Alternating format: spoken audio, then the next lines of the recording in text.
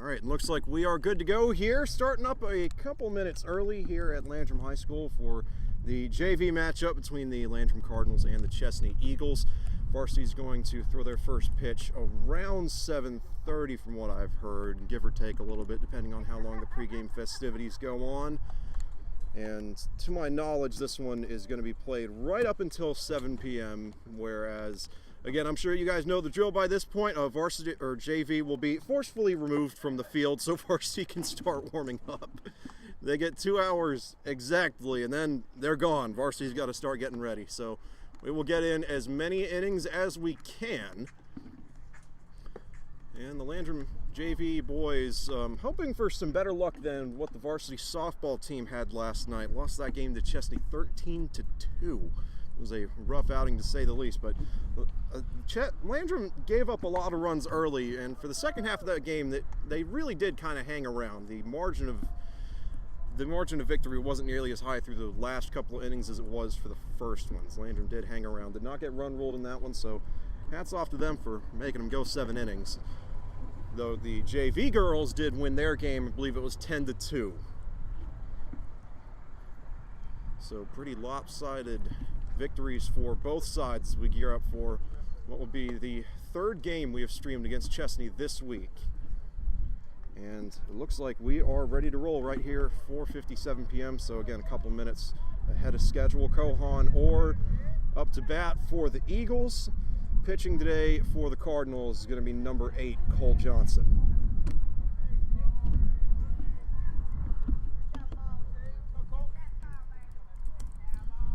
All right, so here we go. Yep, there's the ready for play, and the umpire's giving some leverage over to the left side of that plate. First pitch is going to go down as a ball, though. Comes in too high, so start the count at 1-0 here for Orr. Now, I'll have to double check, but I think we have actually covered the Chesnee JV team. Oh, and we got a big hit by Orr into the open field, and the catch cannot be brought in. Going to go down as a single for the Eagles. But yeah, I'll have to double check the length of the Chapman game because that usually tells me what we did on any given day. But I know Chapman played Chesnee Varsity early on in the year, lost that game 5-2, but I believe they had a JV game before that as well, which would mean that Chesnee is the first JV baseball team we have covered twice this year, or the first visiting JV team we've covered twice. And Orr's going to make a break for second, and that throw hung in the air for just a little bit too long. So no outs with a runner on second here for the Eagles. That pitch went down as ball 1 for the new batter. This is Trace Berger.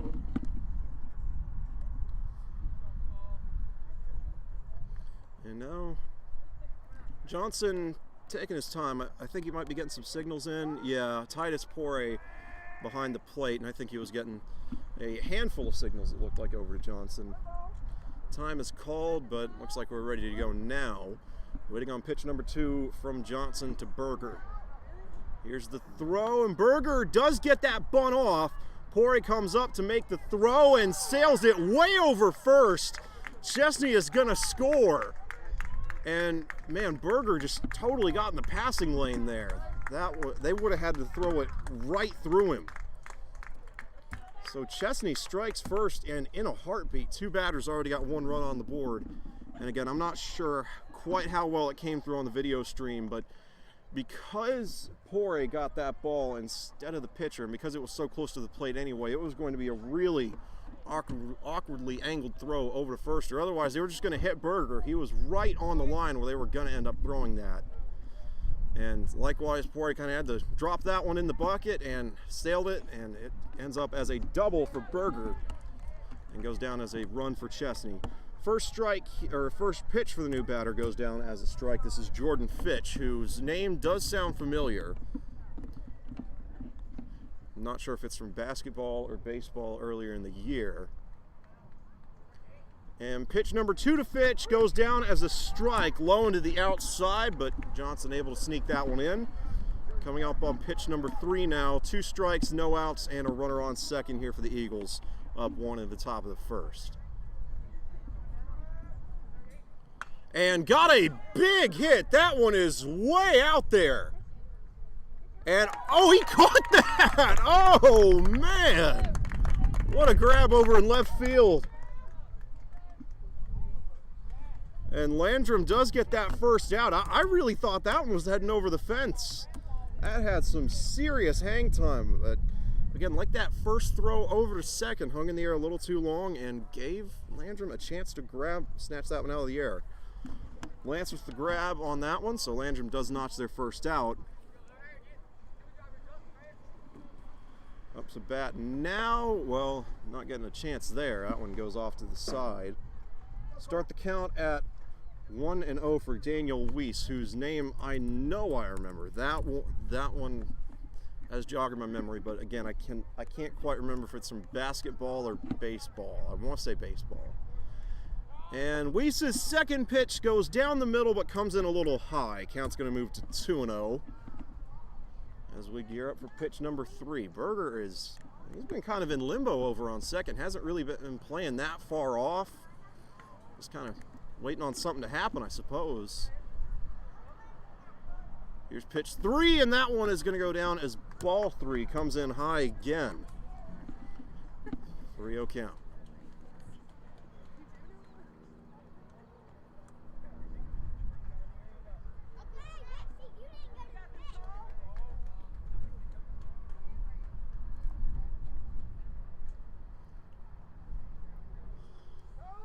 And time is called here by Weiss. I think it was Johnson that was taking his time initially. Might have thrown Weiss off a little bit. Still gearing up for pitch number 4, and here's the windup from Johnson. Delivers, and we've got a strike. Count moves to 3-1 as we head into pitch number 5.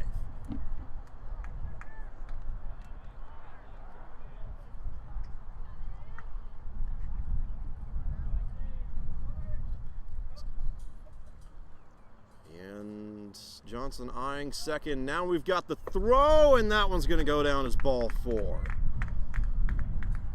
Too low on that pitch. So Chesnee gets a second runner in play, already up by 1. Dawson Pruitt heading to the plate now. 1 out with runners on first and second. Landrum looking to find a response on defense after giving that.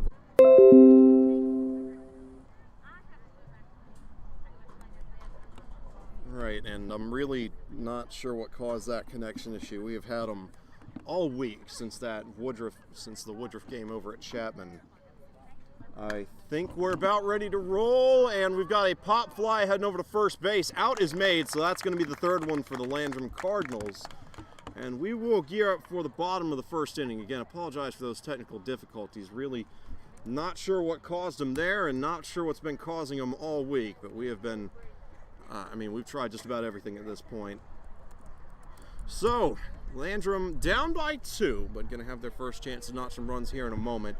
2-0 in favor of the Eagles as we gear up for the bottom of the first. Back in a moment.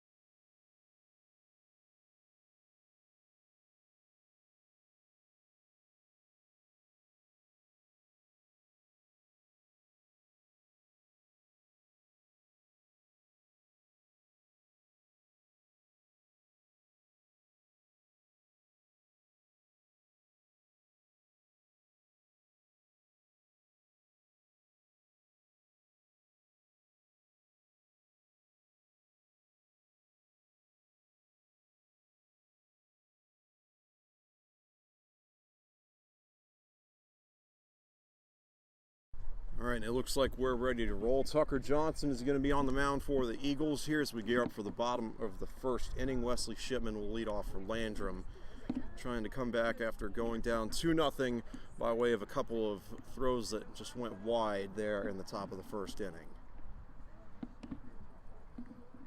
We'll see what the Cardinals can get dialed up.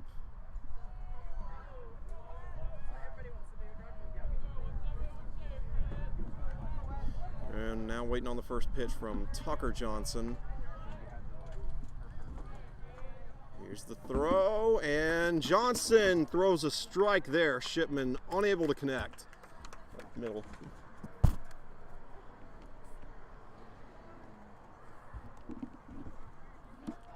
And we'll gear up for pitch number 2.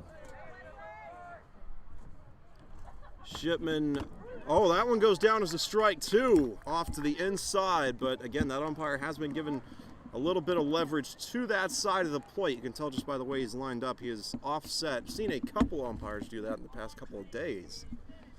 Coming up on pitch number 3, and Shipman won't strike out there. That one a ball for sure, all the way in the other batter's box. Count moves to 1-2.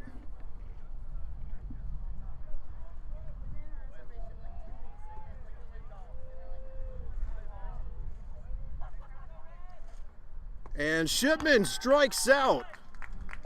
2 swings, 2 misses, and he's going to have to go back to the dugout. Chesnee gets their first out in short order.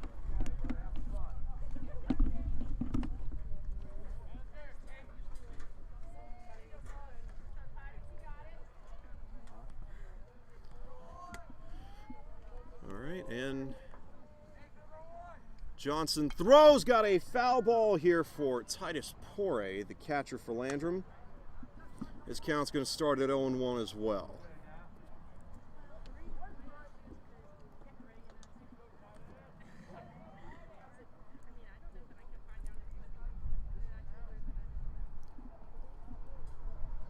And got one well off to the outside. That's going to move the count to 1-1.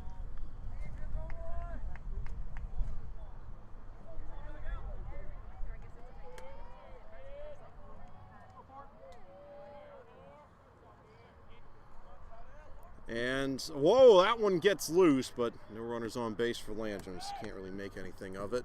Count moves to 2-1. That's 3 pitches overall that we've seen Johnson throw all the way into the other batter's box. 2 in a row. Counts at 2-1. Here's pitch number 4 from Johnson. And sends that one down the middle, but it comes in too low. Oh, no, now, did he call it a strike? Yeah, I thought so. Just kind of a delayed reaction there. It looked like he was going to go for ball, and then I thought I heard strike as I was looking down to change the scoreboard ticker. So it is indeed at 2-2, and oh, they call that strike 3. Oh. All right, so counts at 3-2. I guess that one was a ball. I thought I did see it go right over the line on the other batter's box. So Landrum, well, really, this is only their second batter, but still looking to get on base, and they will get on base. Porre gets walked. 3 straight throws, or not 3 consecutive throws, but 3 pitches end up all the way in the other's batter. I cannot say that. The other batter's box. There we go.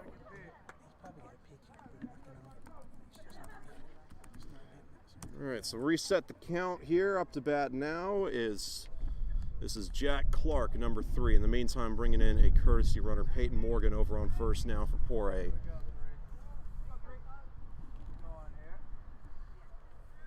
We'll keep an eye on both of them.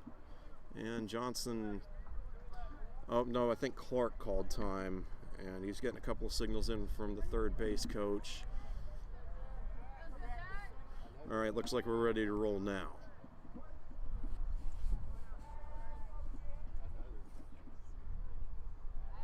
And they're going to go for the pickoff throw at first, and nothing happens. Morgan's safe without issue. And we'll see if he throws a pitch this time.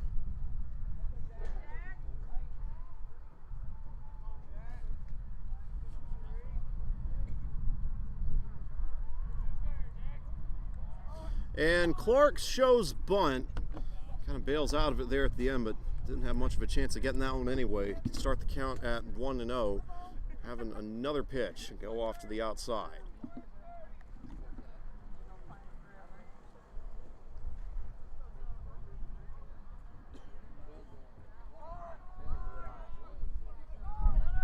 Up and got a hit down the middle. This one brought in by the second baseman. Nice grab. And trying to notch that out over at second base, but they're safe. Or you can unhook that orange cord real quick, because everything on here is running off battery power. Yeah, you can unhook it and just hook that one in, and then we'll plug into that end. Yeah, I was wondering where that was. Do you think it's over at the softball field?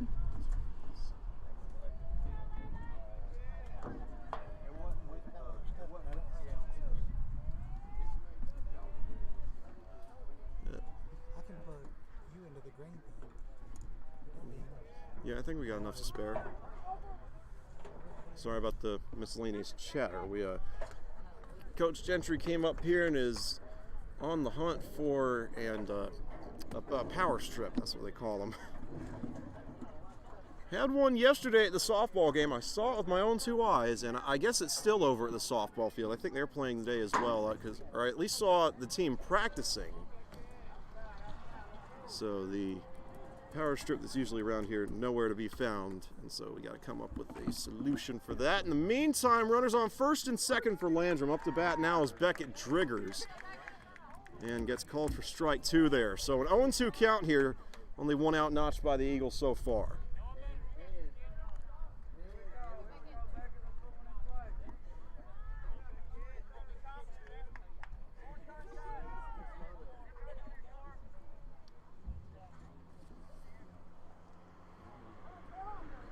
And looks like Driggers calls time.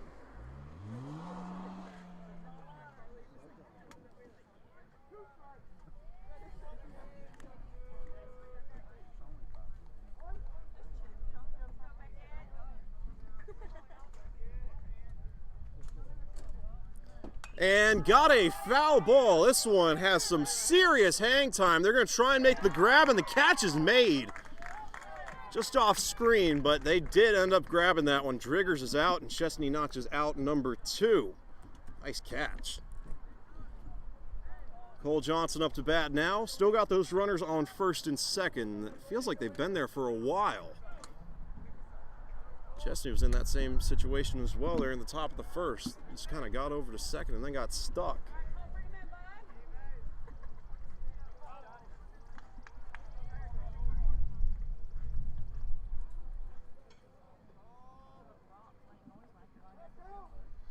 And time called there by Johnson.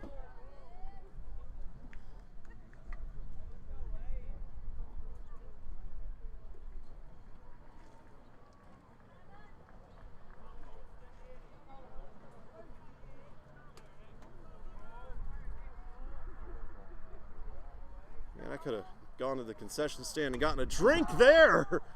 Took a lot of time and exciting hit, but it's going to go down as a foul ball. Lands all the way in the road. So definitely some action, but not a lot of progress. Start the count at 0-1 here for Johnson.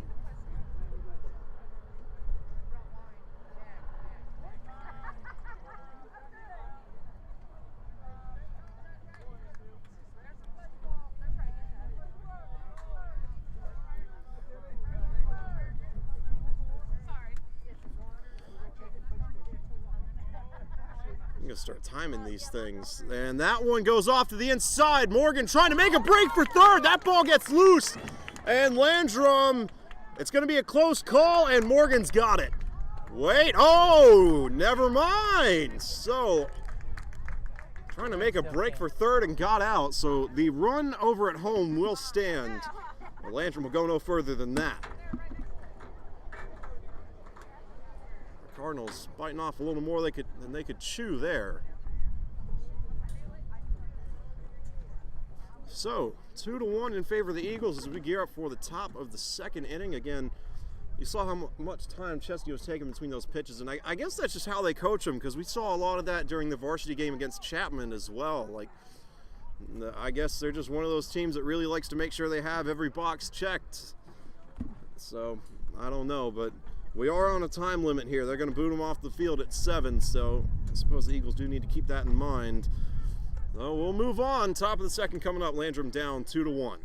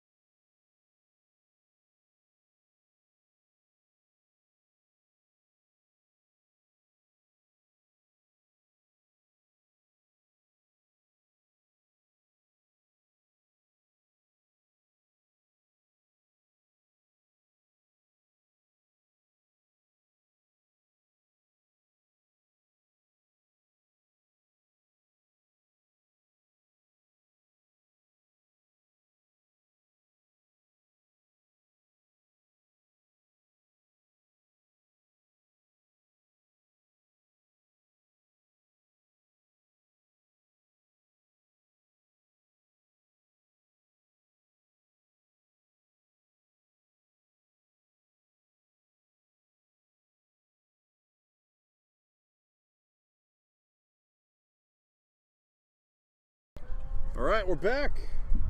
I realized I made a mistake in the batting order last time around. When I was looking at the lineup, I accidentally skipped over Tucker Johnson. So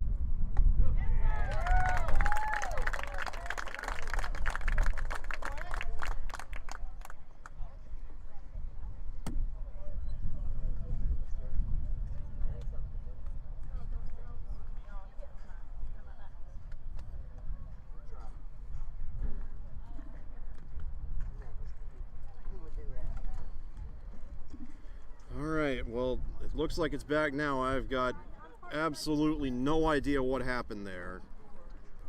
And I don't know, frankly, we probably never will. This has been a miserable week equipment-wise. Almost nothing has worked the way it was supposed to on our end of things.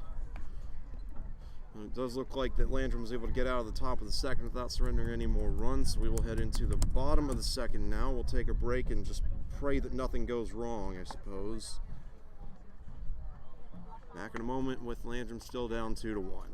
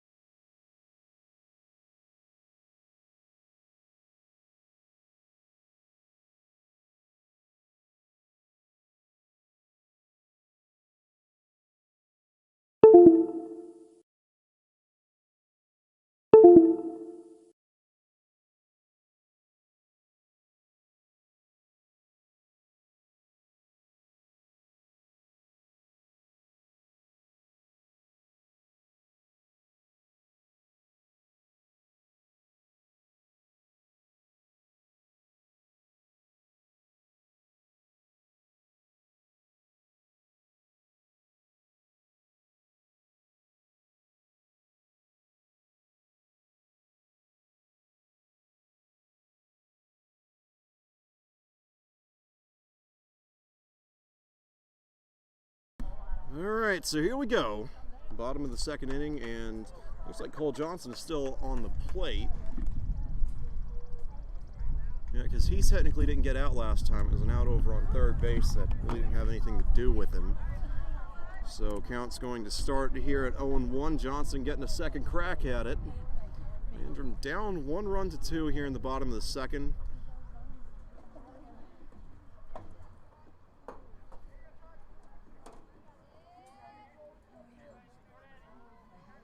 And waiting on pitch number 2 from we've got Cole Johnson for Landrum and Tucker Johnson for the Eagles. And Cole Johnson fouls that one off. Count's going to move to 0-2 as we gear up for pitch number 3.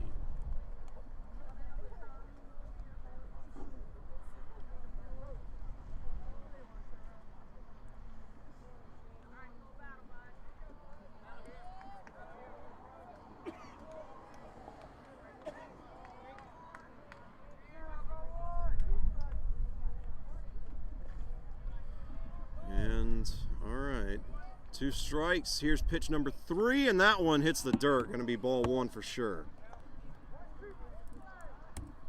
Count moves to 1-2.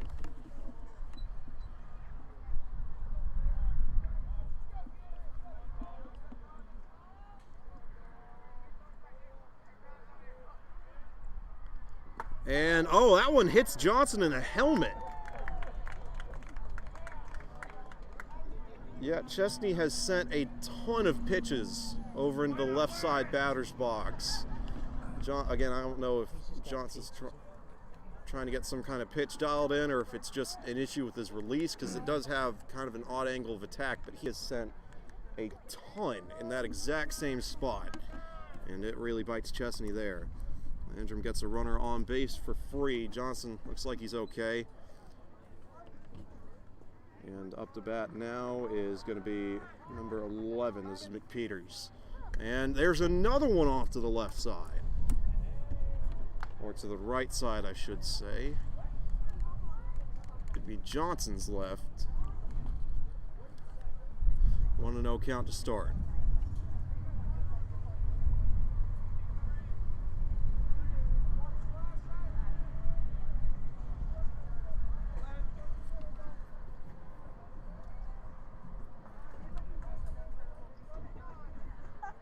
And finally able to send one down the middle, but it comes in too high, so that's going to move the count to 2-0.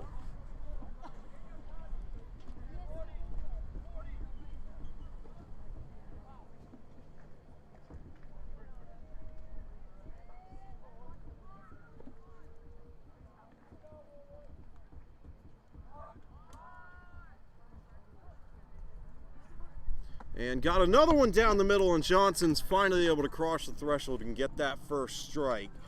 Count moves to 2-1.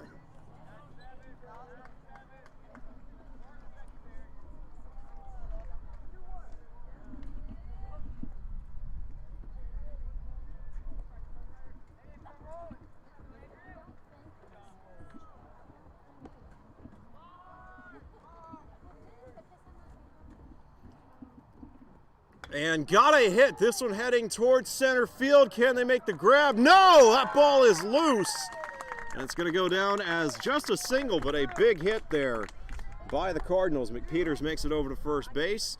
2 runners in play now for Landrum, as I think this is Hyder. Yep. Hyder gearing up to hit this one. No outs with runners on first and second.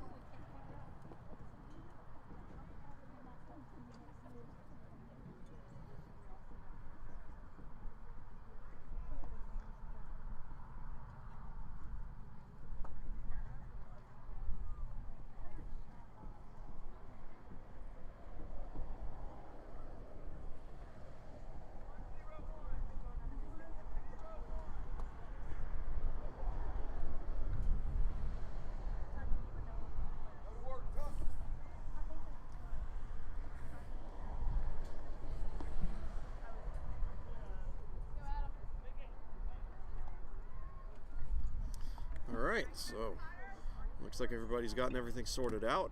Adam Hyder up to bat and showing bunt.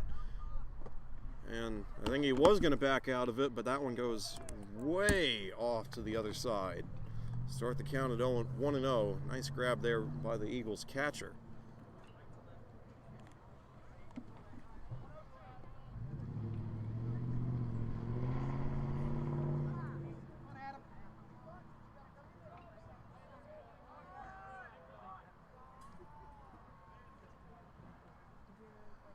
And Hyder didn't back out of the bunt that time and fouls it off. Count moves to 1-1. Still got those runners on first and second, though they've been stuck for what feels like quite a while.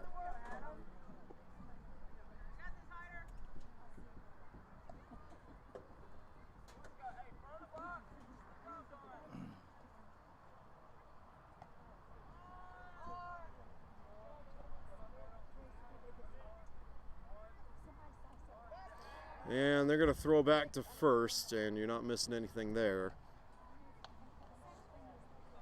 McPeters is safe, I mean, without contest. That throw really hung up in the air. Still waiting on pitch number 3.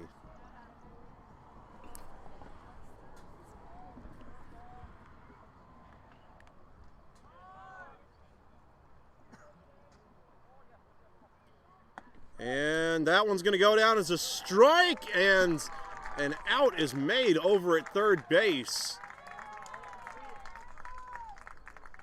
Trying to grab that number. I think that was Cole Johnson that they sent over there, and it does not pay off. Nice throw by the Eagles. That looks like, yeah, it was Jordan Fitch with the throw over to third base. So Chesnee notches their first out. Count is at 1-2.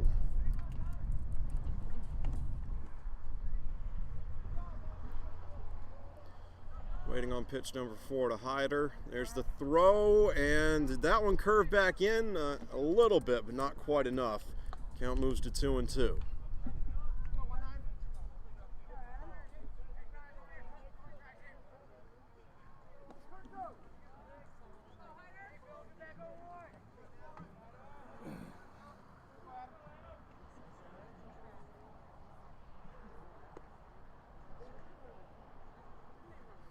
And got a hit. That's going to be a foul ball, and the wind carries it over into the Landrum dugout. Matthew Hodges makes a nice catch over the fence there. Keep it at 2-2 as we gear up for pitch number 6.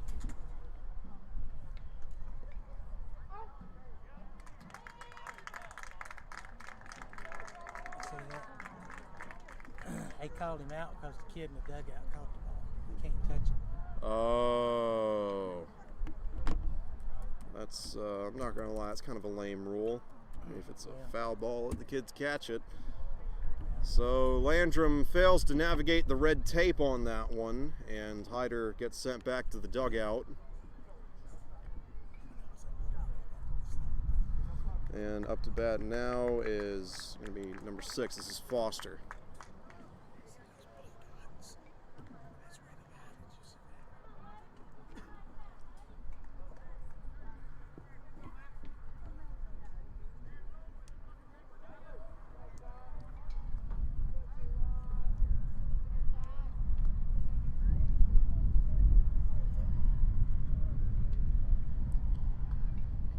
And that pitch goes well off to the outside. Start the count at 1-0 here for Foster.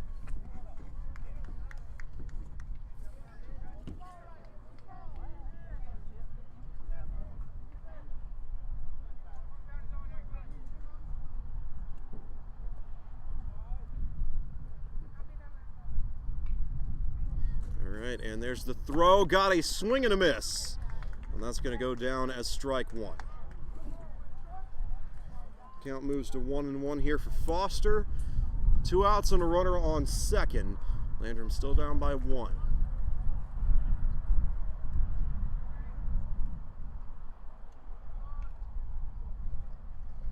And got a hit. This one's popped up. Catchable ball for the Eagles, and the catch is made. There's out number 3. So no score for either side there in the second inning, and we will gear up for the third. Chesnee still on top, 2-1 when we come back.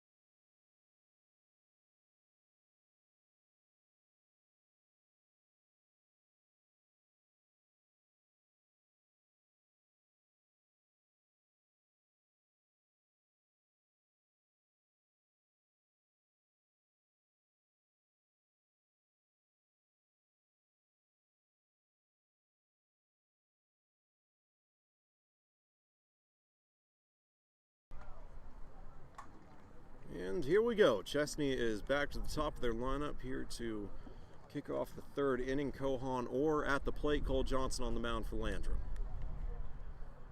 Chesnee still hanging on to that one-run lead. We're not able to extend it any further in the second inning, and Landrum was not able to catch up. And there's the first pitch to Orr, and that one goes low into the outside, so start the count at 0-1. Or 1-0, excuse me. And got a foul ball. That'll go down as a strike. Looked like for a moment it was going somewhere, but takes a hop off toward the Chesnee dugout. 1-1.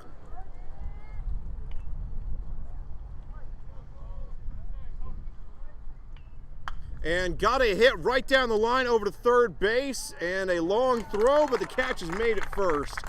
Orr is out, and Landrum gets there first out of the inning.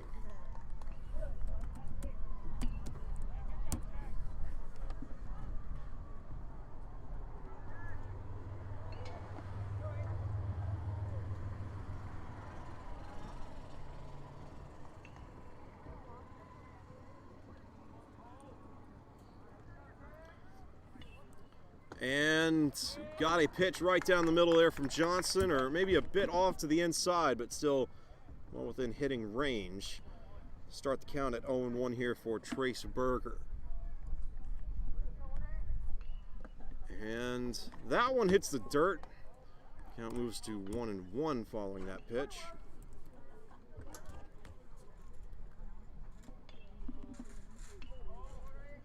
And pitch number 3, got an early swing there by Berger and scooped up by Beckett Driggers at shortstop. Long throw to first, and Berger just able to make it over.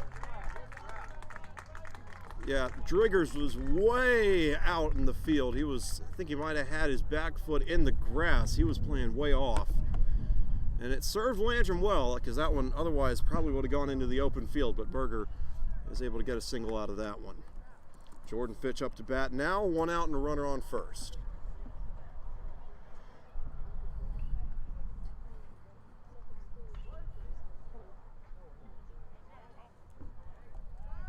And they're going to throw back to first, nothing happens.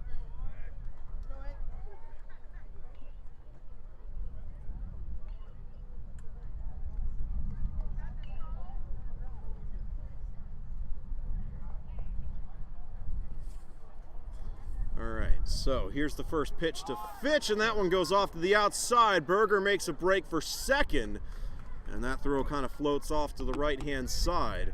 Berger makes it there, no problem. Count is at 1-0 here as we gear up for pitch number 2. Chesnee now with the runner on second.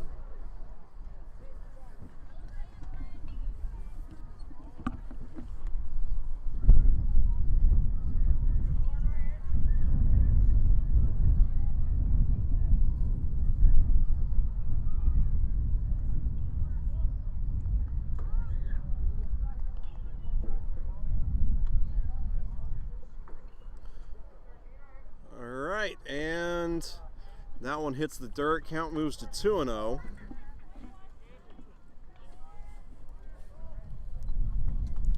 And I guess we'll go back to playing the waiting game. Johnson standing almost still. Time called.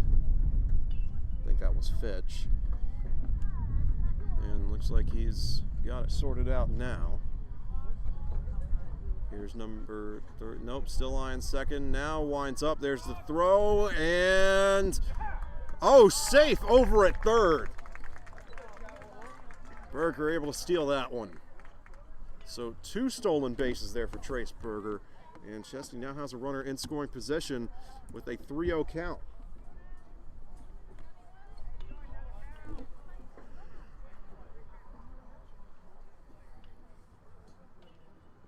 And got a hit right down the middle. Nobody home for Landrum. And then that one is bobbled by the center fielder. Could go down as a triple for Chesnee, though. Fitch backs off. Calls it a double, and the Eagles score on that one. 3-1. Tucker Johnson up to bat now. 3 runs on the board for the Eagles, 1 out and a runner on second.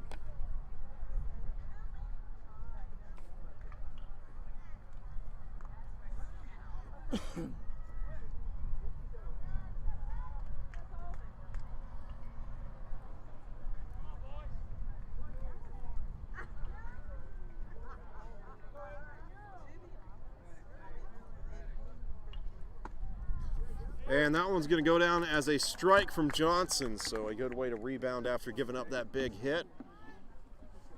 Start the count at 0-1.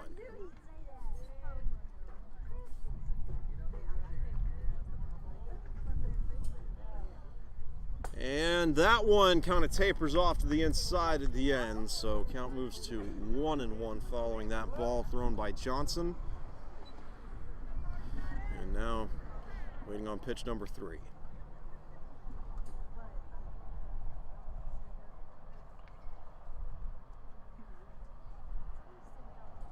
And trying to get a slider going, and it works. There's strike 2. Nice curve back to the inside on that one. 1-2 count as we head into pitch number 4.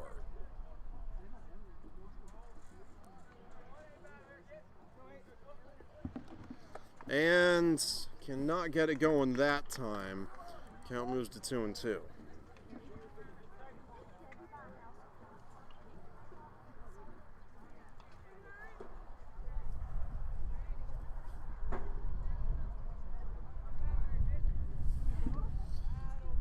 Johnson, I can tell that's really putting some pressure on him over at second, and goes for the pickoff.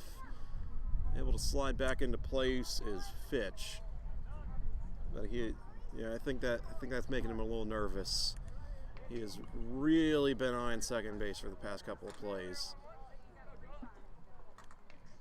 Here's pitch number 5 to Johnson, and that one goes low.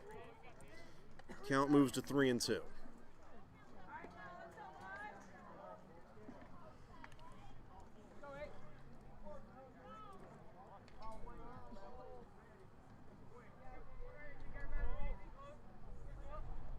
And got an early swing and a hit. Play is made over at first base, but Fitch makes it to third. Chesnee does get that second out, and not sure why Shipman hand-delivered it over to the mound there. Guess he wanted to make totally sure that he didn't miss the throw. 2 outs.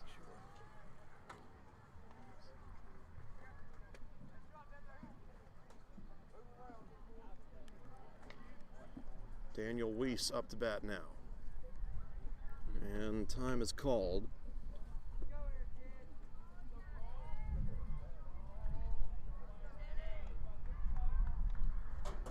And got a long hit here by Weiss. Chesnee will score again.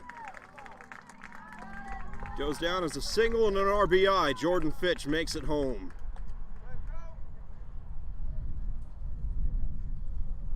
Score moves to 4-1 in favor of the Eagles. Dawson Pruitt up to bat.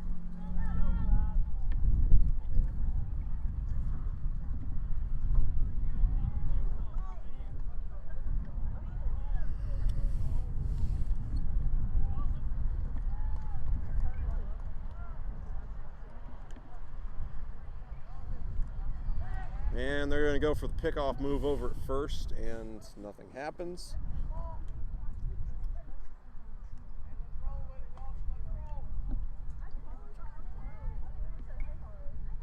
Still waiting on pitch number 1 to Dawson. Oh, and they're throwing to first again, and again nothing happens.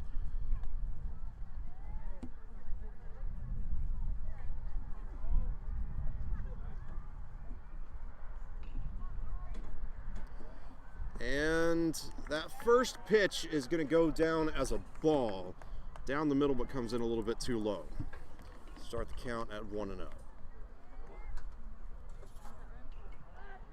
And a third pickoff move, and for a third time, nothing happens. I mean, he really hasn't even been playing that far off. Not sure if they're just trying to get into his head or what. And there's pitch number 2, and that one goes down as a strike. Count moves to 1-1.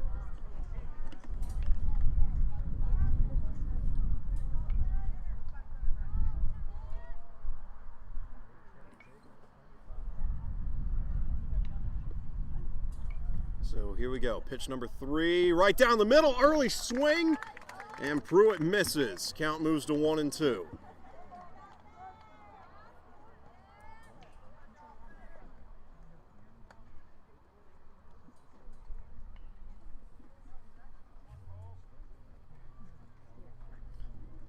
And that pitch goes way off to the outside. And yeah, Weiss makes it over to second, no problem. 2-2 count.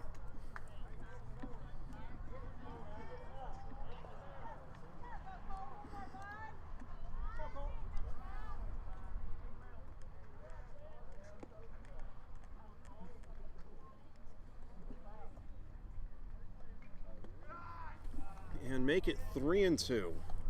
2 straight pitches by Johnson hit the dirt.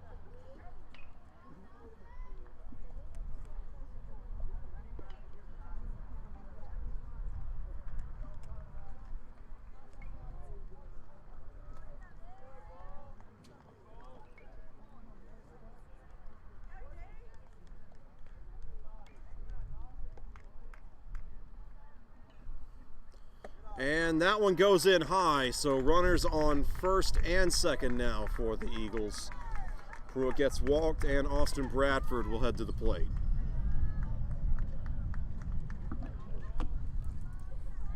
Two outs, 2 runners in play for Chesnee, up by 3 here in the top of the third.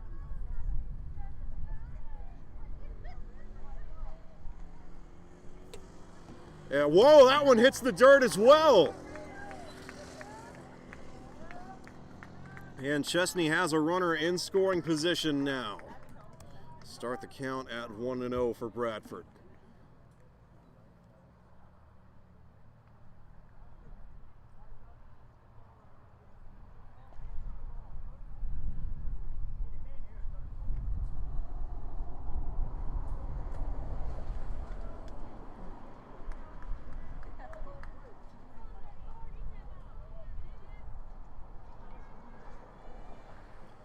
And move it to 2-0. That one goes off to the side. Waiting on pitch number 3.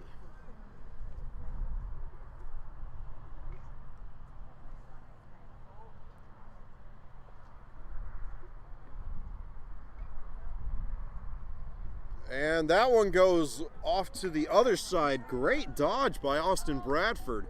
That's going to move the count to 3-0. Bases will be loaded with a walk.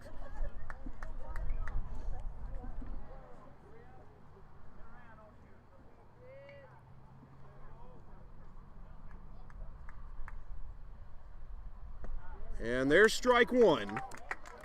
Good rebound by Cole Johnson. Count moves to 3-1. We'll get ready for pitch number 5.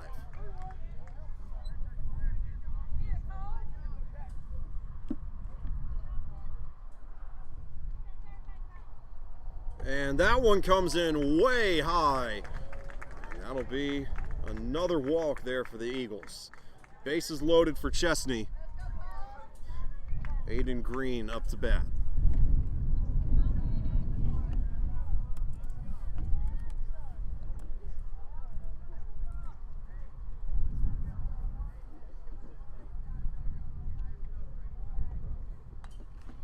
And that one gets fouled off, so start the count at 0-1.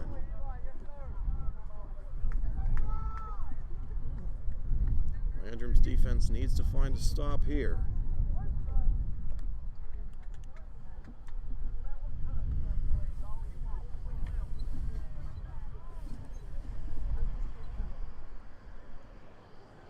Whoa, and that one has some serious hang time. I think he was trying to get a curveball going. It's really my only guess there. 1-1 count. Pitch number 3 coming up.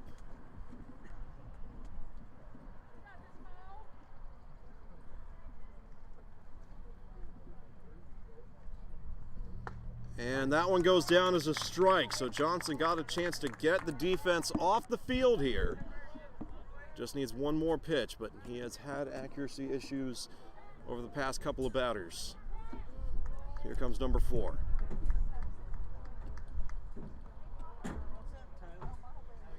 And got a hit into the open field. Driggers cannot bring it in. Chesnee will score once, make it twice, And they will not go for a third. 6-1 in favor of the Eagles.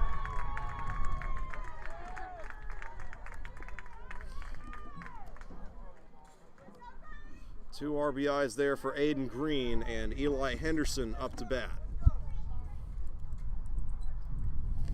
Still got runners on second and third.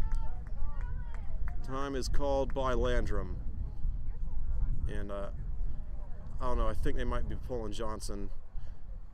Shipman came over and said something to him a moment ago, and now, yeah, Shipman clearing off the mound. I would imagine that he's the backup.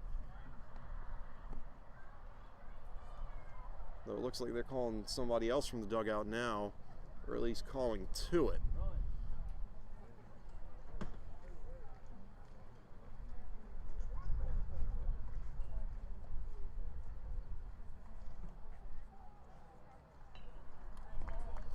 All right, and Johnson is out. Replacement pitcher, I believe, yeah, it's Blaine Silver. First we've seen of him today, so we'll take a break while Silver gets warmed up and be back with runners on second and third for the Eagles.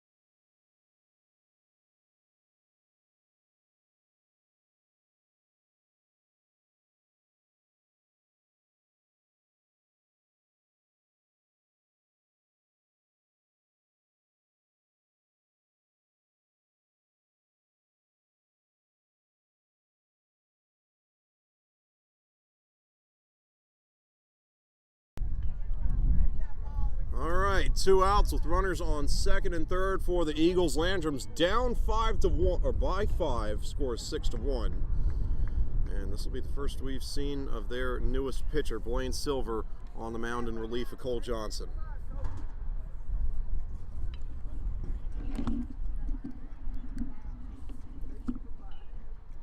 And I don't know, looks like we got some red tape to navigate here, though I guess they got it sorted out. So we'll just see how Silver's first couple of throws go. They only need one more out to start up the bottom of the third. And Silver's first pitch goes off to the inside. So start the count at 1-0.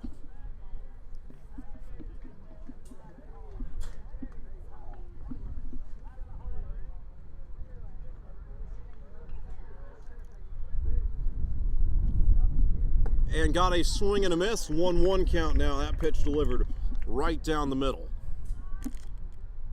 Coming up on number 3 now.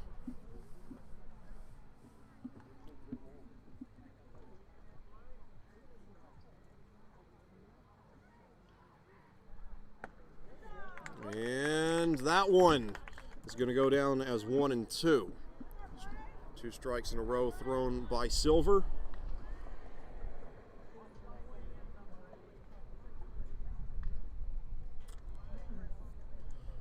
And that one is going to go down as ball number 2. Comes in low into the inside, so we'll move on to pitch number 5.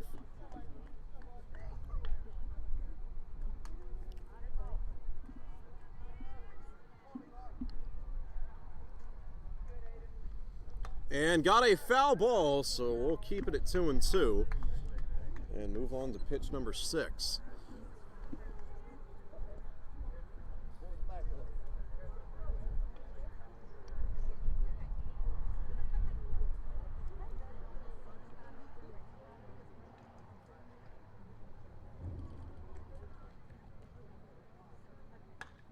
And got a hit here and into the open field. Chesnee's going to get at least one more, and they won't go for a second, but that moves the score out to 7-1 in favor of the Eagles.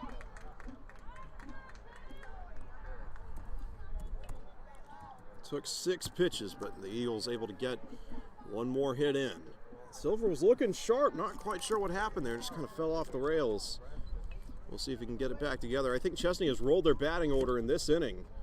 Or rolled it over in this inning. Kohan Orr back to the plate.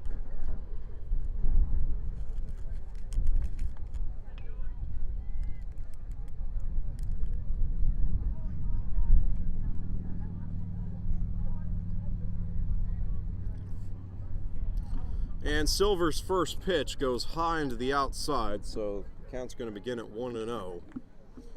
We've just hit 6 p.m., so I think they've got about an hour left in this one.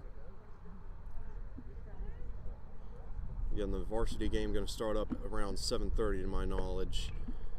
So they'll stop this at 7 sharp. Goes down as ball number 2. 2-0 count. Chesnee still with the runner over on third.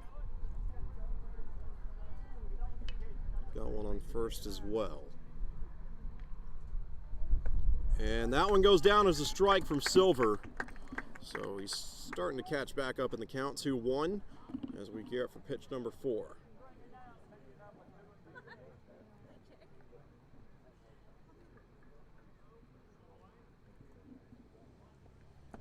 And that one's going to go down as a ball. Comes in too low. 3-1 count.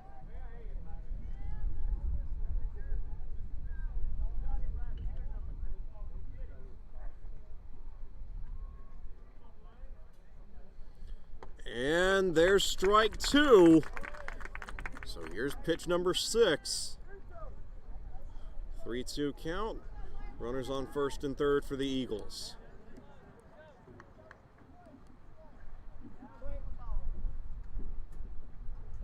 And got a hit. This one heading over to right field.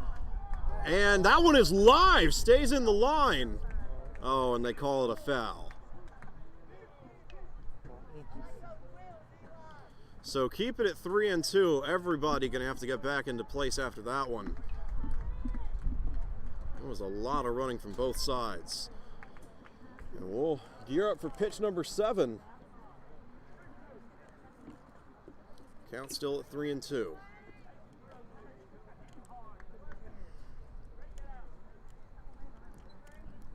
Oh, and they're going to make a break for second, but instead the throw is made over to third, and ball 4. So bases loaded for the Eagles. Orr gets walked, and Trace Berger back up to bat.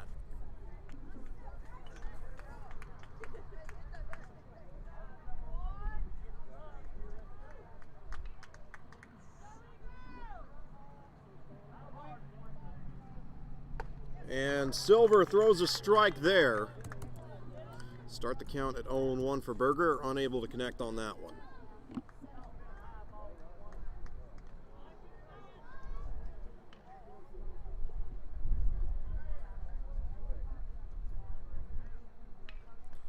And pitch number 2 goes down the middle but ends up high. It's going to move the count to 1-1.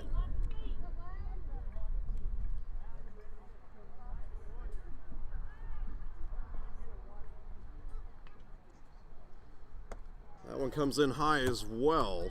2-1 count now for Berger.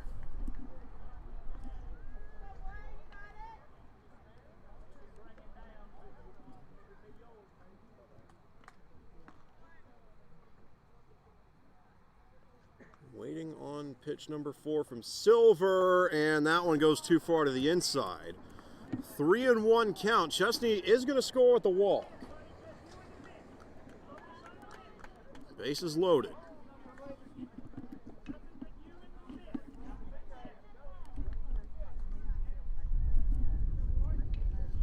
And there's ball 4, so make it 8 runs for the, or no, they call that strike 3. Or wait, hang on, did they? Oh, strike 2, excuse me. Got confused, wasn't looking at my own count. So that was strike 2. Pitch number 6 coming up. Here's the throw from Silver, got a hit in. And throw made to first, I think they got him. And indeed they did. Berger unable to make it in time, and Landrum finally notches that 3rd out. The run will not stand. So 7-1 as we gear up for the bottom of the 3rd. Halfway through this one, Landrum got some work to do, but the good news is that they still do have time. Just got to find some kind of momentum on offense. We'll see if they can get it going when we return.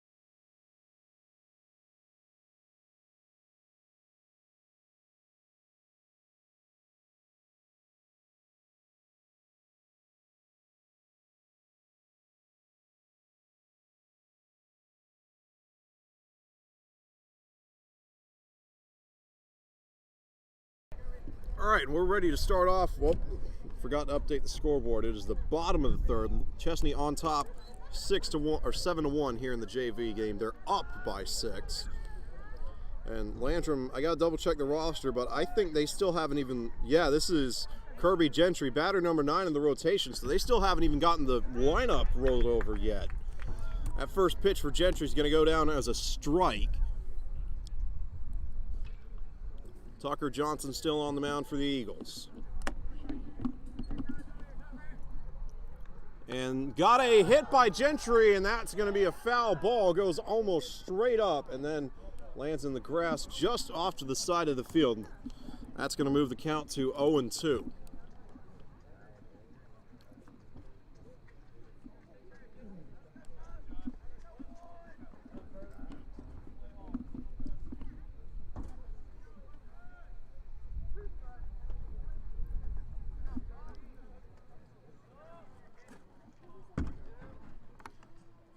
And pitch number 3 gets fouled off as well. That one hops all the way out into the road.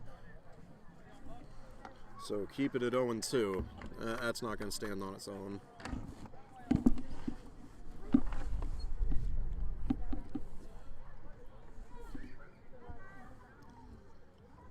Here's pitch number 4 from Johnson to Gentry, and that one is going to go down as ball 1. Hits the dirt.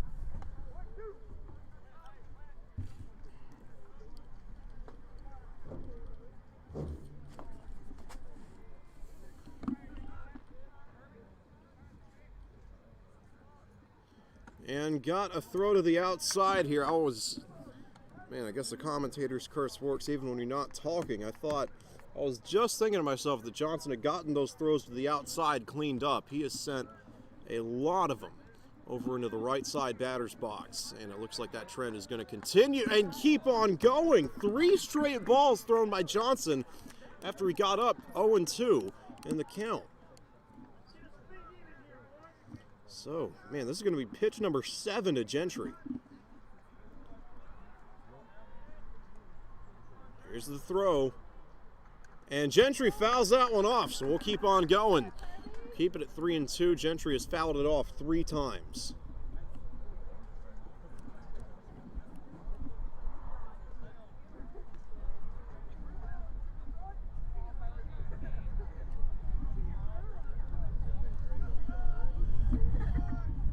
Here we go. Johnson winds up. Yep, there's the throw down the middle, and this one popped up. It is going to be live. And, oh, they dropped it!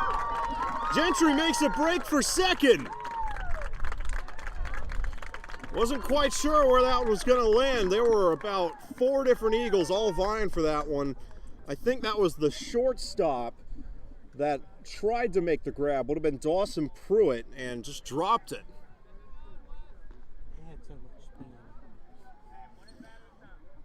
So Landrum gets a runner on base. Gentry makes it all the way over to second. And Wesley Shipman up to bat now. So the Cardinals have finally rolled that batting order over for the first time in this game. Chesnee's done it twice. And time is called. Shipman going to go get a word in with the third base coach.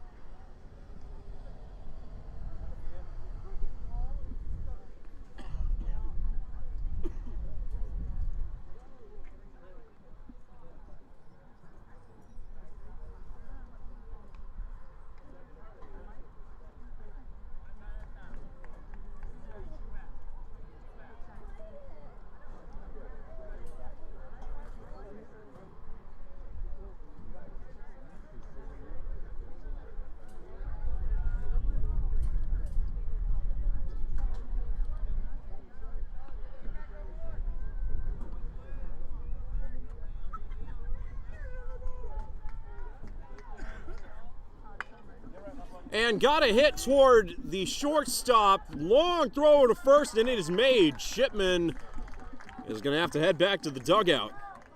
Got a bit distracted there, but Chesnee is able to notch that first out.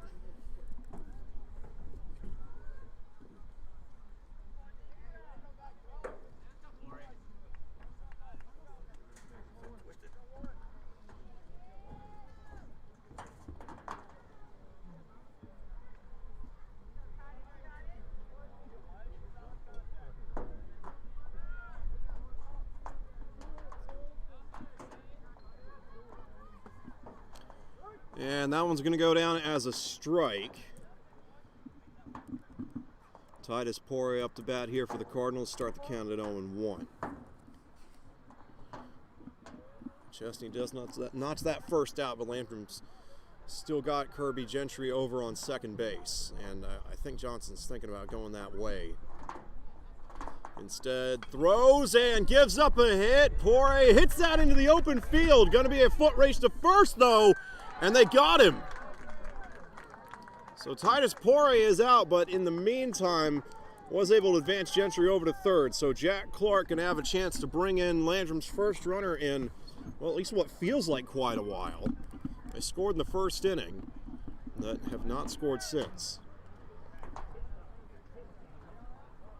6:13 p.m., so just about 45 more minutes to go in this one.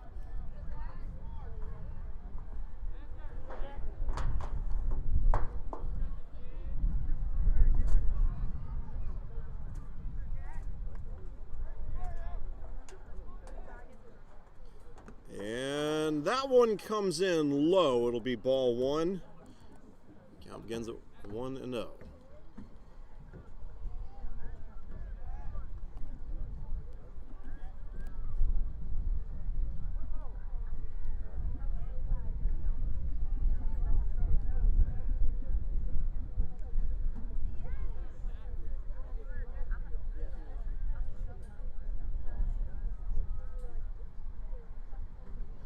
And got a foul ball here, so move it to 1-1. That one just barely hopped over the netting.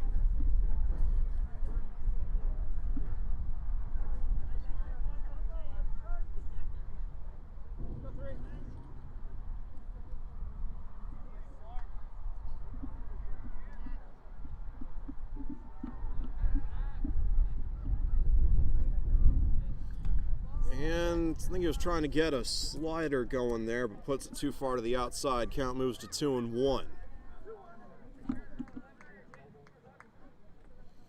Clark waiting on pitch number 4.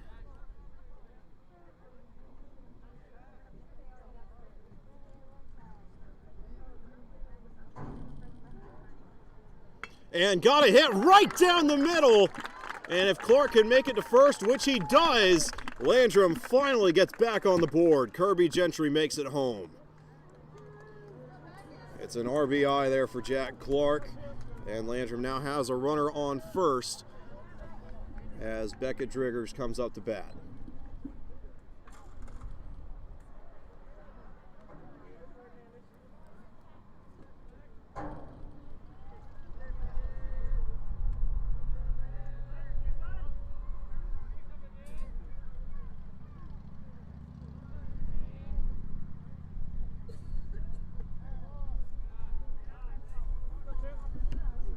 Alright, so that first pitch is going to go down. Well, I missed the signal. They call it a ball. Start the count at 1-0. 2 outs and a runner on first for the Cardinals. Driggers got out the first time he made it to the plate. We'll see if he fares better this time around. Fouls that one off, so count's going to move to 1-1. And we'll gear up for pitch number 3.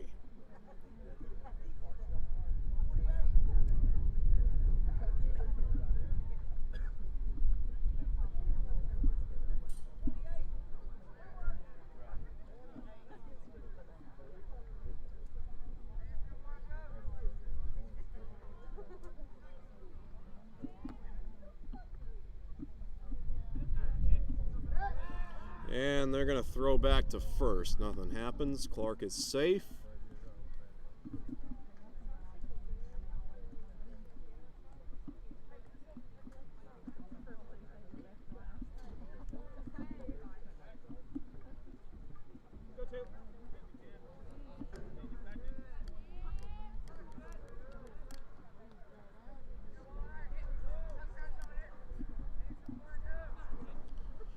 All right, and that one goes down the middle. Hit is in and headed for left field, and the catch is not made. That hit comes up just short, and Driggers makes it to first base. 2 runners in play now as Cole Johnson heads to the plate. Driggers on first, Clark on second.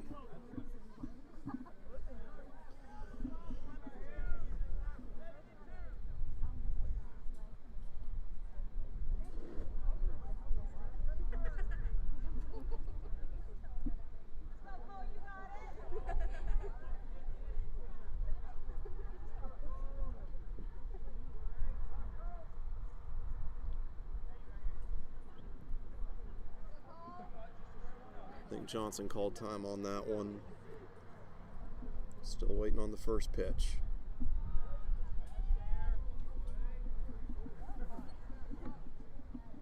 And Johnson lets that one go. It's going to be a strike.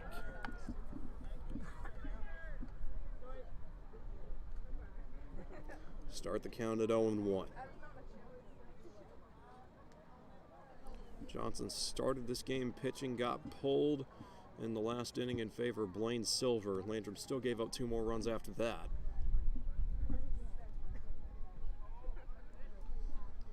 And that second pitch will go down as a strike. Tucker Johnson just one more throw away from getting his team back on offense. We'll see what he can dial up.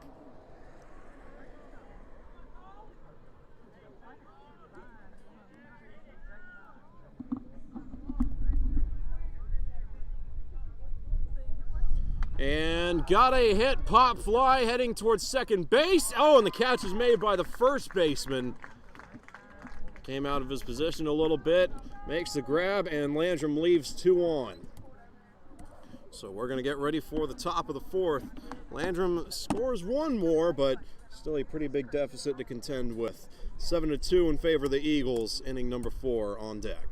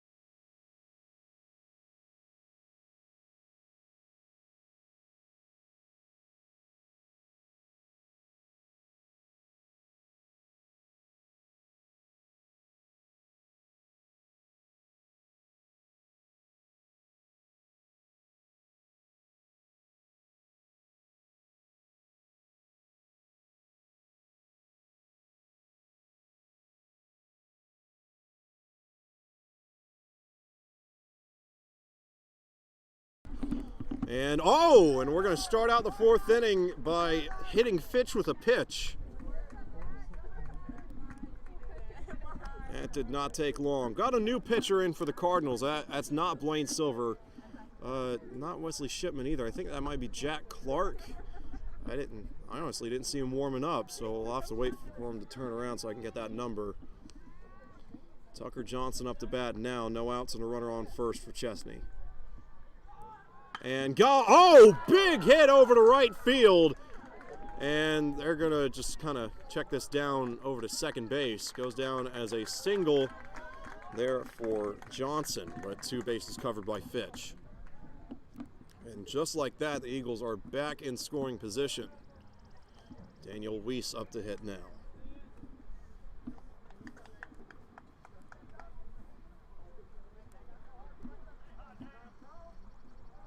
Time called.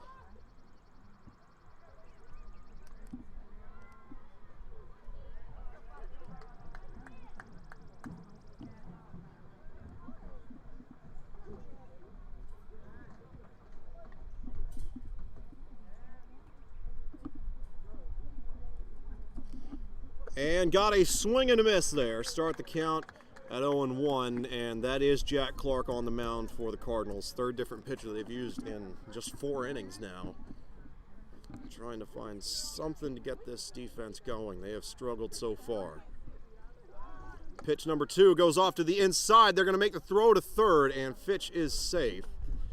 Was playing pretty far off. We saw that in the 1st inning as well. Chesnee just kind of had their man right in the throwing lane. Not really a good way to get it to the baseman there. Count moves to 1-1. Pitch number 3 coming up. In the meantime, looks like Johnson was able to steal second. So runners on second and third.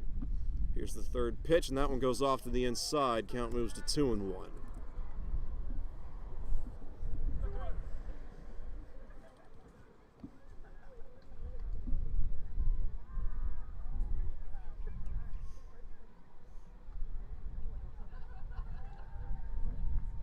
And that one is going to hit the dirt. Move the count to 3-1.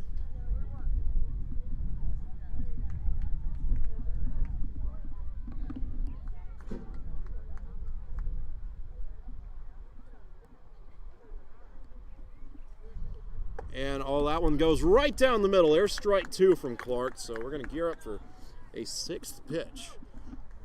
3-2 count for Weiss.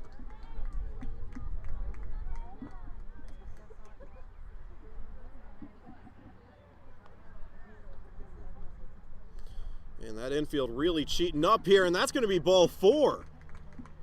Hits the dirt, so bases loaded again for the Eagles. No outs, runners on first, second, and third. Dawson Pruitt up to bat.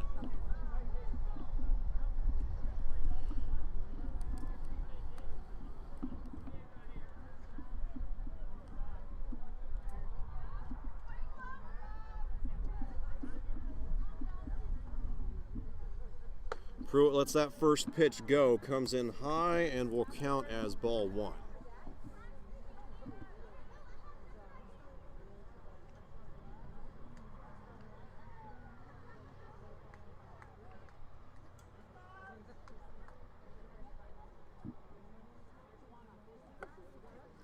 And that one goes down as strike 1 from Clark.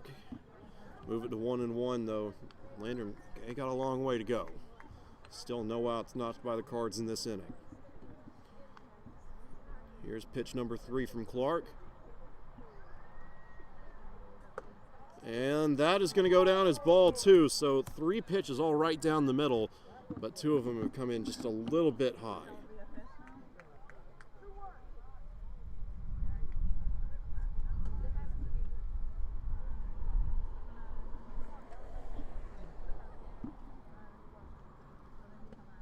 And make it 3-1 there. Another pitch comes in low. Heading into pitch number 5 now.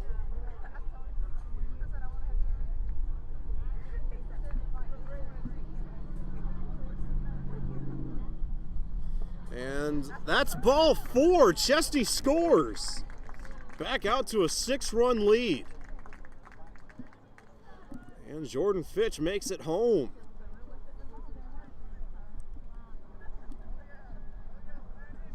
And Landrum is going to have a talk about that one.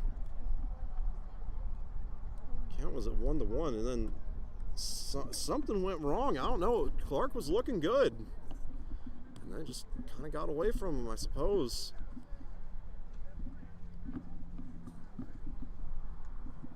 It doesn't look like they're going to pull him, or no, are they? Driggers is out there. Are they going to warm him up now? It'll be the 4th pitcher they've used, and they are switching. So Beckett Driggers going to give it a whirl. And I guess we'll be back in a couple of moments when Driggers is ready to go. Landrum down 8-2 here in the top of the 4th. Got about half an hour left in this one.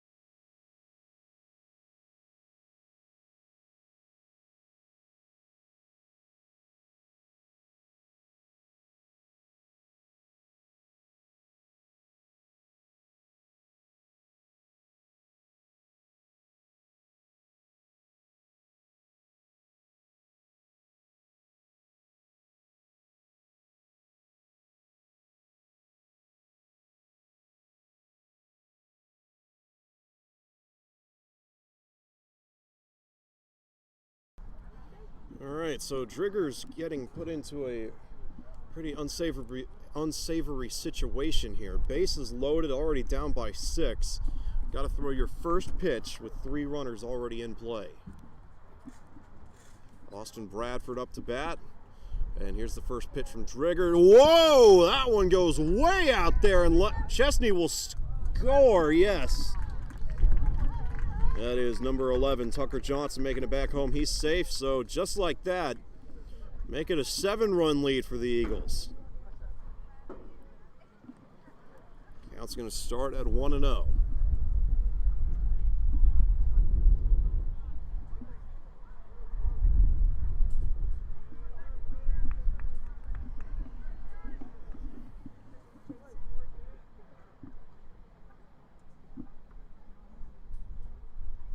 And that one goes off to the inside as well. Move it to 2-0 here.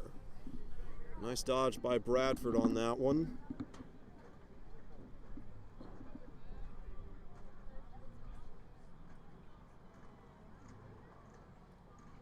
And got a foul ball, so that'll move the count to 2-1. And still 2 runners in play here for the Eagles. Got a player on second and 1 on third. And no outs notched by Landrum.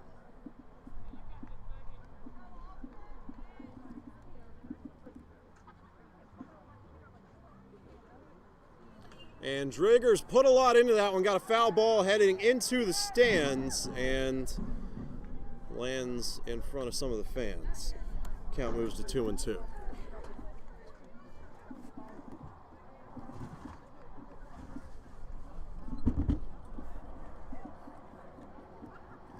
Here comes pitch number 5 in this sequence. And that's going to be ball 3. Hits the dirt as it was coming over home plate.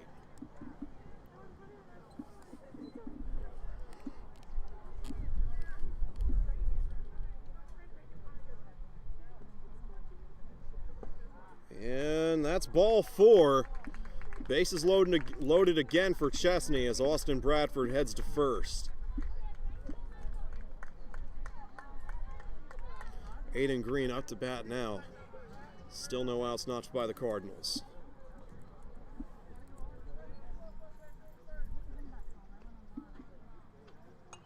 Got a foul ball here. This one goes all the way into the road. Start the count at 0-1.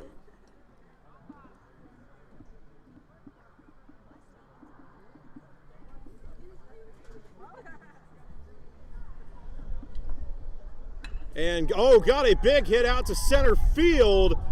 Catch is made. Chesnee is going to send that runner over on third, and they'll score. There's number 10.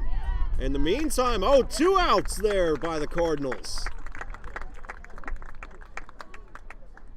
So a double play forced by the Landrum defense. That'll give them some confidence as they gear up to try and grab this third out. Chesnee on top 10-2.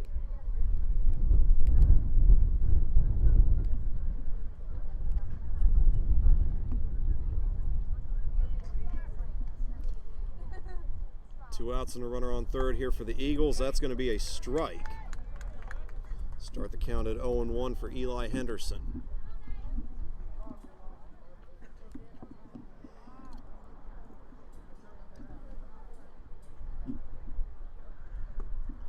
And there's strike 2. 0-2 count here for Henderson. We've seen a couple of Landrum pitchers get in this same spot, and the count has really gotten away from them. We'll see if Driggers can finish the job. Here's number 3. Got a hit.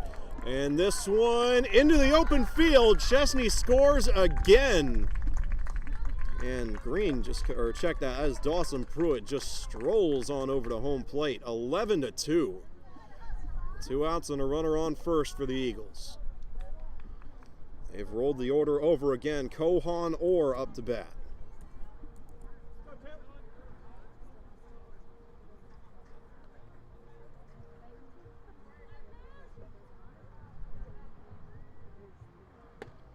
That's going to go down as a strike from Driggers, so start the count at 0-1. Got to find a way to shake off that last hit. And quick pitch Not a lot of windup there, and this one is brought in by the second baseman. Throw is made at first, and Landrum finally is going to get to head to the plate. That was a lengthy inning. Down by 9 as we head into the bottom of the fourth. 6:35, so about 25 minutes left in this one, maybe 22 by the time Landrum gets out there. Technically not out of reach, but they certainly have their work cut out for them. Bottom of the fourth coming up, Chesnee on top by 9.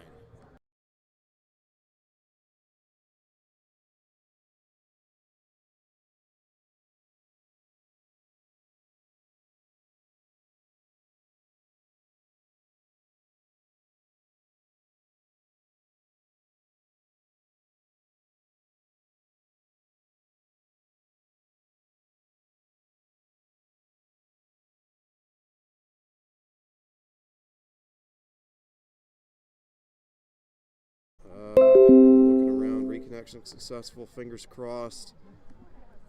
Okay, yeah, it looks like we're back. I really don't have any idea what happened there.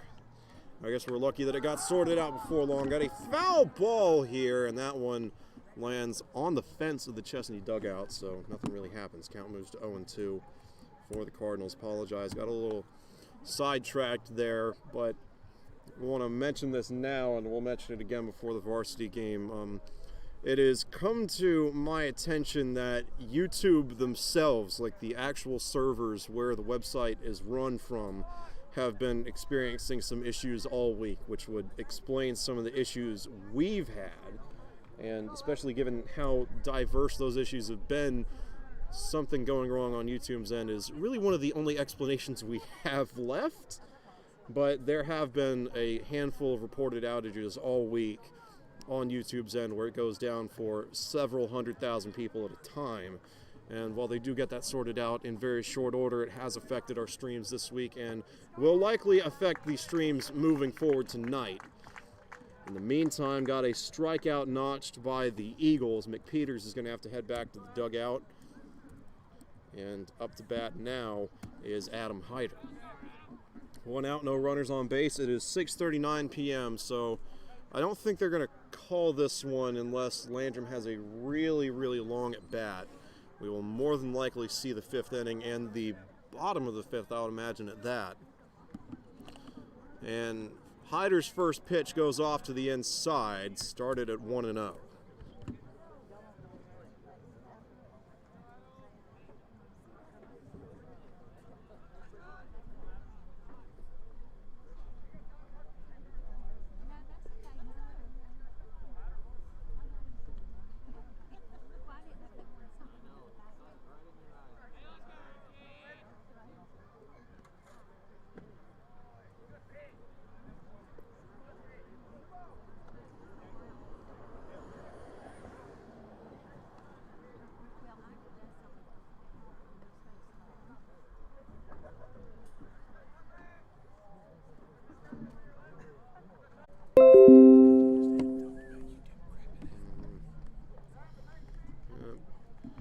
And there it goes again. YouTube decides to dip out on us once more. And not really sure who called time or why. Again, about 20 minutes left in this game. I guess they're going to try and maybe test out another pitcher just so you can get some game experience. Although that, I don't know, is that Johnson? Peyton Morgan is up to bat for Landrum. Got 1 out and a runner on first. And I think Johnson's still out there. Not 100% sure, but I would assume that's him. Yeah, that's the way he's been holding the ball all day. That's him. So not really sure who called that time. And Morgan gets a hit in, but fouls it off. Just unable to keep it in line. Start his count at 0-1.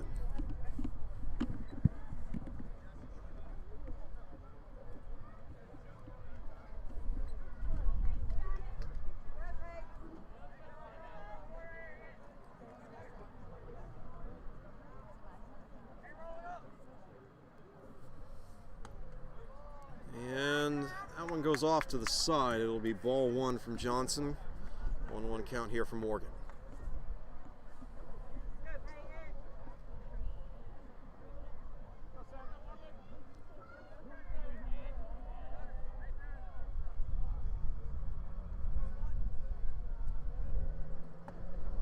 And that is going to go down as strike number 3. So the count was at 1-2, and I didn't realize that Morgan is out. Chesnee gets out number 2. And 6:44 p.m. Again, I don't know, because if, like, whenever this at-bat ends for Landrum, Chesnee's going to go right back to the plate, and I don't know that that would give Landrum a chance to respond if they put on any more. So I don't know if they just call it there or not. And that one goes off to the outside. So start the count at 1-0. 2 outs and a runner on first here for the Cardinals. Kirby Gentry up the bat. Time is called.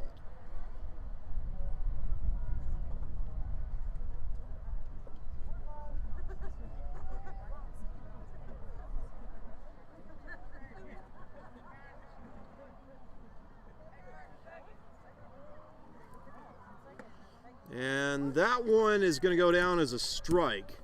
Count moves to 1-1.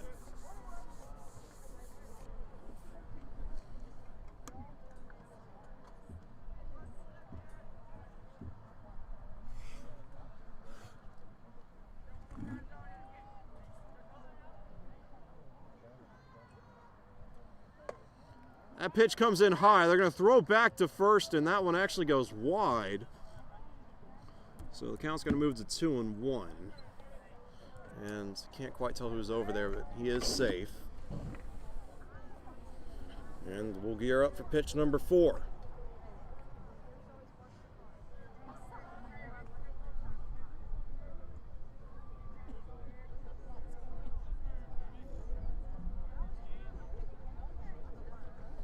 And Gentry fouls that one off.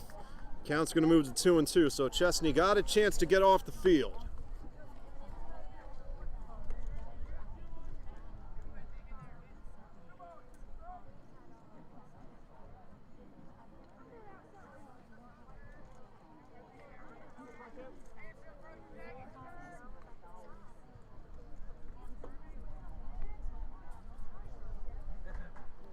And they call out a strike. And Gentry can't believe it, but he's going to have to head back to the dugout. And I don't know. I think they are going to send him out there for a 5th inning. So we'll keep on going. 6:46. Yeah, they got time. Landrum's heading out. And we'll be back in a moment. Chesnee on top, 11-2, with a chance to extend their lead further.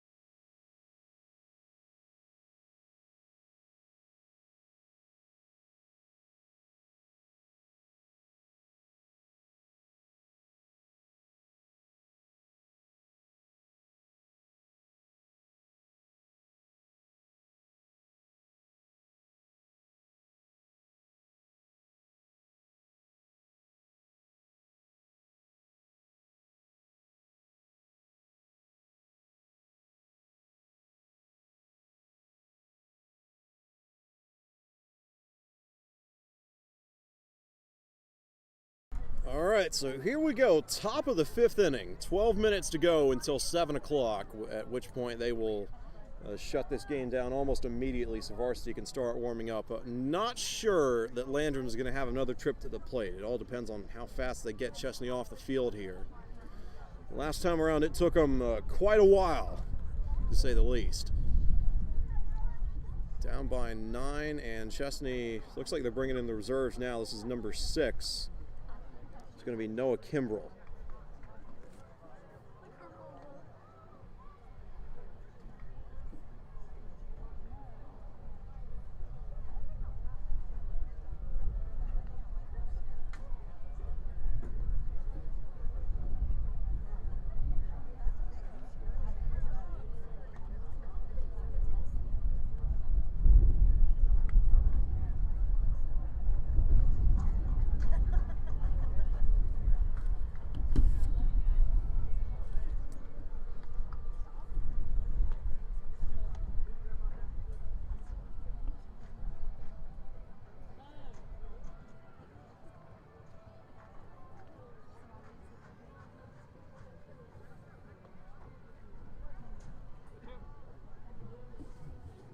Oh, and we're back, and Drigger starts it out with a pitch that goes off to the side. No runners on base, so Chesnee can't really do anything with it. And the count's going to start at 1-0. And Drigger sends that second pitch down the middle, hit, and Landrum is going to notch their first out in short order. 1 down, 2 to go before they can head back to the plate. And Jordan Fitch is up to bat now.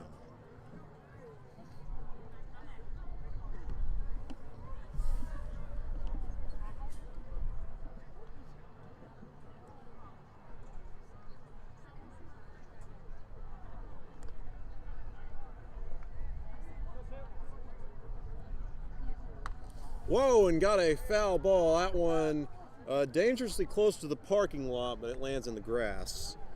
Start the count at 0-1 for Fitch.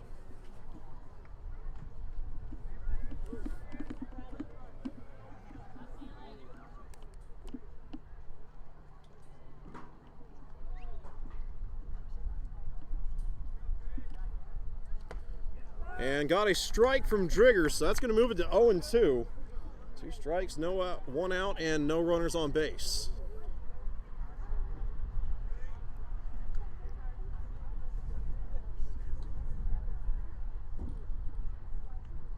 And, oh, that goes over our heads. Going to be foul ball number 3. Nice slider by Driggers on that one. And we'll get ready for pitch number 4.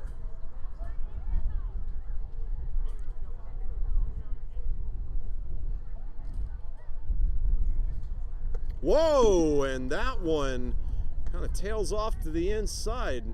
I didn't see much spin, and the wind's going the other way. I don't really know what happened there. That was odd to see. Count moves to 1-2. Whoa, and that one goes to the inside as well. Nice dodge by Fitch. That'll move the count to 2-2.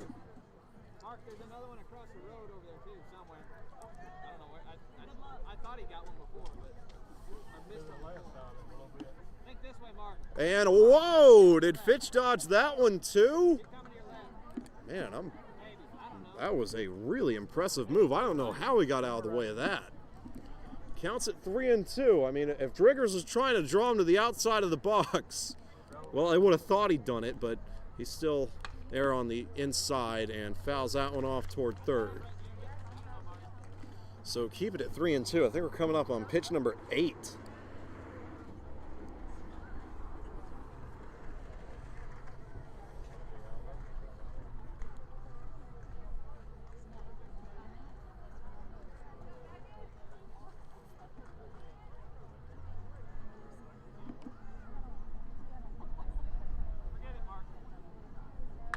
And got another foul ball. That one heading all the way into the nets beside the softball field.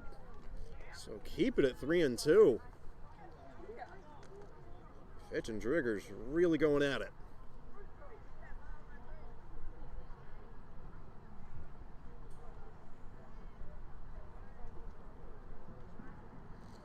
And got another foul ball.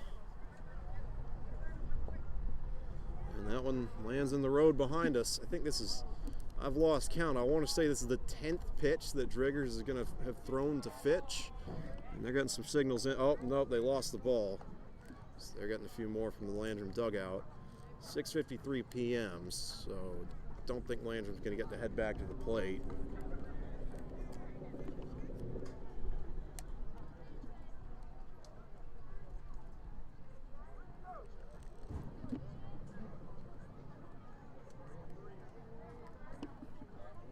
And got one over to third and just totally missed the catch. I don't know what happened.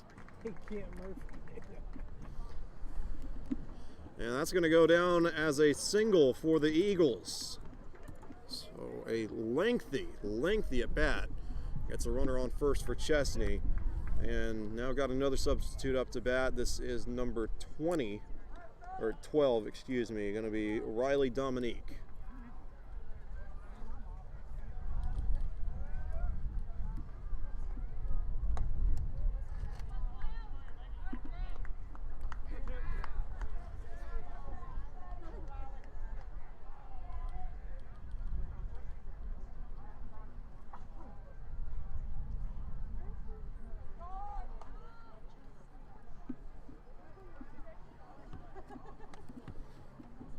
Count is at 1-1 here for Dominique.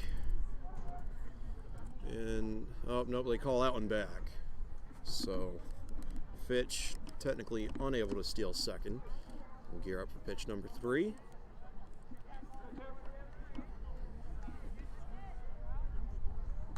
And got a foul ball. 1-2 count.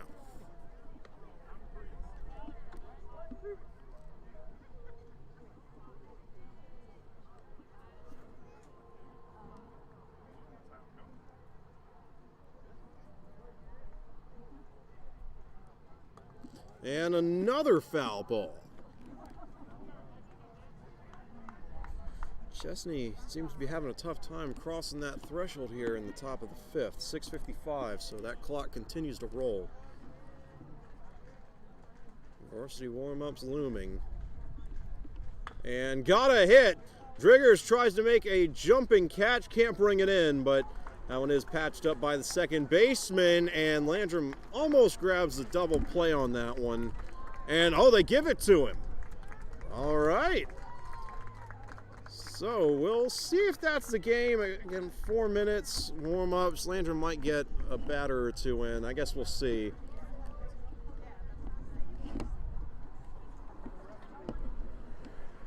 And, yeah, I think that's going to do it.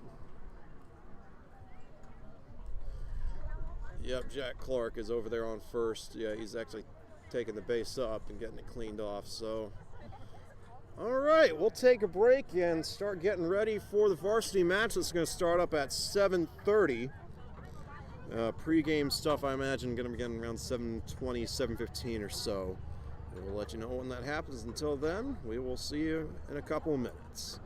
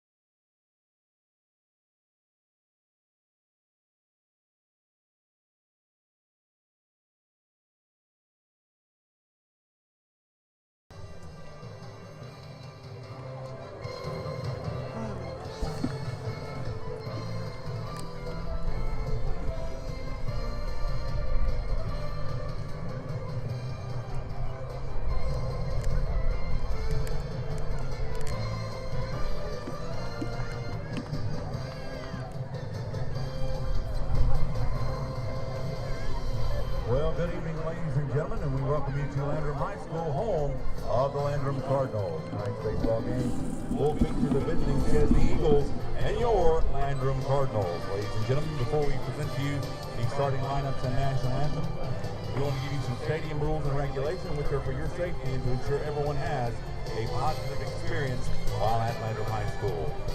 First off, South Carolina High School League and Landrum High School encourages and promotes good sportsmanship in tonight's contest. Any profanity, rude, or intimidating remarks made towards players, coaches, officials, or any team representatives will not be tolerated and are grounds for removal from the site of tonight's competition. Second of all, Landrum High School and the Spartanburg County District 1 schools are tobacco-free facilities that include electronic vaping products inside the stadium, in the parking lot, and all the way to the road. Also, please be aware of any foul balls that may come into the stands or concourse area. These nets are in front of you for your protection, but at least 2 or 3 balls will come over per game. So for your protection, that of small children and attendants, please be aware. Section stands are open and located at the gate when you came in. Good selection of hot dogs, popcorn, nachos, candy, soft drinks, Coke products, Powerade, and water. Also, Bucket Brew is here for all your, in the concession stand area, for all your coffee-related needs tonight. So go check them out. Restrooms are located just adjacent. Thank you for your attendance here this evening, and we hope everyone enjoys the game. All right, ladies and gentlemen, at this time, we want to present to you the starting lineups for tonight's contest. We'll begin with the visiting Chesnee Eagles. Leading off, center fielder number 2, Michael Pazowski.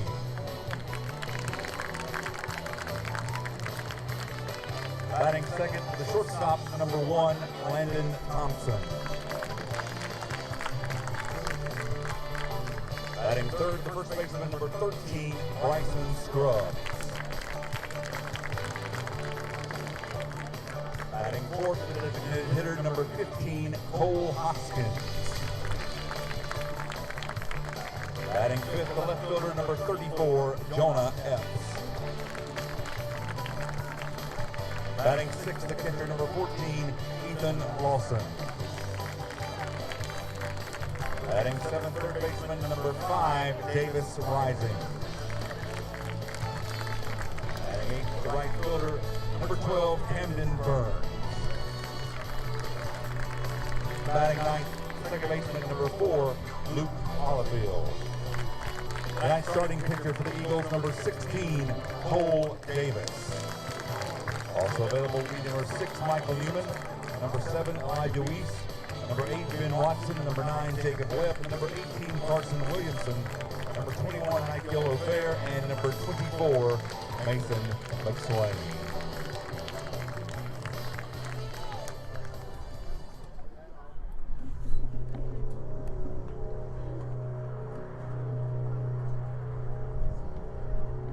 All right, Cardinal fans. Please rise to your feet and make welcome the starting lineups for your Landrum Cardinals. Leading off, tonight the first baseman, number 7, Evan Sierre.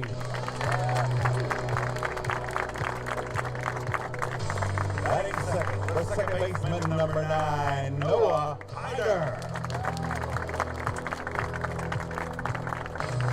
Batting third, shortstop, number 3, Cooper Gentry. Batting fourth, the right fielder, number 1, Patrick Clark. Batting fifth, the third baseman, number 8, Holden Jackson. Batting sixth, the catcher, number 12, Harper Gosnell. Batting seventh, the left fielder, number 11, Bo Burnett. Batting eighth, and on the mound tonight for your Cardinals, number 10, Carson Shipman. And batting ninth, the center fielder, number 2, Peyton Atkins. Also available tonight for the Cardinals will be number 4, Eli Davis, number 5, Cole Johnson, number 6, Becca Driggers, number 13, Luke Bowling, and number 20, Aiden Rain. The Cardinals are led by head coach Daniel Little, assisted by Justin Henson, Keith Hill, John Sierri, Dylan DeYoung, Justin Kirby, Brent Driggers, Cole Steele, and Scott Ayer.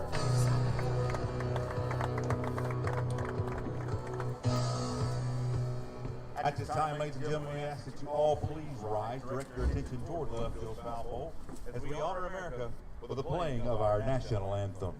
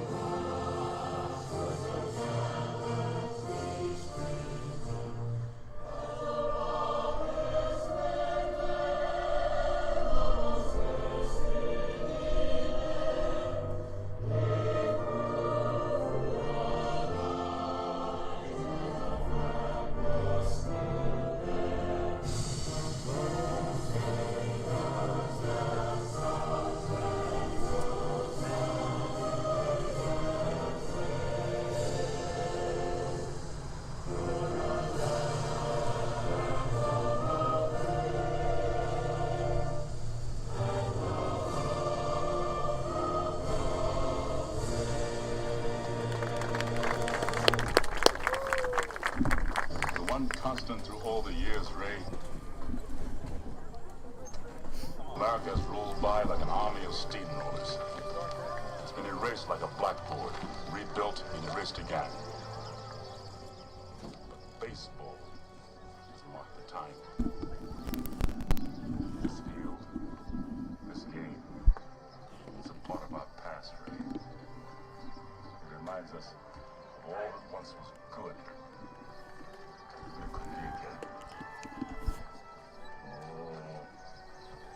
People will come, Ray. People will most definitely come.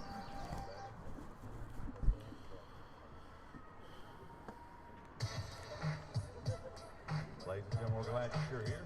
If you know someone who could not be tonight, shame on them, but tell them to go to www.landrumbaseball.com. Look for the iScore Baseball logo. We'll have a live StatCast for tonight's game. Also on our social media pages, on Twitter at Landrum Baseball, they can get live scoring updates every half inning. Also, we have a posted link for tonight's video scorecast for tonight's game. Again, that link, all those can be found at www.landrumbaseball.com, on Twitter at Landrum Baseball. All right, well, I think we're about ready to roll here at Landrum High School, the site of really one of the most anticipated games of the season. Landrum finally getting around to taking on their division rivals in Chesnee. Actually played this exact game yesterday at Chesnee. Landrum ended up winning that one 6-1, and it was actually one of the tightest games the Cardinals have played all season. Center fielder number 2, Michael Kozlowski. Landrum enters at 21-0, Chesnee at 16-5. The Cardinals can clinch the division with a win here tonight, and we're going to start things right up. Michael Kozlowski up to bat. Carson Shipman on the mound, and what a catch! Wow! Colvin Jackson wastes no time in getting that first out. That was something. Landon Thompson. So just like that, Michael Kozlowski is going to have to head back to the dugout. Landon Thompson up to bat. I didn't even have time to change the inning on the scoreboard. Both Evan Sierri and Cole Hoskins, who were the two primary pitchers for both sides, both of them pitched yesterday in that loss for the Eagles. Number 13, Bryson Cole Davis, who we have not seen personally this year, will be pitching. We saw the Eagles earlier on in the season when they played Chapman, beat the Panthers 5-2 in that one. Cole Hoskins pitched, looked really sharp in that game. Cole Davis is a player we have not seen so far. It'll be interesting to see how that shakes out. Carson Shipman is a player we have seen a good bit of, and he's had a very solid performance throughout really all the appearances he's made, or at least the ones that we've seen. Up to bat now is Bryson Scruggs, Chesnee's first baseman. Already 2 outs on the board, no runners on base, and got a hit out to the shortstop. That is Cooper Gentry. Going to be a long throw back to first, and did Sierra get him? Yes, he did. So forgot to mention that, but a couple of interesting changes to Landrum's lineup here. The same players are in, but they're playing slightly different positions. Evan Sierra has been moved from shortstop to first base. Gentry has gone from second to shortstop. Coleman Jackson has gone from first to third. And other than that, I really think that's it. Oh, Noah Hyder is playing second base instead of his usual spot over on third, I believe. But just like that, I tell you, those changes seem to be working quite well. Carson Shipman does give up 3 hits, but they all go down as outs for Landrum. Cardinals looking sharp so far as we gear up for the bottom of the first inning. Tied at 0 with Landrum, going to have a chance to notch their first runs of the game.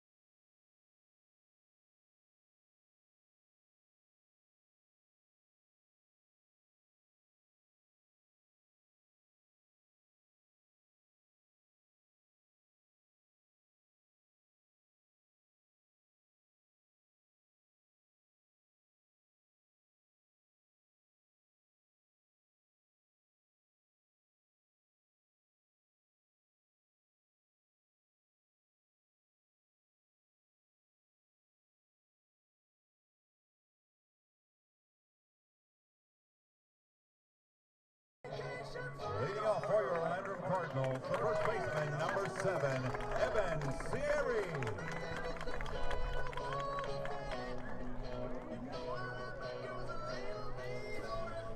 Okay, so here we go. Evan Sierra up to bat after that quick 3-and-out effectively by the Eagles. Sent 3 batters to the plate. All of them came back.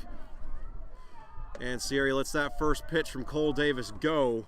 Heads off to the inside, and the count's going to start at 1-0. Davis wastes no time getting that second pitch in and got a hit over to shortstop. Ball is fielded, and Sierra cannot make it to first in time. And Chesnee gets their first out. Noah Hyder up to bat. Now batting for the Cardinals, the second baseman, number 9, Noah Hyder.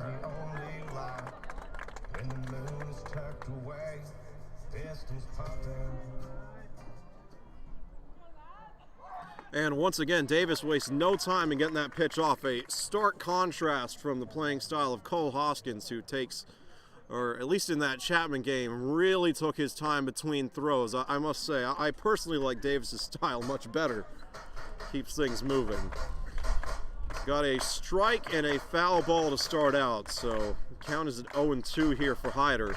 1 out, no runners on base. Here's pitch number 3, and Davis gets his second out.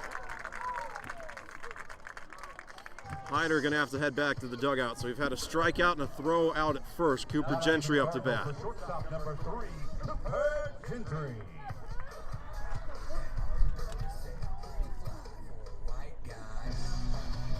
All right, this should be interesting. That is actually not the bat that Gentry has used through most of the year. And I know that bat because it has a green stripe on it, and I always thought that was odd. So this is I guess a new one. And fouls that second hit off, or second pitch off. Count moves to 1-1.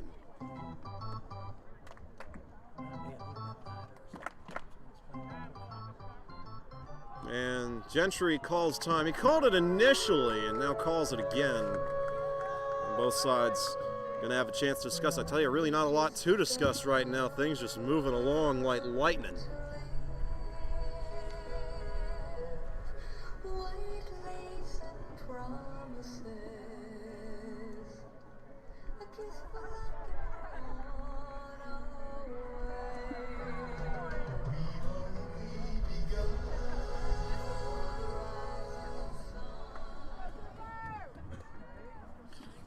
right, and we're back. And Gentry lets that one go. It'll be strike 2, so Cole Davis is one pitch away from closing out what could be the shortest first inning of all time. This has gone by very quickly. Here's pitch number 4 for Gentry. And, oh, got a hit, and that one is into the open field. Will he make a break for second? Yes, he will. And it's going to go down as a double for the Cardinals. Gentry dialing up a big hit right when they needed it. Patrick Clark up to bat now. Now batting for the Cardinals, the right fielder number 1, Patrick Clark.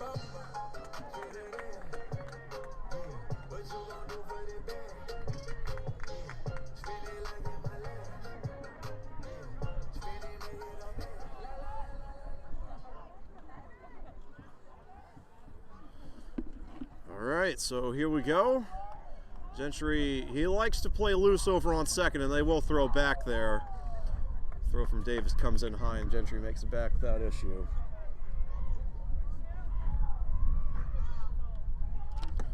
And Davis puts some heat on that first pitch, but it goes too far to the outside. Count's going to start at 1-0 for Patrick Clark.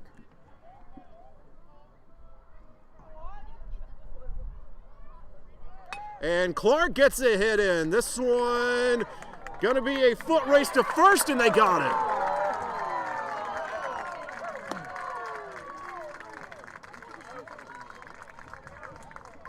it. Impressive speed there by the Chesnee defense. Again, for those of you that have tuned into Landrum broadcast before, I'm sure you know this, but Clark, the leading receiver on the Landrum football team this past season. So, I mean, if he can't make it to first base in time, I imagine there aren't a lot of players on this roster that can. Definitely one of the fastest guys they've got. And that Chesnee defense just working even faster. So we are already out of the first inning, heading into the top of the second. Shipman back on the mound and getting warmed up. We are knotted up at 0.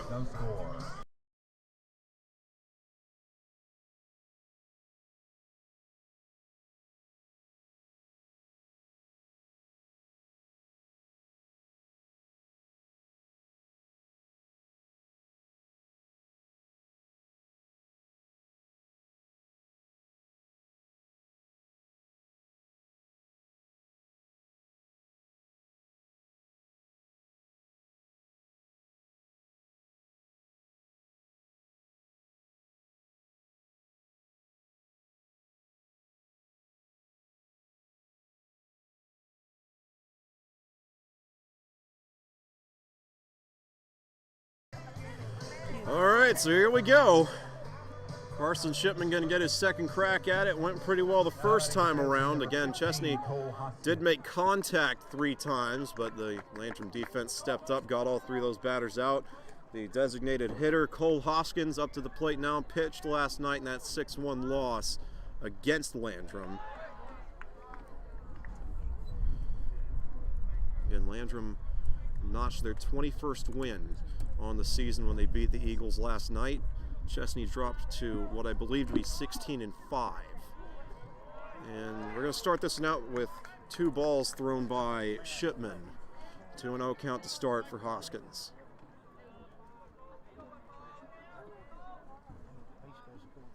And got a strike there from Shipman. Sent 2 pitches low, and brings that one up just enough to get it in the strike zone.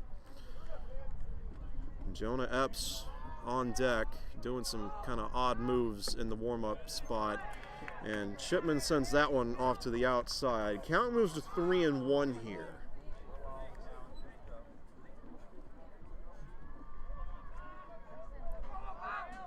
And that is strike 2. I think Hoskins might have thought that one was going to be a ball. 3-2 count.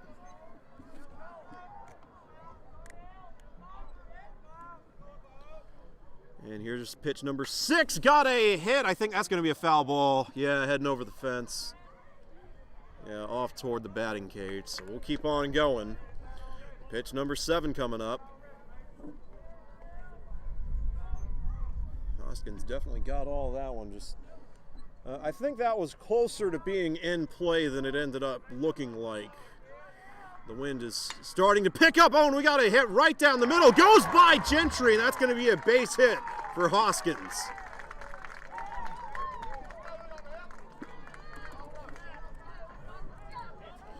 So, Epps up to bat now.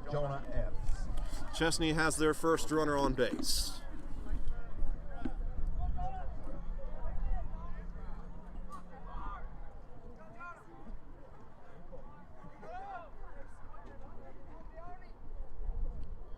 And got a hit over toward the third baseman. Landrum going to go for the double play, and they got it. Wow.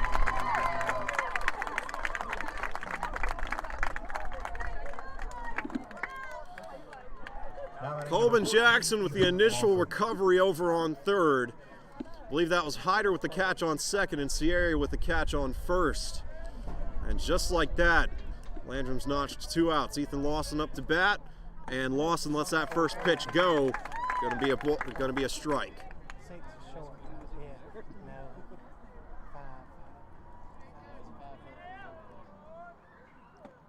5. And that second pitch will go down as a strike as well. Nice place there by Shipman to get that one on the inside. 0-2 count with 2 outs and no runners on base. Here's pitch number 3, and I saw that one coming. I don't think I have seen 3 consecutive strikes in a very, very long time from any of the teams we've streamed. It seems like every time the pitchers get ahead in the count, something goes wrong. And they're going to bring in a courtesy runner here. That's number 7.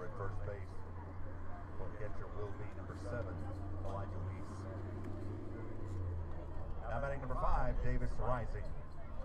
Davis rising up to the plate now. Reset the count. Still got 2 outs, but now with the runner on first.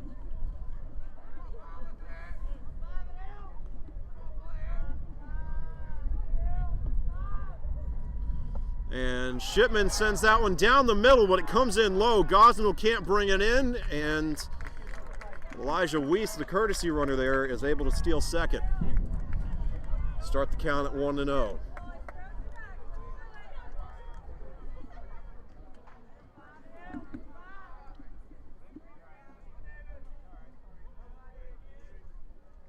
And got a hit down the middle. Chesnee might be able to score on this one. Rounding third, and this is going to be close. They got it.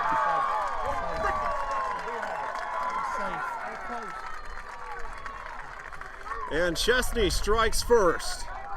Goes down as a double for Davis Rising. Yeah. That's a heck of a throw from way out there. This is a win. Camden Burns up to bat now. We'll see how Shipman responds. 2 pretty big hits given up there.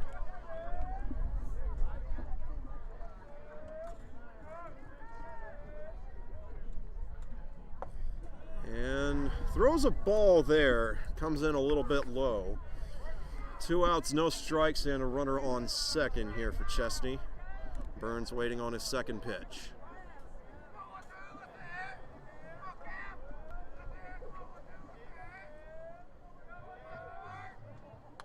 And fouls that one off. Move the count to 1-1. And that's Luke Hollifield. He's on deck. Throws it back over to Shipman, and we'll wait on pitch number 3.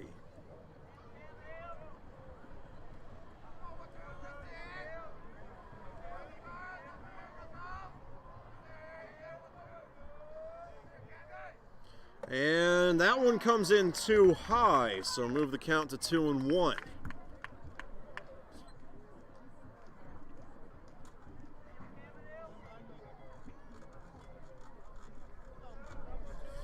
Pitch number 4 coming up. Shipman is taking a bit longer between these than he did in the first inning. And that's going to be a foul ball. It was a line drive out toward third, but just hops over. Count moves to 2-2. I don't know what he threw, but he knew it was coming.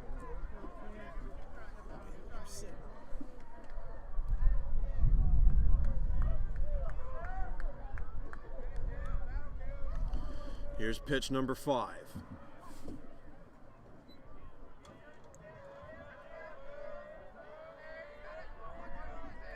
Shipman winds up, sends it, got a swing and a miss. That's strike 3, and Landrum gets off the field. So Chesnee notches 1 run, but will go no further. And as we gear up for the bottom of the second, Landrum looking for a way to respond.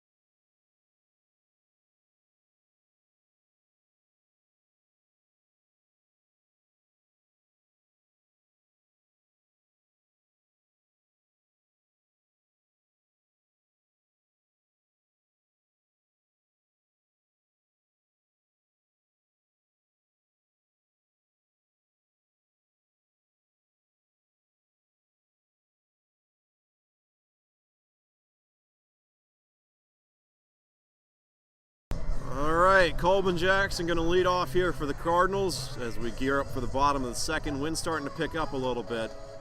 Temperatures going down some. Highlighting the Cardinals, third baseman number 8, Colbin Jackson. Jackson has made a pair of really nice plays over on third, and Davis wastes no time in getting that first pitch in, sends it wide.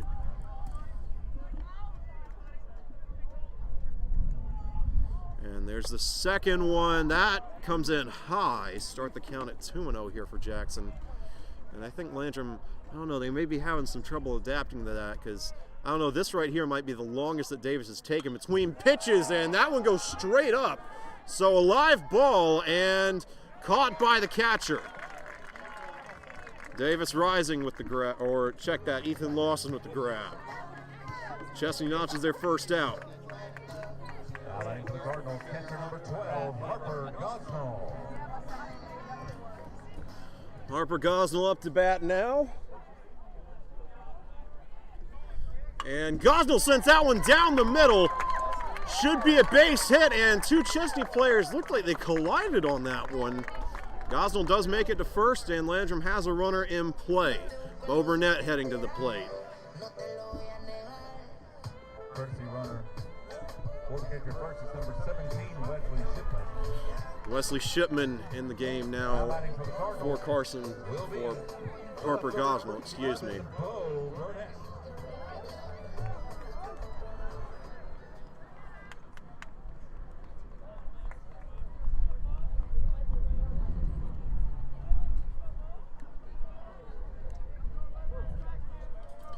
This is batter number 7 in Landrum's rotation. And Burnett hits that one. Going to be a foot race over to first, and Burnett will not win that one.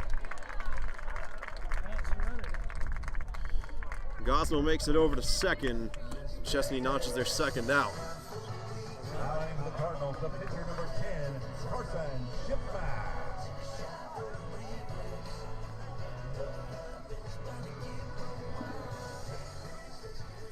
Carson Shipman heading to the plate now.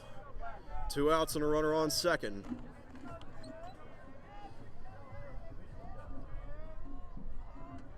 Landrum was in this spot earlier with Cooper Gentry. Could not capitalize. Gentry didn't even make it to third.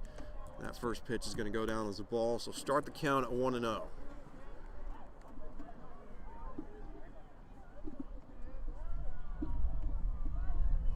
Interesting. Now that Davis is really slowing down that time between pitches now that Landrum's got a runner on second. I guess he's a bit concerned about them stealing. I don't know. 2-0 count. And something went wrong. Did they leave early? Oh, so that's not an out. Time called. Didn't know why the Chesnee crowd was cheering for that one. So 2-0 count here heading into pitch number 3. I guess Landrum had to call that one. I didn't see anything really that Burnett might have been alerted to, but I don't know. They're breaking the huddle, so I guess I got it sorted out now. Wesley Shipman over on second base. Burnett trying to make something happen. Or check that, Shipman.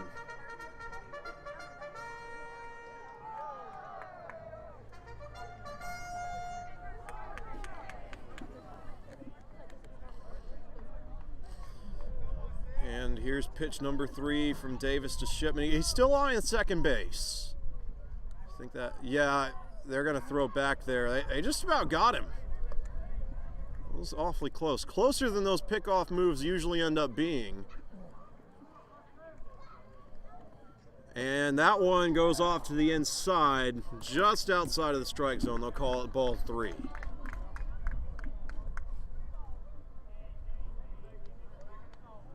And now Shipman showing bunt, and that's ball 4.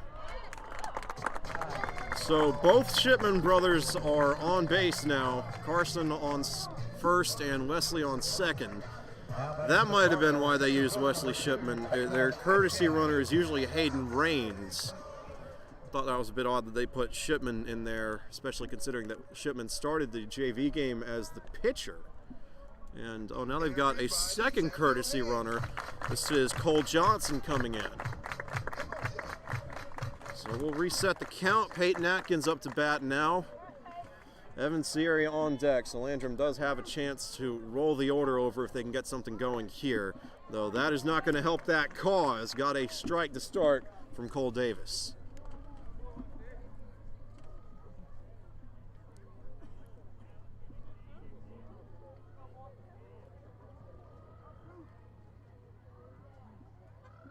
And got a, oh, that one is in. That's in. Gonna go down as a double here. Landrum scores, and they're gonna make a break for home, trying to take the lead. Oh, and they've got it. 2 runs there for the Cardinals. Peyton Atkins with a triple.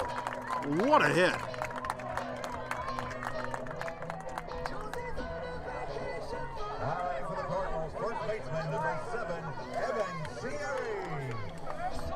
All right, Evan Siri back up to the plate. Got thrown out at first on his first at bat, but now that Landrum has some momentum, I think it'll be interesting to see what he's able to do.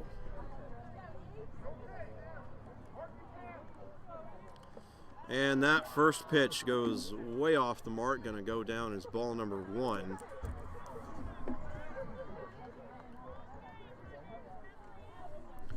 And 1-0 count, 2 outs and a runner on third. Here's pitch number 2 from Davis. Got a big hit. Popped up toward right field. Catchable ball, and they do grab it. So Landrum leaves Atkins hanging out over on third, and we're going to start up the 3rd inning. Game moving quite quickly. Landrum finally able to retake the lead there. 2-1 in favor of the Cardinals when we come back.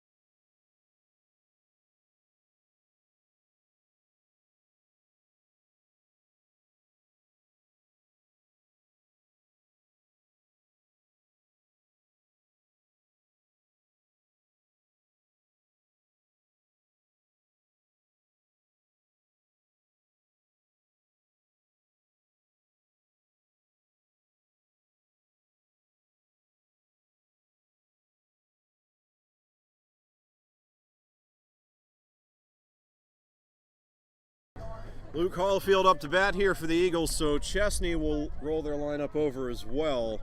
This is number 9 in the rotation. Michael Pazlowski getting ready over in front of their dugout. And that first pitch from Carson Shipman is going to go down as a strike.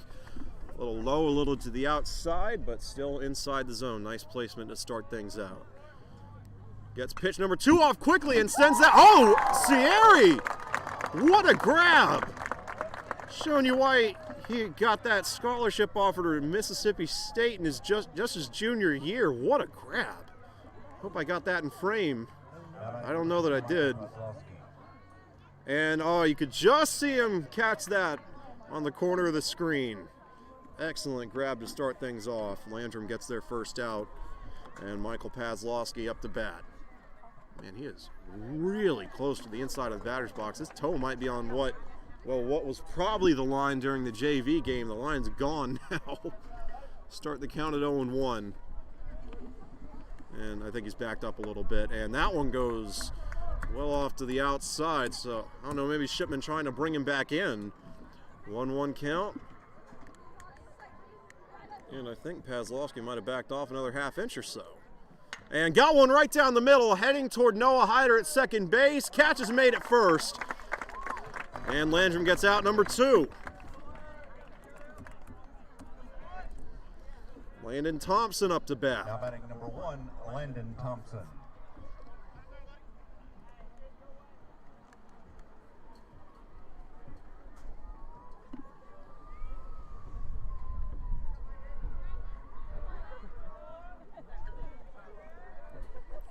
And that's going to be a foul ball. There is an SUV dangerously close to where that one landed.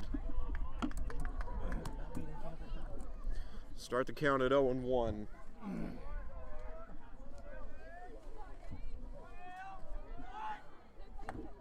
And that's going to be strike 2 from Shipman. I know there was another Landrum game we had not too long ago where there was an SUV parked kind of in the danger zone where a lot of foul balls tend to land. There are 2 there tonight, so honestly going to be pretty surprised. Oh, and we got a base hit here by Thompson.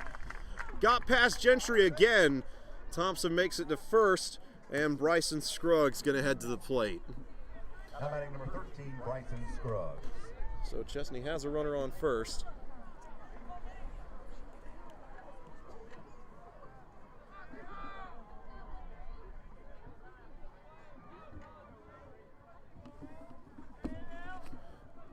And there's the first pitch from Scruggs. That one gets loose.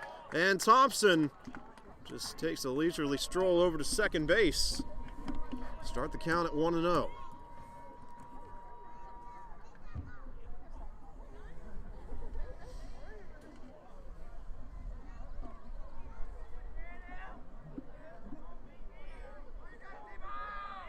And something went wrong there. I think Scruggs called time. Yeah, got that one out right as Shipman was winding up. So here comes the real pitch number 2.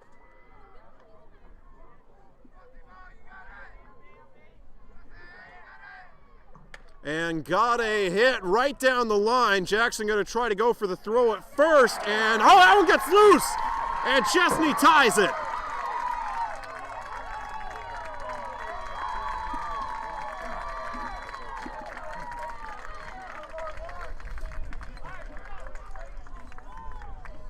That was a rough and tumble throw by Jackson, but I really don't know how much of that is blame on Landrum's end and how much of it is kind of luck on Chesnee's, because by the time that Jackson was throwing that ball, Scruggs was just about all ready to first, so if he was not dead on with that throw, they were just going to hit him. I mean, he was right in the middle of that throwing lane, not a ton of places to go with it. And throw goes wide. Sierra can't bring it in, and it goes down as a double and an RBI for Bryson Scruggs. Cole Hoskins at the plate now lets that first pitch go, and that one gets loose. And Chesnee has a runner on third. Start the count at 1-0 for Hoskins as well.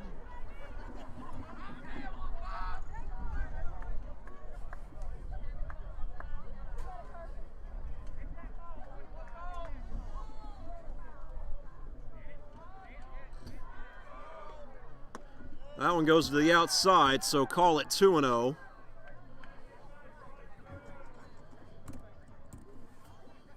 Two outs and a runner on third for the Eagles.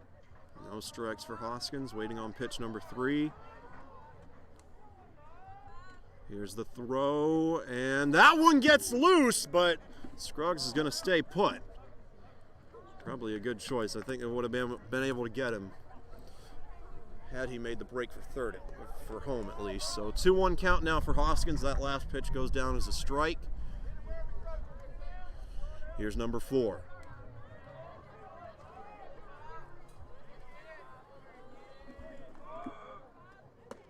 And that one goes down as a strike.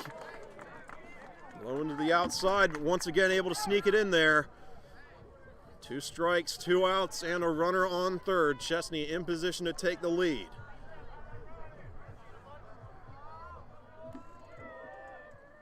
Here's the throw, and got a strike. They do call it a live ball, and that is safe. Chesnee scores again.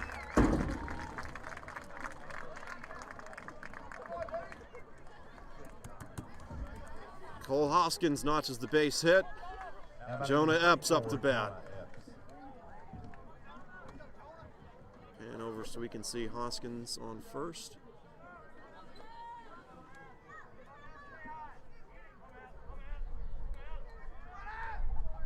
And that first pitch from Shipman goes off to the outside. We'll start the count at 1-0.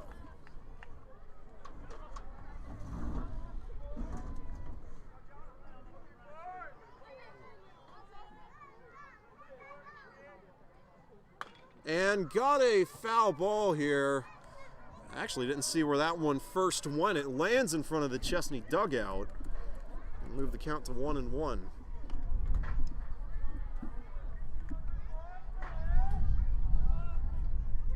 Now waiting on pitch number 3. 2 outs and a runner on first for Chesnee. Oh, I gave the run to the wrong team. Chesnee is up 3-2, not Landrum. And that one goes off to the outside. Count moves to 2-1.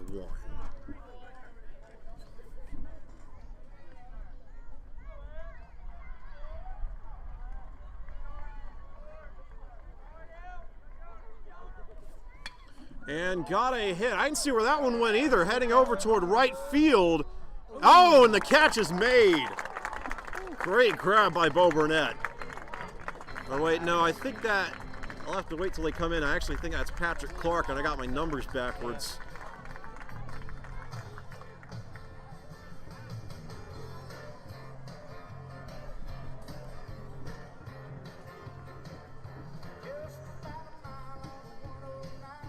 And yeah, that was Clark with the grab. Third inning, 2 runs on 1 hit, 1 error, and 1 left off.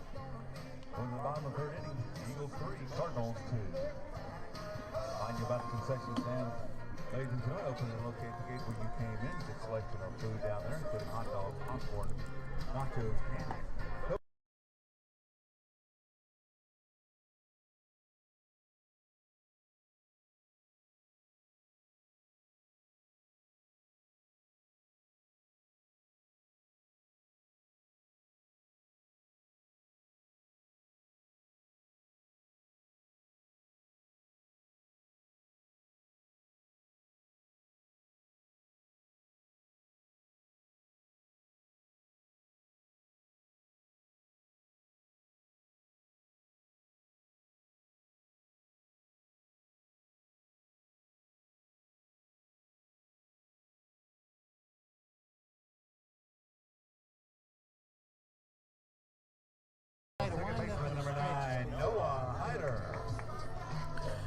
So here we go. Noah Hyder up to bat now for Landrum. Down by a single run once again. And here's the first pitch from Cole Davis. Got a hit, and that one is live. Going to be a long throw to first, and Hyder is safe. Great hustle there, and the ball took a nice Landrum bounce too. Cooper Gentry up to bat now. Cardinals shortstop number 3, Cooper Gentry.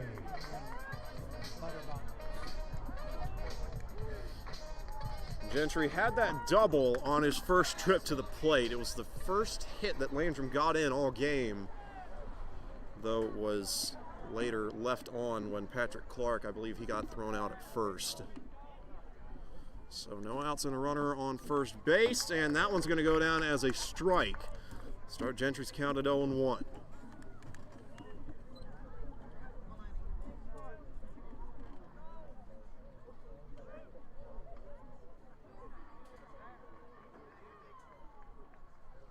And that one almost got loose. Nice grab there by, yeah, that's Ethan Lawson. Count's going to move to 1-1 following that ball.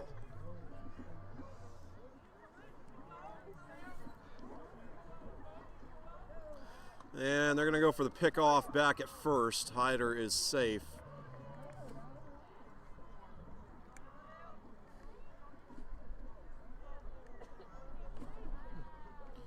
And there's pitch number 3. Hyder making a break for second. It's going to be close, and Hyder kind of did the same thing that happened on that Colvin Jackson throw earlier. Got into the passing lane. I mean, albeit unintentionally, but got just in the way of that one enough to merit the miss. 2-1 count here for Gentry as we get ready for pitch number 4.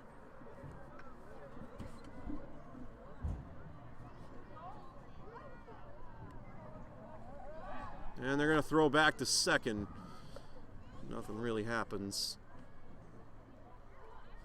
It is twice as they've caught Landrum playing pretty far off, but that's just kind of what they do. And they're going to try it again, and once again, Hyder is safe. Count is at 3-1 for Gentry. And we're going to make it 4-1, or no, I was wondering where that third ball came from. So the scoreboard had it as 3-1 a second ago. Now it's 3-1 for sure. So that was pitch number 4, and this is going to be number 5. And Gentry fouls that one off, move it to 3-2.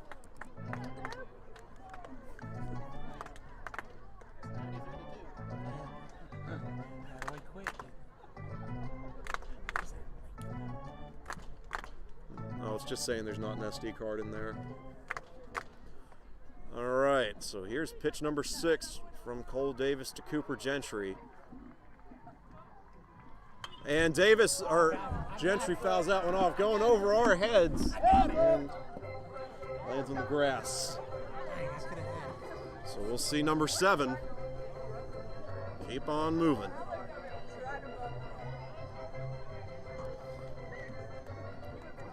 Two strikes, no outs, and a runner on second. Landrum down 1.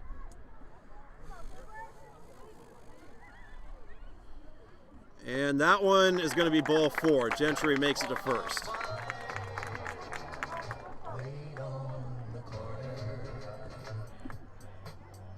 Patrick Clark up to bat now. Right fielder number 1, Patrick Clark. 2 runners on base here for the Cardinals, no outs. Clark did get out on his first trip to the plate. Can't quite remember. I think they caught the ball he threw. It was either that or an out over at first. I don't think he struck out. So here's pitch number 1 to Clark. And showed bunt, bails out of it, and they're going to call that strike 1.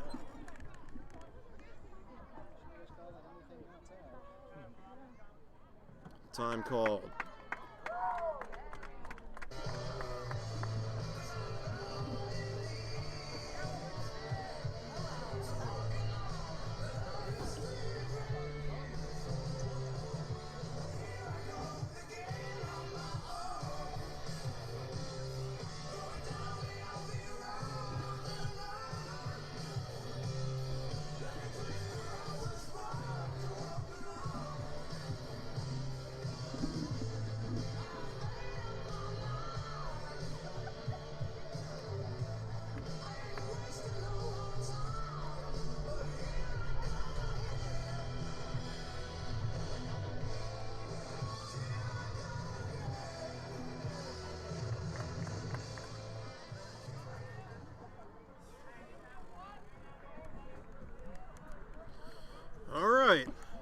Count is at 1-1 here for Clark, heading into pitch number 3. Chesnee on top, 3-2. And they're going to try and make a throw back to second. Hyder is safe. That one a bit closer than the past 2.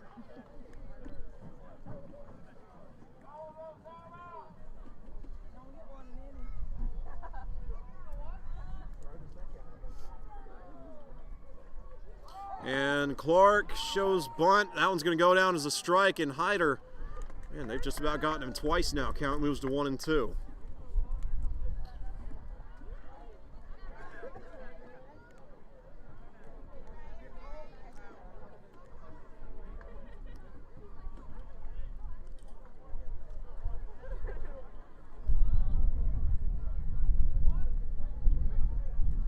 And got a hit down the middle. Davis can't bring it in. What a grab there.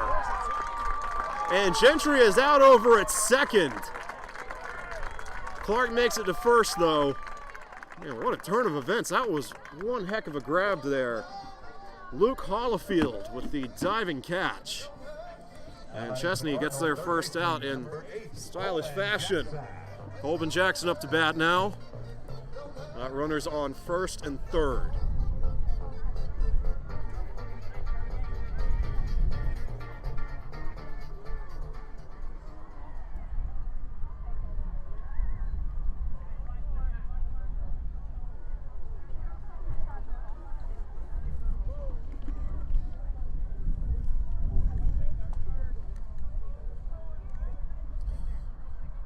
Here we go.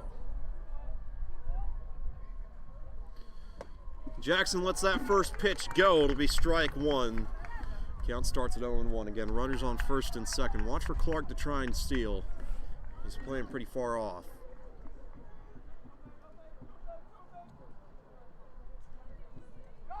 And there goes Clark. They might get him. And slides in. I think that throw came up just a little bit short. And does go down to strike two there for Jackson, but now he has runners on second and third. As soon as they threw it to second, I'd have been gone. Harper Gosnell's on deck. Here's pitch number 3 to Jackson. And gets a hit in, making the throw to home, and they dropped it! Landrum scores! Ethan Lawson unable to bring that one in. And Noah Hyder makes it home. Game is tied once again. Harper Gosnell up to bat. Runners on first and second.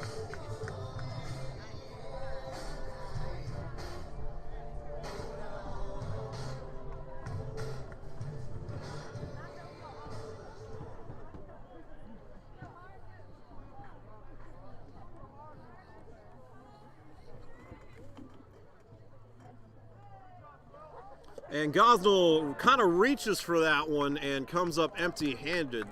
Count's going to start at 0-1 following that strike.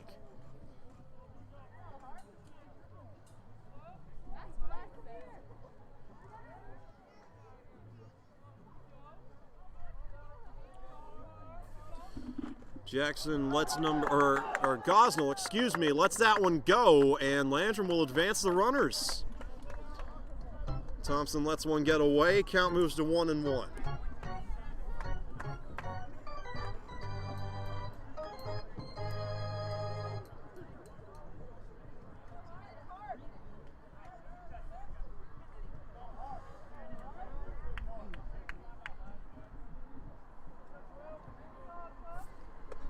And Thompson making up for it with a nice grab there. That pitch went high into the outside. Move the count to 2-1.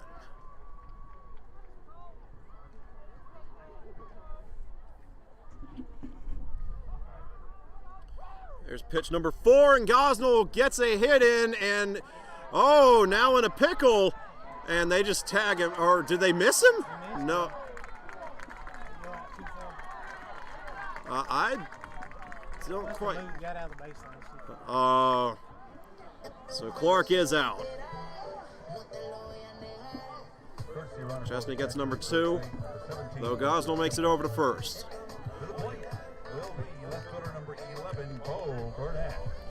Bo Burnett up to bat now. Landrum still got a runner on third. Jackson was able to make it over there.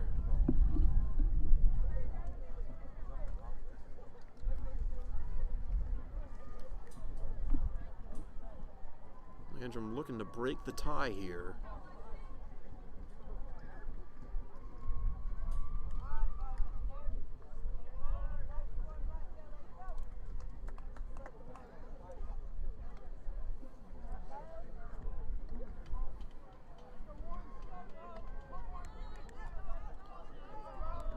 offset kind of toward the outside of the box. And there's the first pitch. Got a foul ball to start it off. Count begins at 0-1.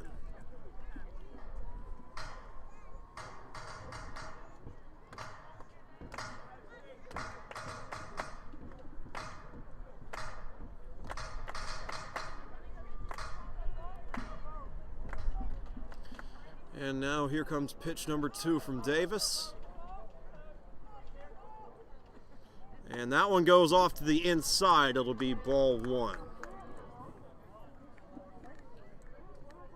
Oh, and they did bring in Wesley Shipman as a courtesy runner for Gosnell over on first base. Here's pitch number 3. That's going to be strike 2. Chesnee got a chance to go into the 4th inning, tied at 3. Just need one more good pitch from Davis. Landrum in scoring position. Let's see if Burnett can capitalize. Getting a signal in from the third base coach.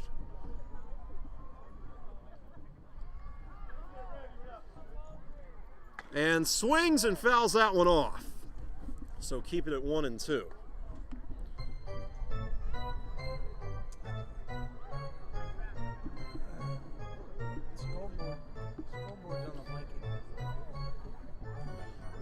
All right, pitch number 5, runners on first and third, 2 strikes, 2 outs, and got another foul ball. So we'll keep on going. Pitch number 6 to Burnett coming up.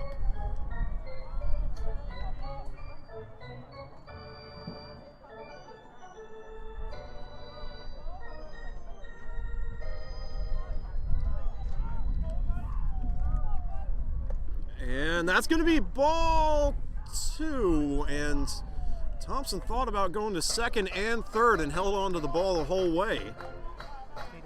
Yeah, if he made that throw to second, it would have been over. Jackson would have made it home no problem. So good decision to hang on to it. And now we'll gear up for pitch number 7, and got a hit down the line. This is going to be close, and out is made over at first. So Landrum leaves 2 on. We'll gear up for inning number 4, still going. Landrum gets the game tied, but can't go any further. Bottom of the 4th coming up, or top of the 4th.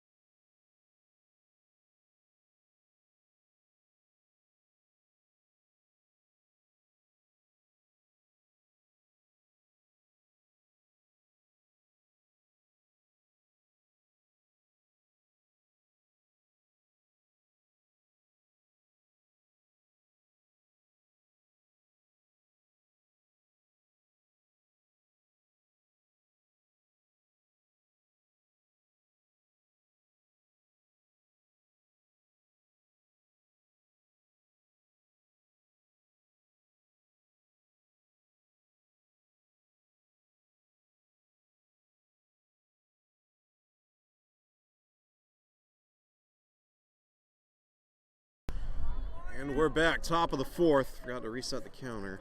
Carson Shipman on the mound. Ethan Lawson up to bat here for the Eagles. Tied at 3 to start off the 4th inning. Shipman's first pitch is going to go down. Oh, as a ball just off to the inside. Yeah, they've called strikes a little further out than that. Guess the umpire's tightening up the strike zones as we move on. Got a hit over Shipman's head and should be able to make it to first. Oh, they got him! Wow! I didn't see who made the throw. I would assume that was Cooper Gentry. It kind of looked like it came from shortstop. I thought that was signed, sealed, and delivered, but Landrum gets an out. I mean, what a throw. Davis rising up to the bat now. Chesnee already got one out to contend with. Sounds like a name of a band. And that one goes down as a strike. Nice curve ball to start things out by Shipman.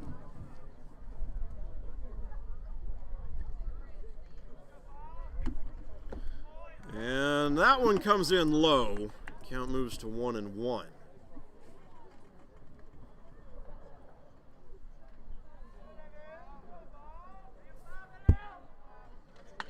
Got a hit in, this one into the open field, and that one is going to be a base hit.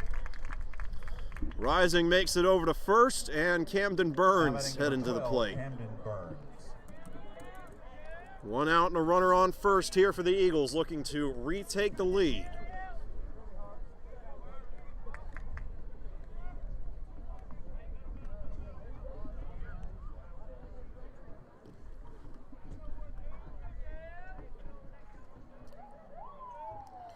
And got a bunt here. That one's going to get fouled off, so start the count at 0-1. I think somebody got pulled over on Asheville Highway. I heard sirens. Saw a guy get pulled over, I think it was last week. So that whoever's driving that car probably not having as good an evening as we are. 0-1 count for Burns. Here's pitch number 2, and that one is fouled off. So 2 foul balls, one on a bunt and one on a true swing. 0-2 count for Burns.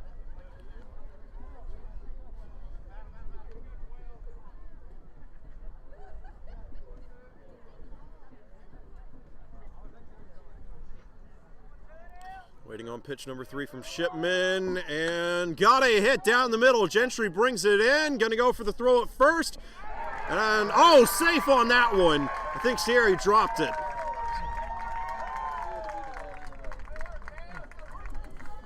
So there will be no second out yet.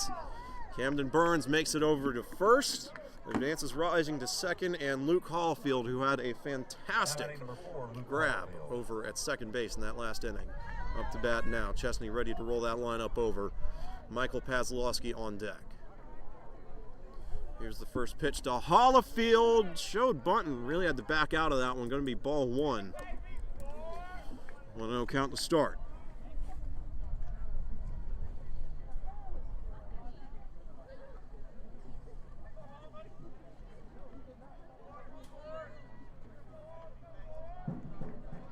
Shipman has really started taking his time between pitches. He's been throwing with a lot of velocity tonight and gonna scoop that one up. Beautiful bunt, and then he overthrows it. Chesnee will score. Gonna try and go for 2. And now they back off of it. So Chesnee retakes the lead. 4-3 now in favor of the Eagles. Batting number 2, Michael Pazlowski.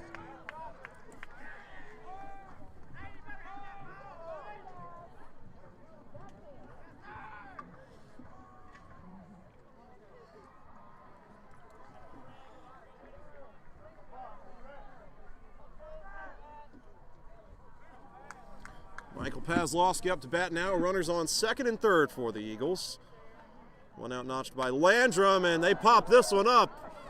A catchable ball, but it has got some serious hang time, and Noah Hyder does make the grab over at second base.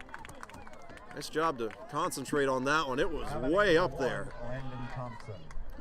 Landon Thompson up to bat.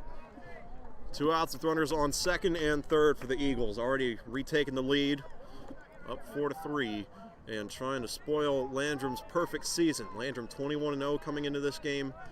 Chesnee 16-5 after losing to Landrum at Chesnee last night. And got a foul ball here. Hits the ground and then bounces off toward the Chesnee dugout.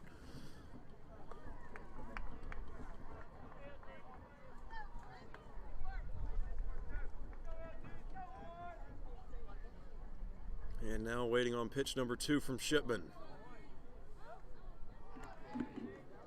And that one got loose for a moment. Good job by Gosnell to reel it back in. Goes down as a ball, though. Came in a bit low. Count moves to 1-1.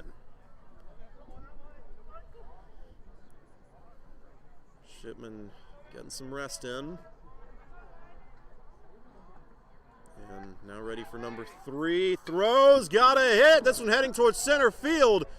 Got all of that one, and catch is made. Landrum comes up with a defensive stand right when they needed it. Nice grab by Peyton Atkins. So 2 pop flies there and a really solid throw over to first. The story of the top of the 4th, and man, I can't believe it. We're halfway through this one. This game is moving along really quickly. Bottom of the 4th coming up. Landrum down by 1.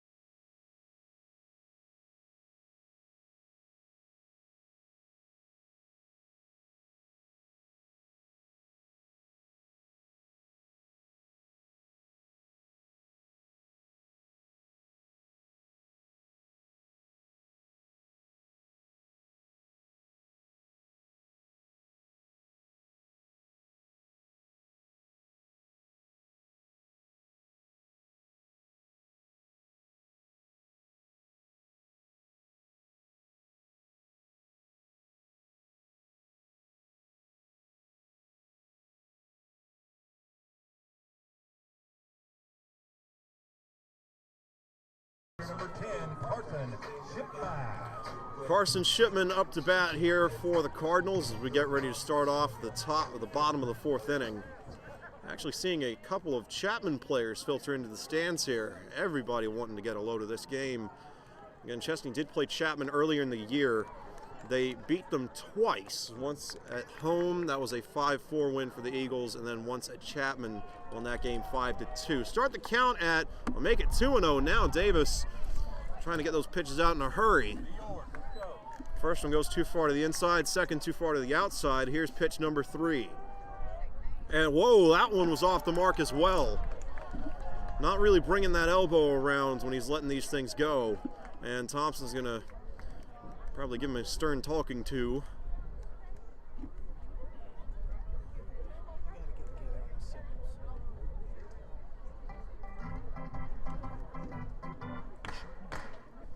Cold 3-0 count here for Shipman. At this point, they may just walk him. Showing bunt. And that one will go down as a strike. 3-1 count. Yeah, it seems like every time a batter has gotten to a 3-0 count, the strike zone suddenly gets much larger for the next pitch, but no strike zone is big enough to call out a strike. That was way out there, so 3 throws on that one set go well off to the outside. Could be something to keep an eye on. Davis has been rolling with that sidearm release all night, and they're bringing someone out. Are they pulling him? They wouldn't pull him this early. I mean, 4 runs, but you've given up 3 runs, but you scored 4. I mean, I think it's kind of a knee-jerk reaction, but that's number 17. Oh, wonderful. There's no 17 on this roster. And wow, they have pulled Cole Davis. I did not see that coming. Oh, could be. So we will, I guess, try to figure out who number 17 is and be back in a moment when he's ready to roll.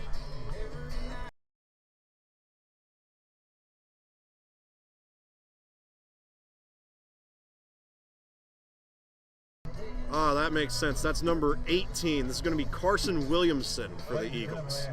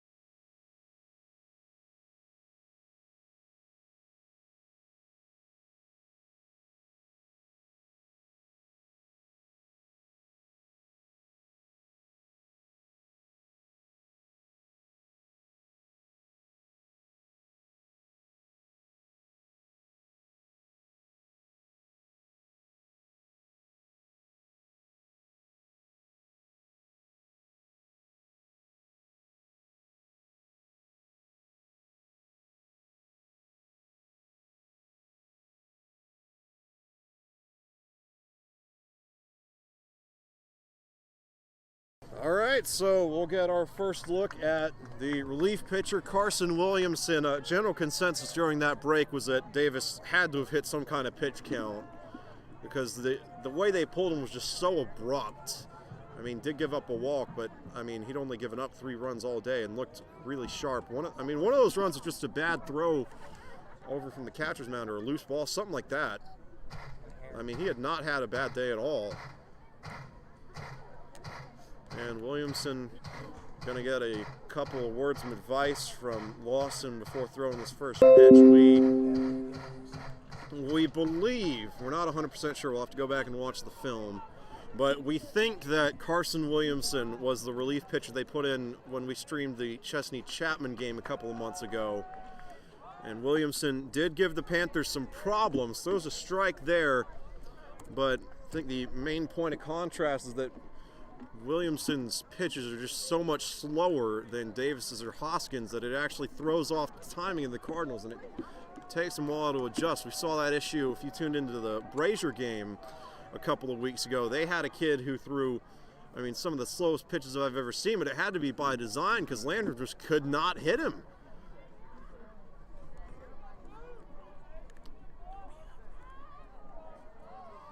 Count starts at 0-1 here for Shipman. Or, yeah, is that Shipman? I've already forgotten. And no, that's Peyton Atkins, and he strikes on that one. Pitch came in a little bit higher than he was expecting it to, it looked like. So 0-2 count. Williamson off to a nice start.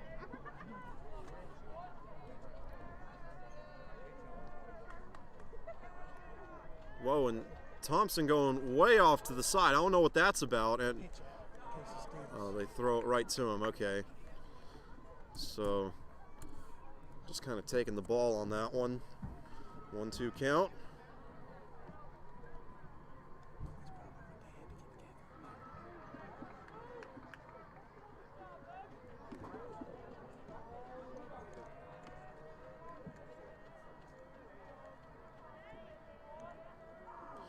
And pitch number 4. Oh, he fouls that off.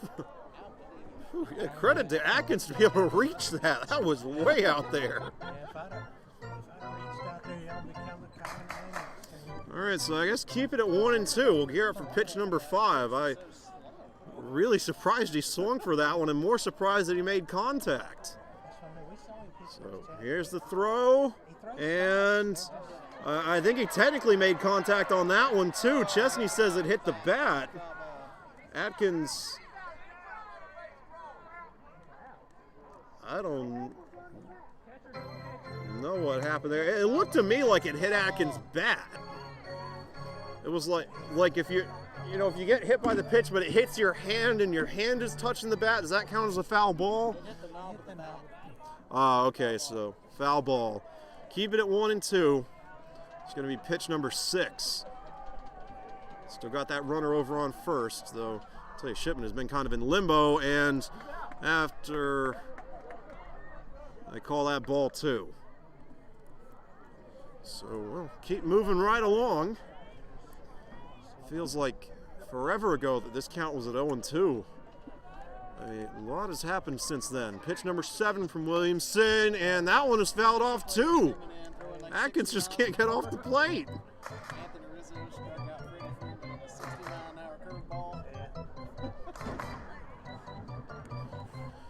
Pitch 8, I think this is number 8. I've lost count.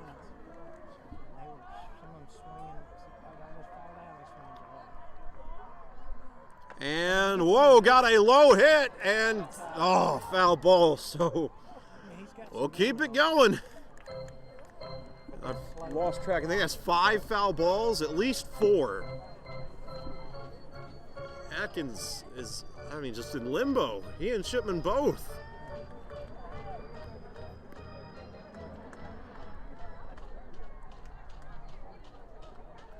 So here we go. Count still at 2-2, even though we're 9 pitches in. Or I think this will be the 9th. And got a hit down the line, and they're going to go for the double play. Out made it second, but they don't have time to get it back to first. So goes down as a base hit there for Atkins, and really at the end of the day, Landrum, after all that, is right back where they were. Now batting for the Cardinals, first baseman number 7, Evan Sierra. Got a runner on first, though this time with 1 out instead of none. Evan Sierra up to bat. He has had a rough go of it so far. Made some great plays over on first base, but has been thrown out at first and sent a pop fly over to right field that was caught. This is his 3rd trip to the plate. And Sierra lets that one go. Good decision. Too far to the inside, and that's going to be ball 1.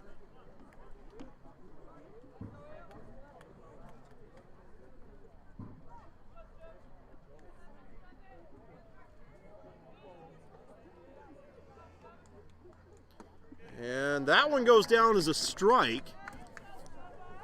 Count moves to 1-1. And now just going to hold out for pitch number 3.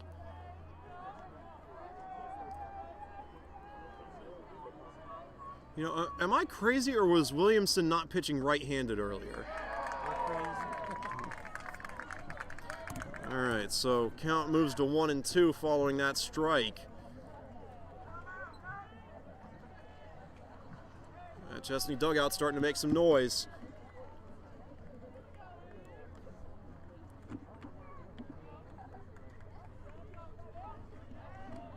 And Sierra just about got hit and did get hit.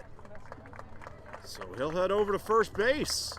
Williamson sends that one too far to the inside, and Noah Hyder going to head to the plate. Now batting for the Cardinals, the second baseman number 9, Noah Hyder.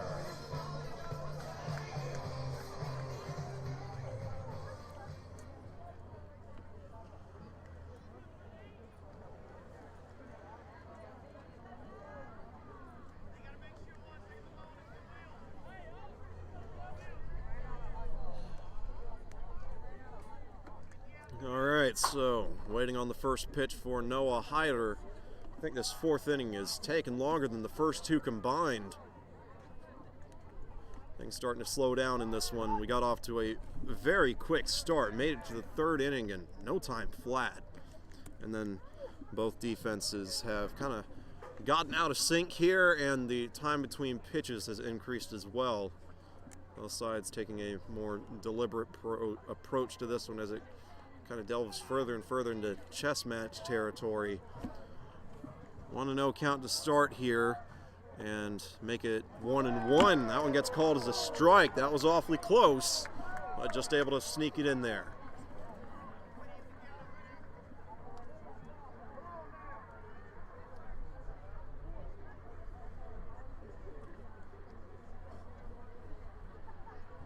All right, so Williamson gearing up for pitch number 3. Again, he has really been taking his time between these. Eyeing second and kind of looks Atkins back into place.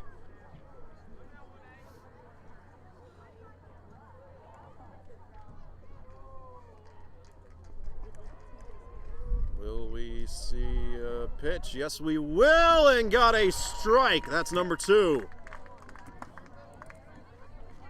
Hyder with a golf swing there, trying to get something going and could not reel it in.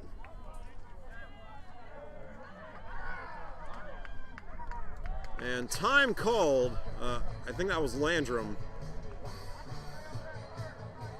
So we'll be back in a moment while the Cardinals try and get this sorted out.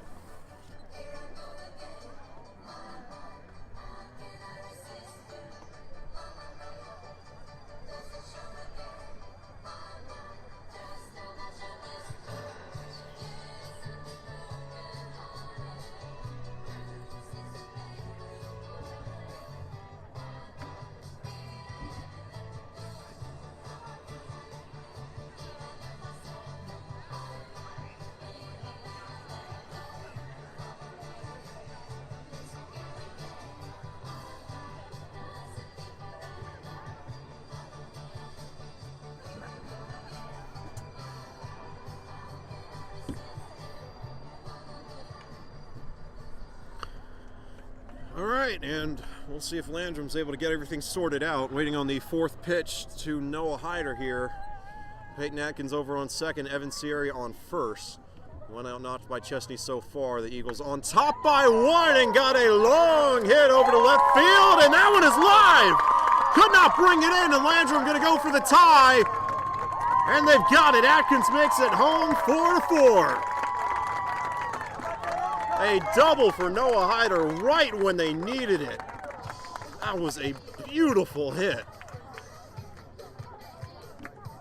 Now batting for the Cardinals, shortstop number 3, Gentry.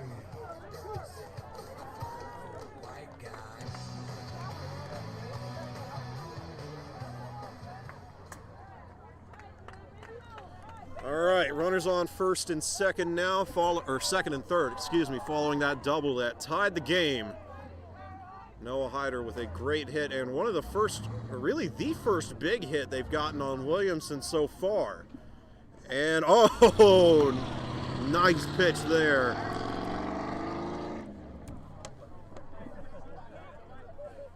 Start the count at 0-1. That was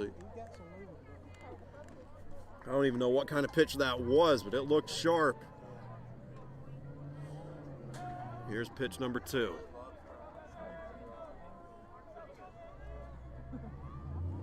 And nope, they're gonna at least look Sierra back into place over on third. No throw made.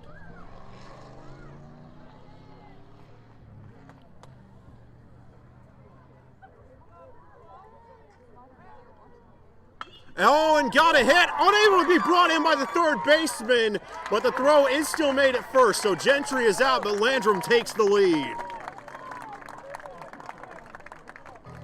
5-4 now in favor of the Cardinals. A sacrifice run there by Gentry, but well worth it. Patrick Clark up to bat now.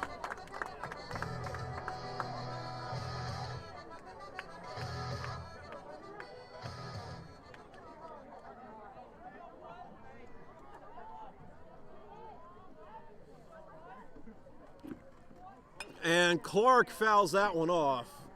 Gonna head all the way for the batting cages and then hop over into the road. Start the count at 0-1. Just one more runner left. Noah Hyder hanging out over on third, so Landrum has just about cleared the bases in this inning. Though they do need to tread lightly. 2 outs, and Chesnee has shown the capacity to score when they need to. Been a back and forth game, and that one was fouled off as well. Dangerously close to those SUVs and misses them by about a car length. Count moves to 0-2, and Carson Williamson has a chance to get the Eagles off the field with a well-placed pitch here. He's had some really nice movement on a couple of screwballs so far. We'll see if he goes for that or if he tries to dial up the heat.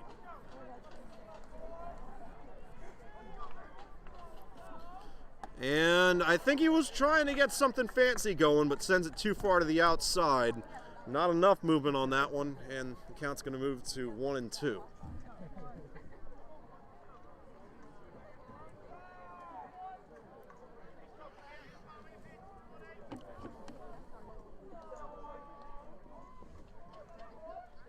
And too much movement on that one. Count moves to 2-2.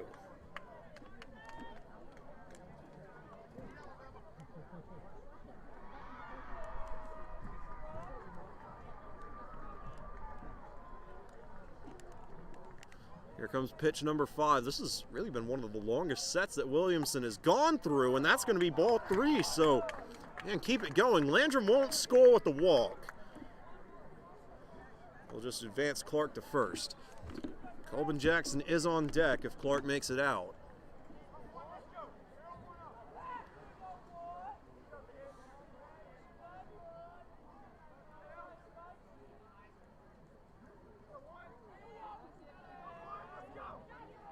And there's number 6, and that's going to be ball 4. Clark gets walked, and Colvin Jackson, who has had some pretty solid hits so far in this game, as well as a couple of fantastic plays over on third base, is up to bat now. Batting for the Cardinals, the third baseman, number 8, Colvin Jackson.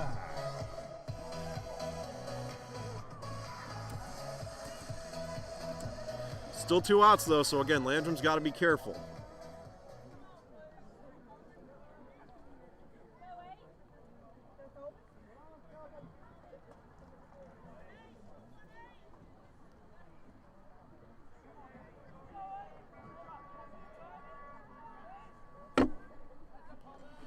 And here's the first pitch from Williamson to Jackson, and that one goes off to the side.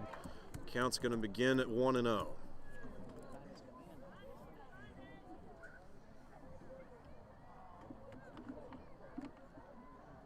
And looks like time was called there by the Eagles. And I guess we'll take a little break with them. Chesnee trying to regroup. They were actually in the lead coming into the bottom of the fourth. Up 4-3. Landrum has scored 2, really, really big runs. Not just, judging by how far they got hit, but the momentum shift that they brought about too has been crazy to see. And Chesnee got to find a way to at least feel like they're back in the driver's seat. We'll see what they draw up here.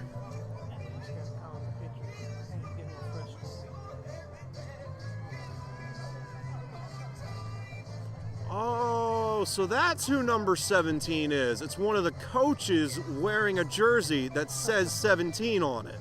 So that's what threw me off earlier. When they first pulled Davis, I saw a guy wearing 17 come out of the dugout, and I thought that was the new pitcher. So 17 is one of the coaches, and I would imagine you can't put them in the game. 1-0 count here for Colvin Jackson. And Williamson just kind of lobs that one back over to first base, not missing anything there. Patrick Clark is safe.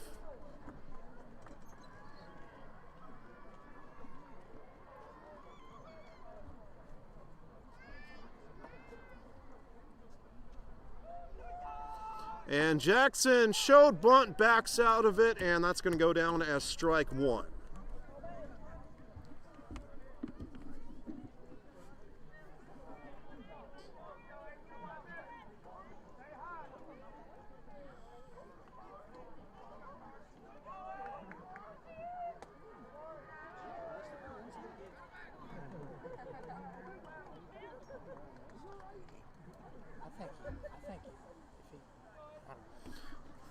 Ball thrown there. Count moves to 2-1. Coming up on pitch number 4, Williamson at least preparing to wind up now. Throws and got a foul ball by Jackson. That's going to move it to 2-2.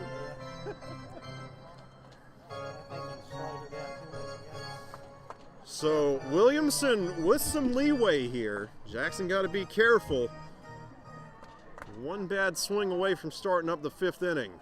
Landrum, they've got a really good opportunity here, but they've got to be careful. And got a foul ball, so Clark, he went to steal second, but they're going to send him back. Keep it at 2-2 heading into pitch number 6.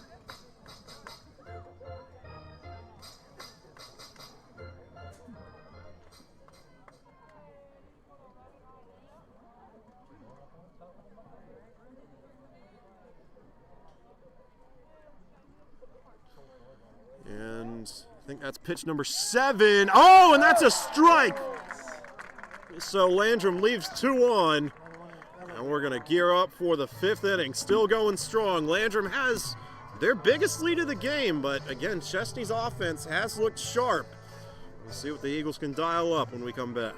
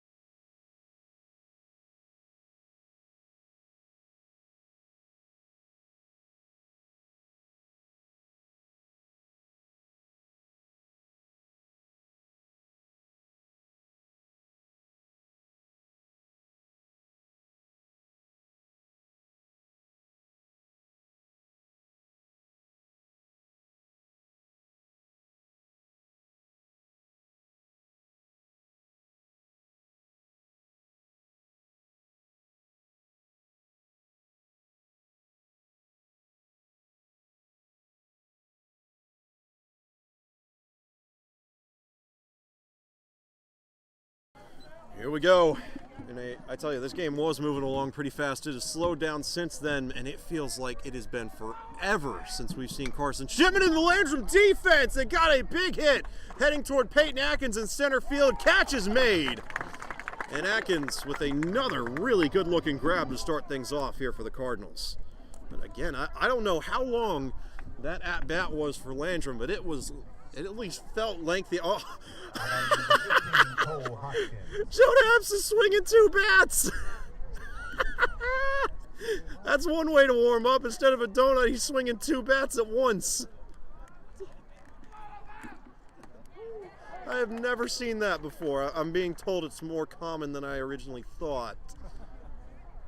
Yeah, he's back to 1 bat now. And Shipman throws a strike to start things out. Count begins at 0-1 here for Cole Hoskins and make it 0-2.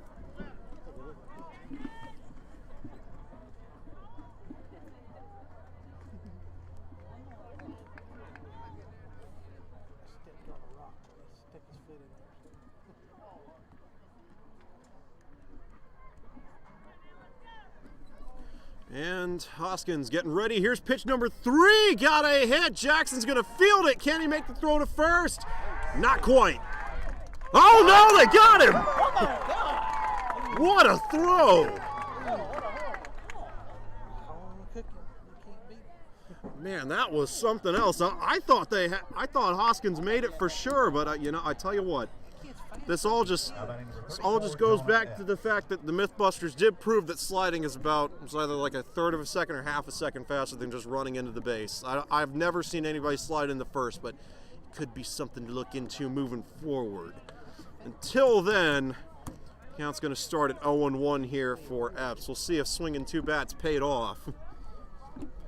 And that second pitch goes down as a strike. Count moves to 1-1.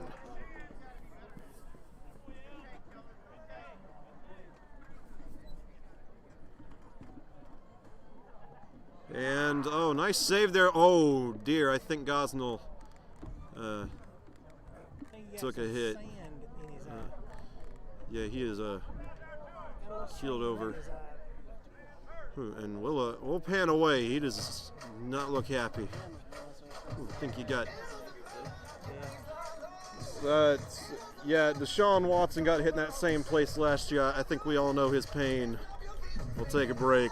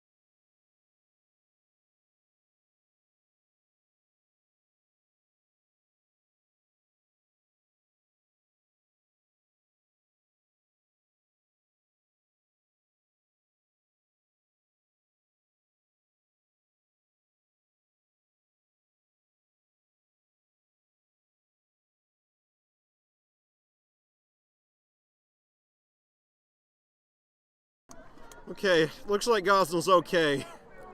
Yeah, that was a tough hit from Shipman, and I tell you, Shipman has been throwing him harder than I've seen him throw all year.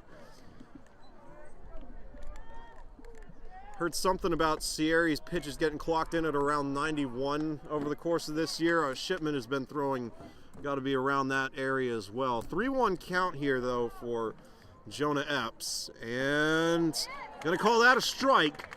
So is it 3-1? I thought it was 2 balls. So, or no, I guess that one that Gosnell got counted as a ball. So 3-2. This is pitch number 6. Got a swing and a miss. And the ball count doesn't matter. There's number 3. And just like that, we've reached the end of the top of the 5th. Bottom of the 5th coming up, and Landrum going to have a chance to extend their lead. Already got their biggest lead of the game. We'll see if they can get it out further. 5-4 when we come back.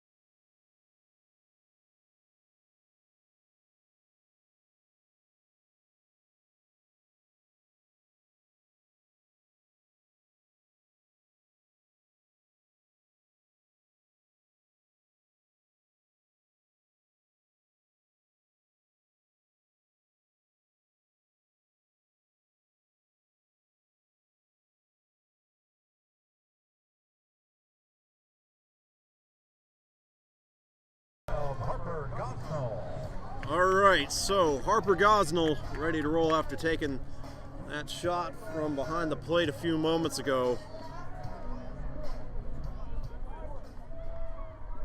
Bottom of the fifth, Landrum on top by 1. Again, I said this is technically the biggest lead Landrum has had in this game. I think it might be the biggest lead for either side. Oh, and he forgot to tie his shoe.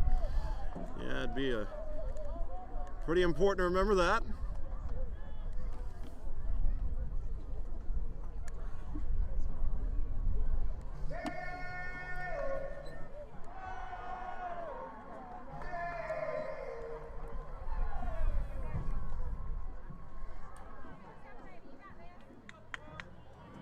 And looks like he's ready to go. So here's the first pitch of the bottom of the fifth from Williamson.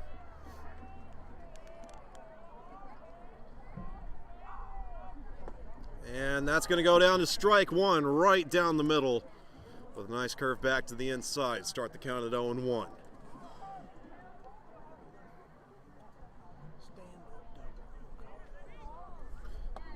And that one's going to go off to the outside, make it 1-1 now. I think he was trying to get that same pitch going. And now, got to get everything cleared off over there. Here comes number 3.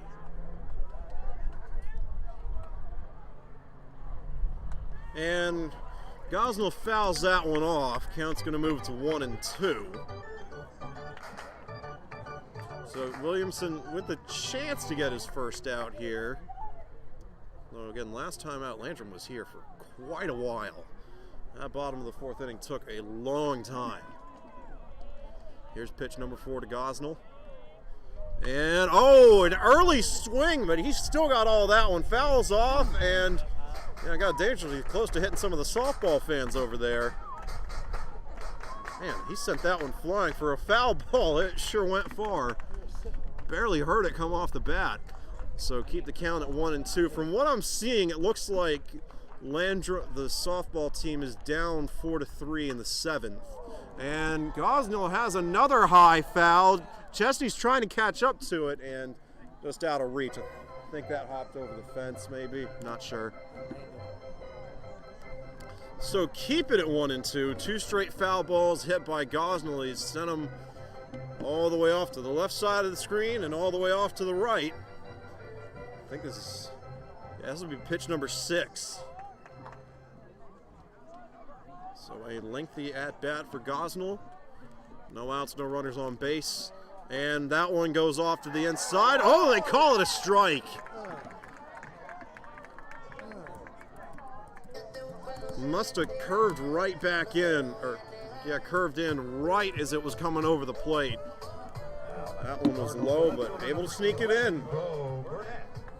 So Chesnee does get that first out. Bo Burnett up to bat now.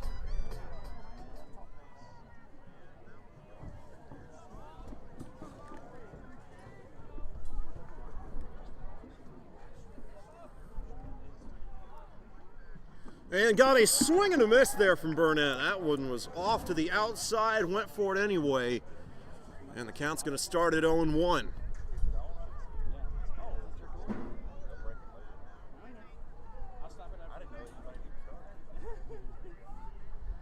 And got a foul ball there from Burnett, so swinging low that time. He is really wanting to go for a hit here.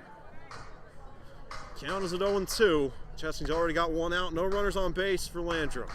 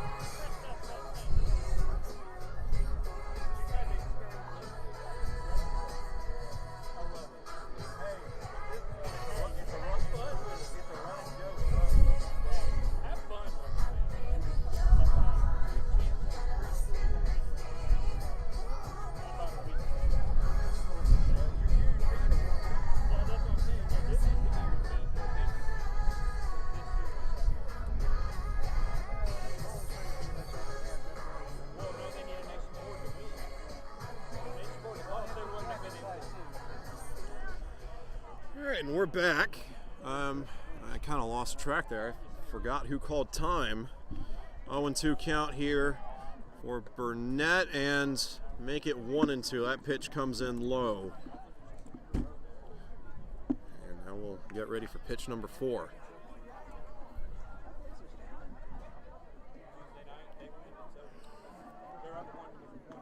And that one gets fouled off, so we'll keep it at 1-2.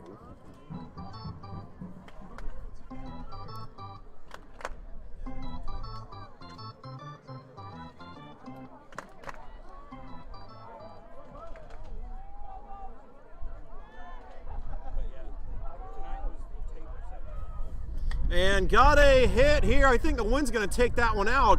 Chesnee going for the catch, and they cannot bring it in, but nothing really lost on that one. Yeah, certainly not for lack of trying. We had a gust of wind come in. You might be able to hear it over the microphone, might not, but I mean, as soon as the bat left the ball, that thing came in, and probably lucky for Burnett that it did. Or, okay, I was wondering, Shipman came out of the dugout, or I think he moved away while they were trying to grab that one and saw him going back, thought it was Burnett, but Burnett's still in. So what could have been a pretty easy pop out there for the Eagles gets literally blown away. Count is still at 1-2, and make it 2-2. Trying to get a curveball going that time around. Not enough drop.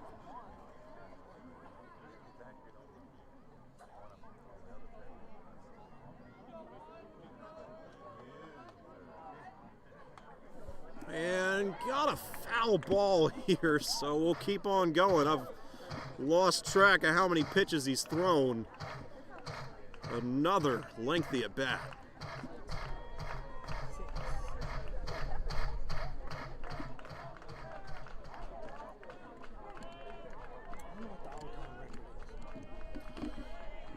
So here we go. And got another foul ball. We'll keep on going.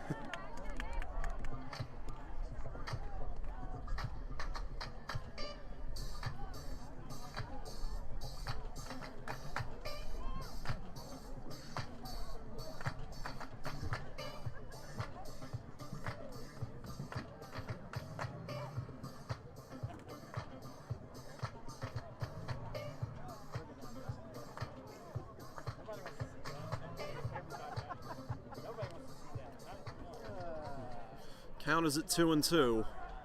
Burnett somehow still out there. I've got no idea how many foul balls he's hit so far. Oh, it looks like the softball team is out in the lead. Oh, and got a hit here. This one will stay in. And after all that, the catch is made. Nice hustle there by the second baseman. Yeah, well-deserved out, but kind of an underwhelming end to a very lengthy trip to the plate.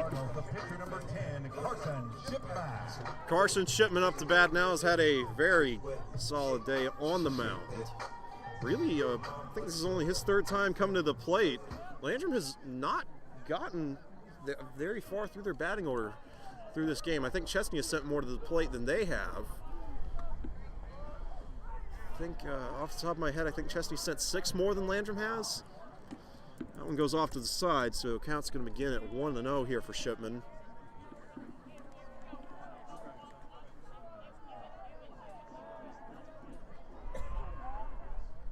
And that one goes low, over the middle, but not enough lift. Count is at 2-0.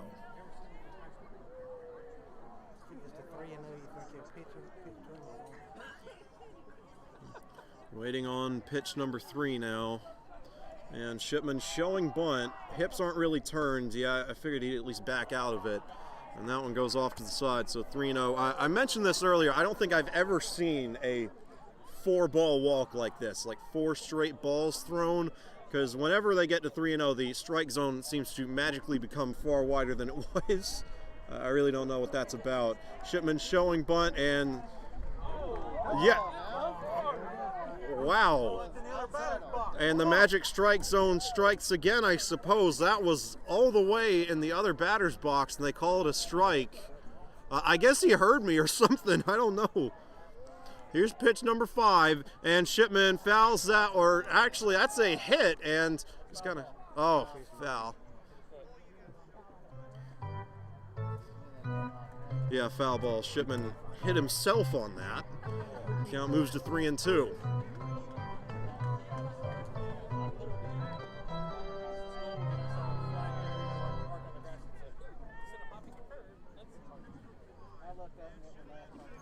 But yeah, the softball team is up. I would assume it's the bottom of the 7th. And if they got the lead, they would have won. And that one is airborne into the open field, and it's a base hit for Carson Shipman. One of these days we'll finish up the softball report. They were down 4-3 in at least the 5th inning. They've come back and won that one. It is a 6-4 victory for the varsity softball team over the Blacksburg Wildcats. So nice comeback there for the Lady Cardinals. We'll see if the varsity Cardinals here for Landrum can hold their lead up 5-4 in the bottom of the 5th. 2 outs and a runner on first. Peyton Atkins up to bat. Atkins was one of 2 runners that made it back home in the last inning. He and Evan Siri both got back, I think. Yeah, because Noah Hyder was the one they left on third. And got a pick-off throw back to first. Nothing happens.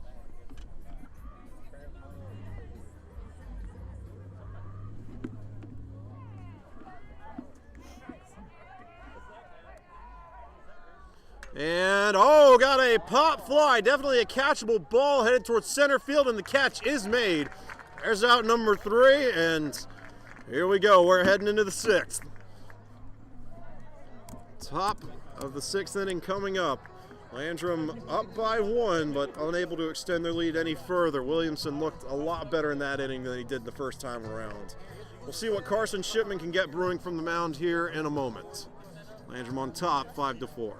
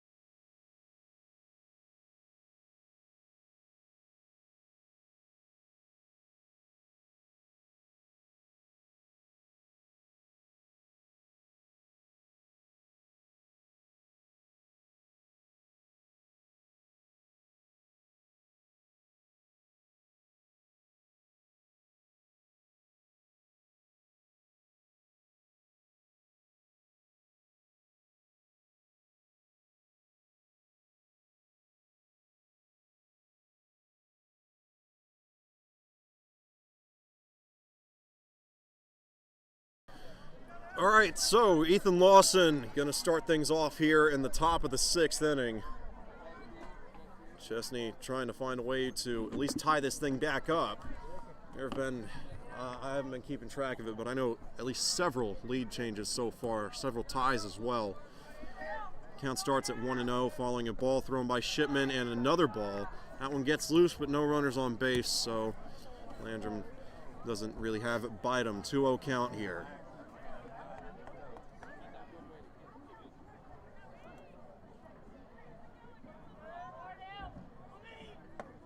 And that is going to go down as a strike from Shipman. Count moves to 2-1.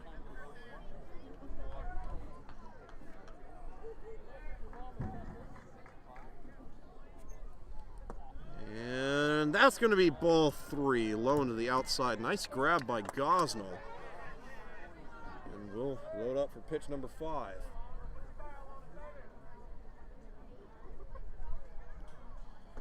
And there's strike 2. Able to fit that one inside. The Chesnee crowd wants a ball. That one, again, we saw one from Williamson like that earlier. Must have curved back in as it was coming over the plate because it looked like it was heading outside, but Shipman able to get it in. Here's number 6. And, oh, that's a strikeout! And once again, must have been able to spin that one in. So Carson Shipman gets his First strikeout of the inning, and Davis Rising up to bat. Davis Rising.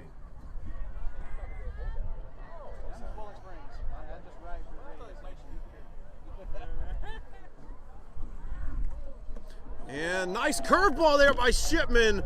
Kind of drifted there to the outside there at the end, but they still give him the strike. 0-1 count to start. And oh, make it 0-2. Another great looking curveball. Here comes pitch number 3. And you know, just as I said, I've never seen 4 consecutive balls thrown. I have not, or at least not often. It's been very seldom that I've seen 3 consecutive strikes either. Seems like every time they get it to 0-2, they always throw a ball, and usually one after that too. And, well, got a foul ball. So keep it at 1-2. We'll gear up for pitch number 5.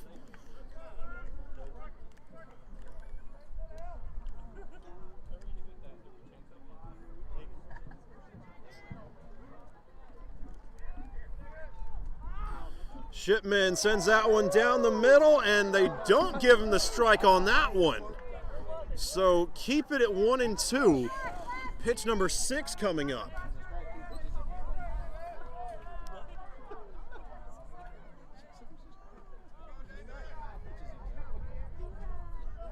Time is called by Lawson.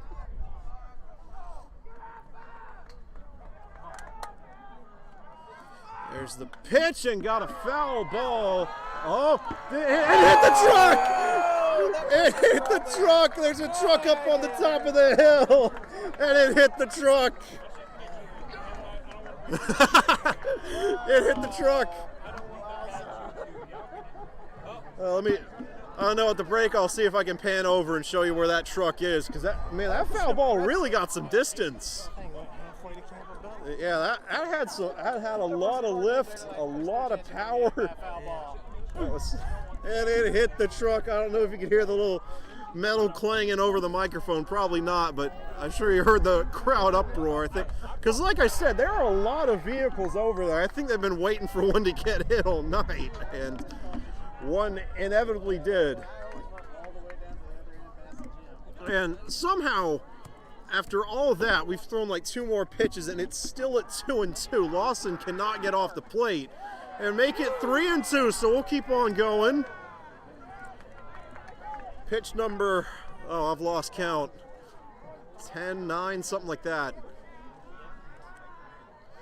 Here we go again. And that's ball 4. Comes in too high, and Lawson gets walked. Oh, he takes off. I guess he wanted to run. Now batting number 12, Camden Burns. Or check that, was Rising, excuse me. And Camden Burns up to bat now. So 1 out and a runner on first here for the Eagles. Down 1 in a game that the score's actually been pretty stagnant for a while. I think Landrum got those 2 runs in the bottom of the 4th, and no one scored since. And got a strike to start things out. Nice recovery by Gosnell as well. Start the count at 0-1.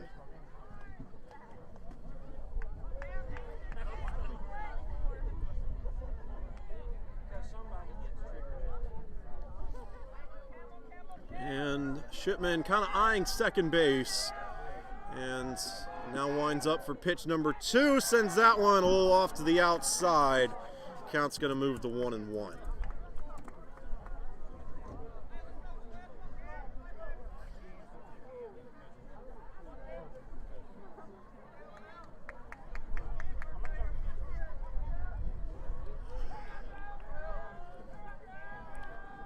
And there's pitch number 3. Got a swing and a miss. That's strike 2. 1-2 count heading into pitch number 4. Still got Davis Rising hanging out over on first base.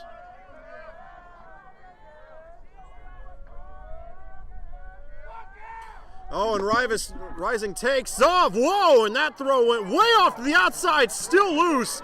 And Rising is going to get at least to third.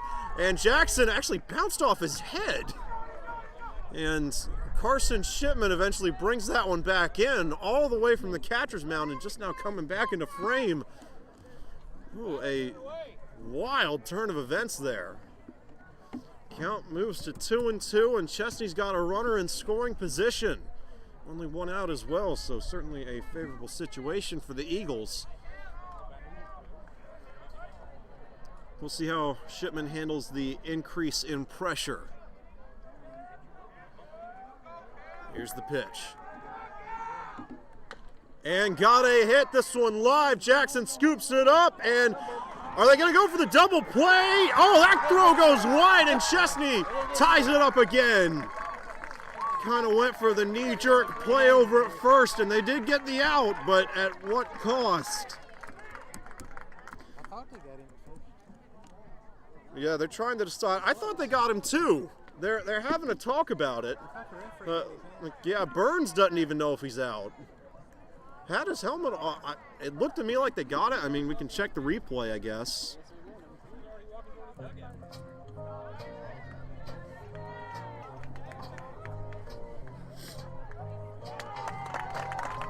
And Burns is out. So not quite sure what the holdup was, but they do send him back to the dugout.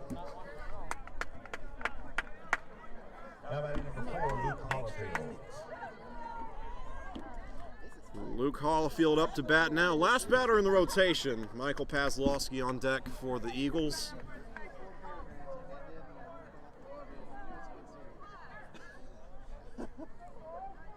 And got a big hit. Definitely a catchable ball, but kind of in no man's land. Oh, nice grab by Noah Hyder. And that will bring the top of the 6th inning to a close. So heading into the bottom of the 6th, Landrum not down, but the game is tied for the first time in a little while. 5-5 when we return.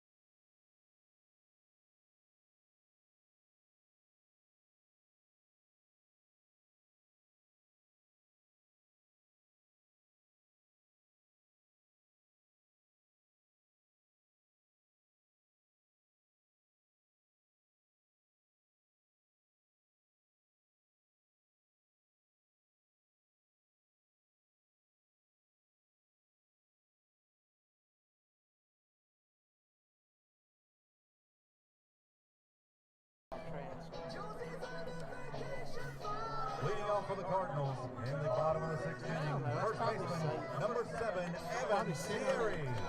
All right, so Evan Siri up to bat here for Landrum in the bottom of the 6th. We had a fun little chat during the break there. The Buccaneers have just drafted Kyle Trask, and we got into a little tussle about that. Some saying Trask isn't good. I thought it was a good pick. I always liked watching Trask. Like, that's how I don't know, I think a lot of NFL GMs kind of overanalyze things. Got a pop fly and a catchable ball, and that catch, kind of going to the ground, but grab is made by the second baseman, Luke Hollifield.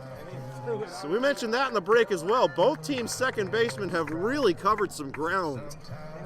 And Sierra, you're going to have to head back to the dugout. And I tell you, credit to the Eagles. They have shut him down throughout this game. He has not had nearly as big of an impact as he usually does. He pitched last night in that 6-1 win over the Eagles at Chesnee.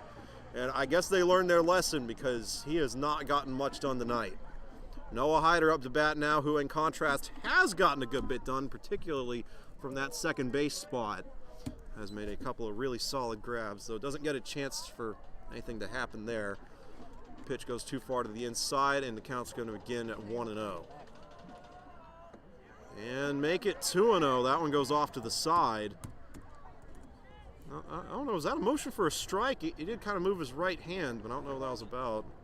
Yeah, 2-0 count.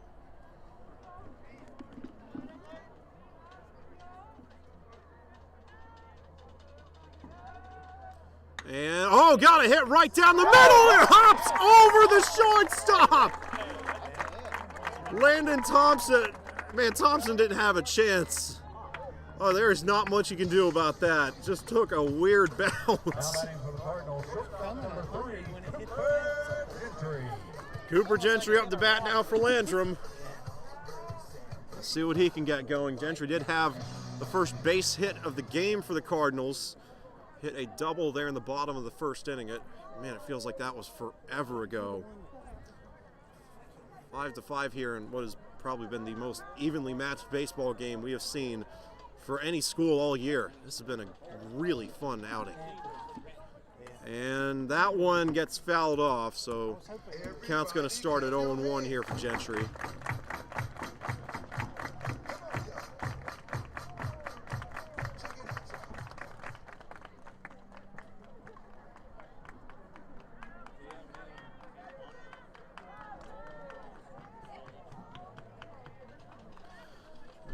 So here comes pitch number 2, and that is going to go down as a ball. Chesnee crowd wants a strike, and that one, I think it came in just a little bit too high. It was right on the line. Well, the umpire doesn't give it to him.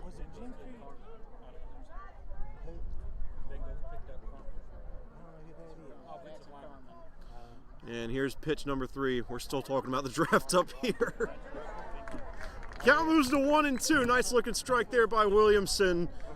Good bounce back after throwing that ball early. 1-2 count now for Hyder, or Gentry, excuse me. Got Hyder over on first base.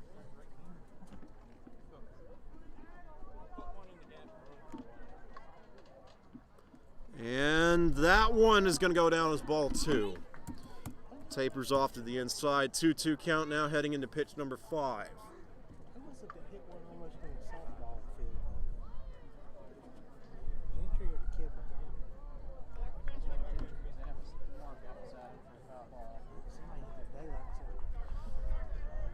Count is at 2-2 here.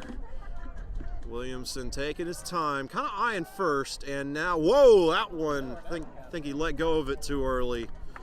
Count moves to 3-2. Nice grab there by Thompson, or Lawson, excuse me.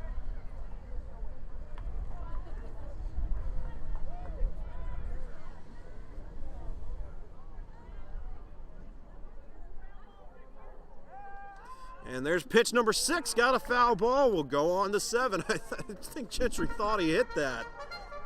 He was taking off. Let's keep it at 3-2.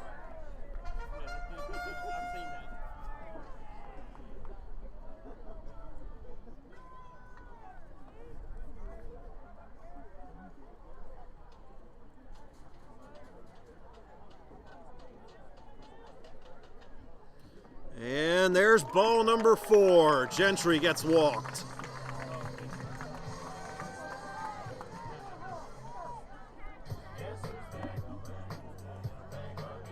Patrick Clark up to bat now.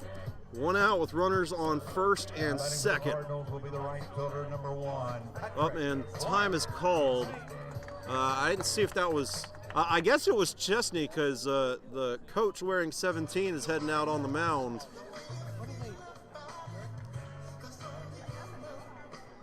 So we'll be back in a moment.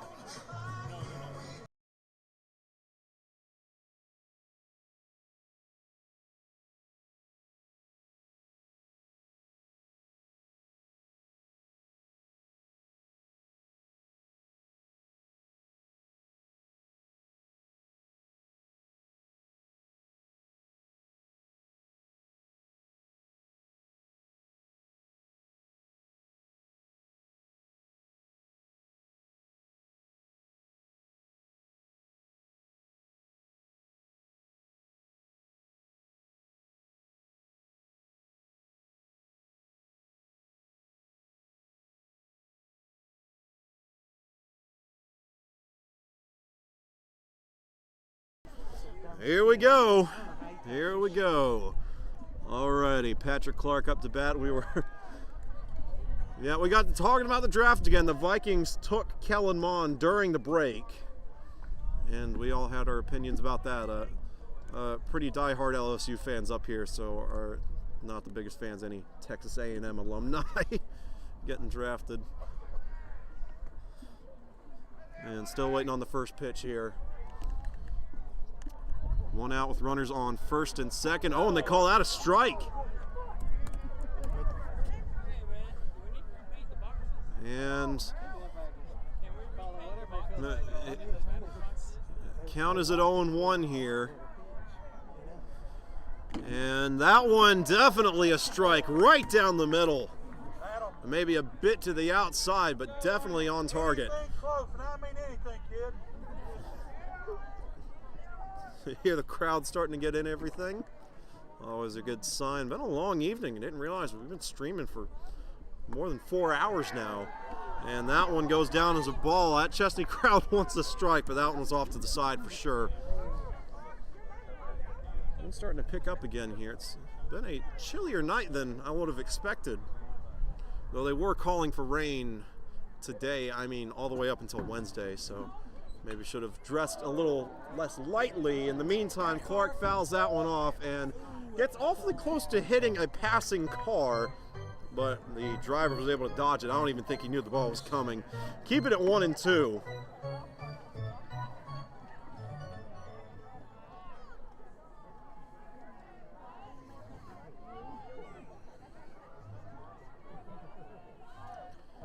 And got a swing and a miss. Clark is out.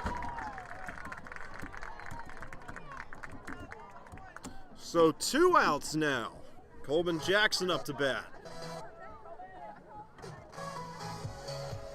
Now batting for the Cardinals, third baseman number 8, Colbin Jackson.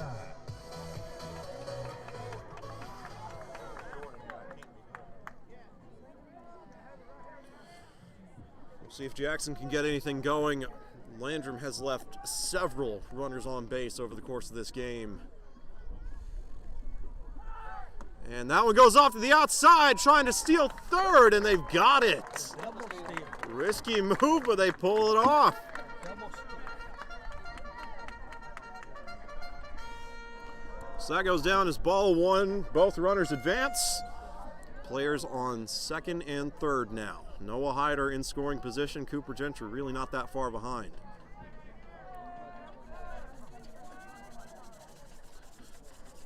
Williamson winds up. There's the throw, and nice looking pitch there. Good curveball to get the count back within reach. 1-1 heading into pitch number 3.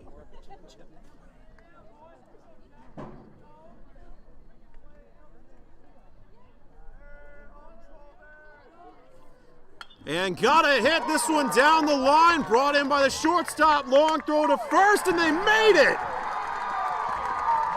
Man, there ain't much you can do about that. Credit to the Chesnee defense. That was an excellent throw. Got all the way out there, and they put it right back into play. What a toss. It was the shortstop. I think Landon Thompson was the one making that throw. So Landrum leaves 2 on, and we're going to head to the 7th inning to decide this one. Landrum clinches the division with a win here tonight.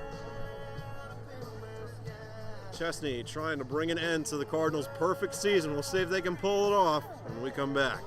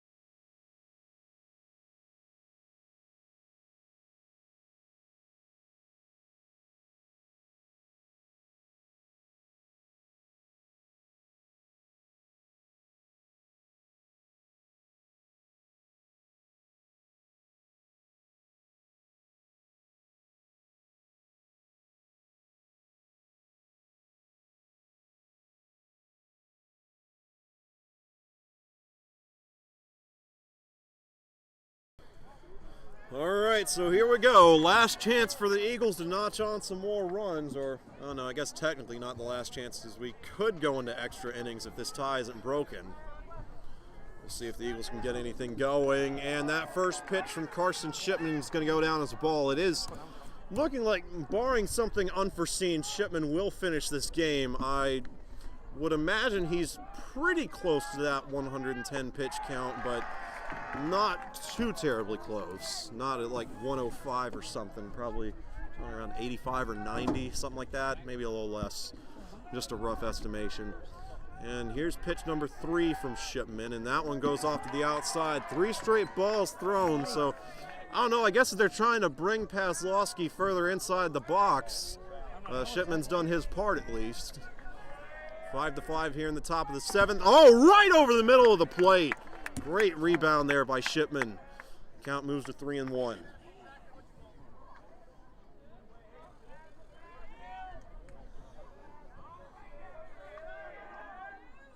And oh, another strike by Shipman. Just like that, counts at 3-2, heading into pitch number 6. This could be the 3rd strike. Here we go. And got a foul ball. That one dangerously close to the parking lot. And I don't think it hit anything.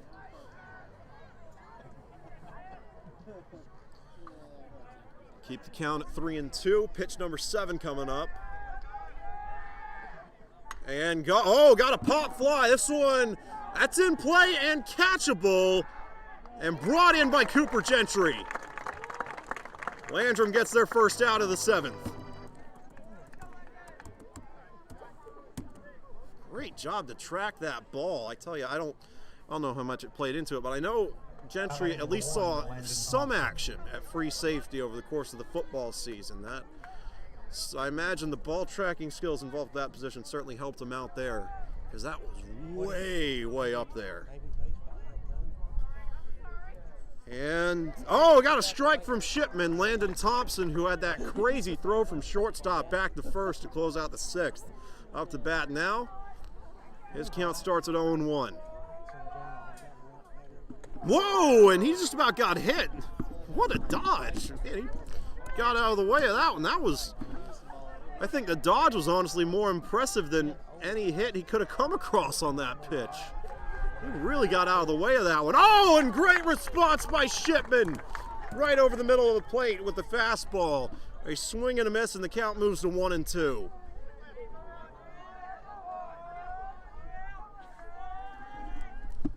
Swing and a miss. There's out number 2. That's strike 3. 2 outs notched by the Cardinals.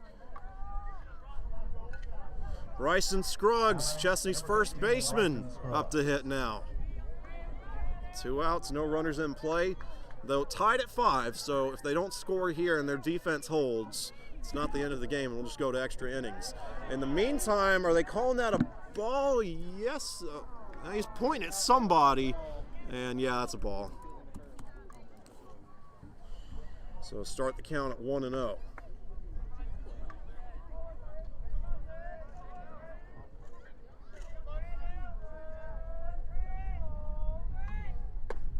And that one comes in a little high. Count moves to 2-0.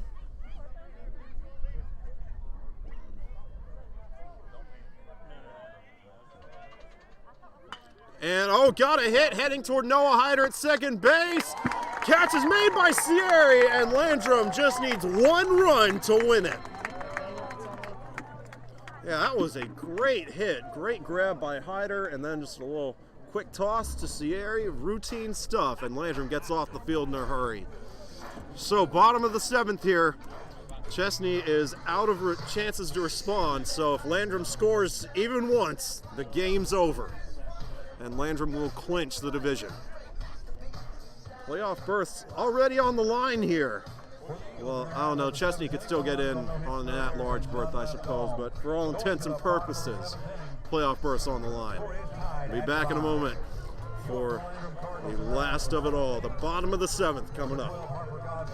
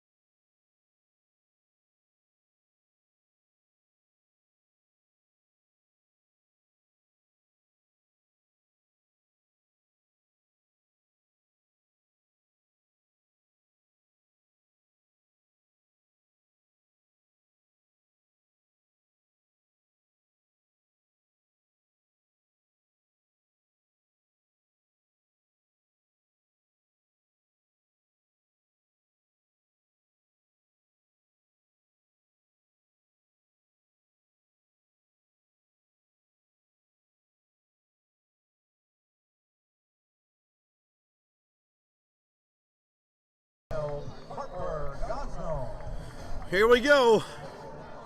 1 run to win it. Tied at 5 here in the bottom of the 7th. If Landrum doesn't score, we'll go on to extra innings. Harper Gosnell up to bat for Landrum. Carson Williamson on deck. You can hear the Landrum crowd making some noise, and Gosnell definitely wants it. Sends that one off toward the Chesnee dugout. Count begins at 0-1.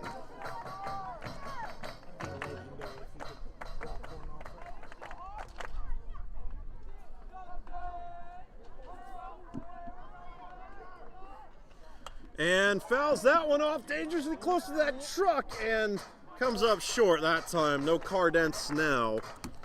Count moves to 0-2. So he sent one to the left, one to the right. He should be about dialed in. Here's pitch number 3.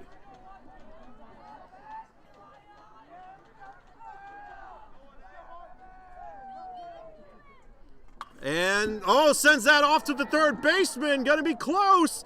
And Gosnell is out. So Chesnee gets their first out. Maybe an 8th inning looming, perhaps. Bo Burnett up to bat.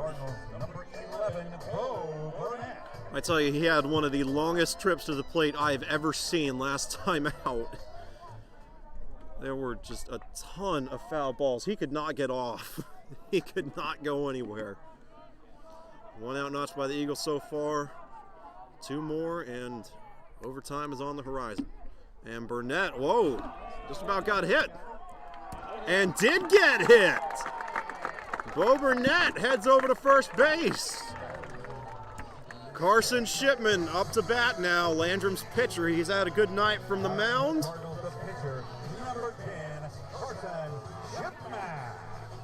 Yep, had a good night from the mound. We'll see what he can get going here.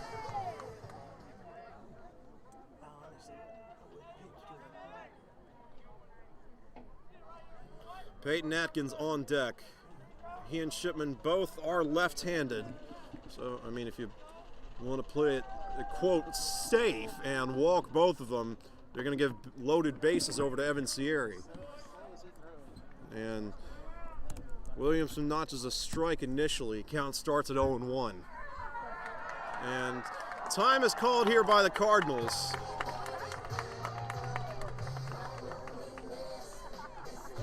And Chesnee is going to talk this over.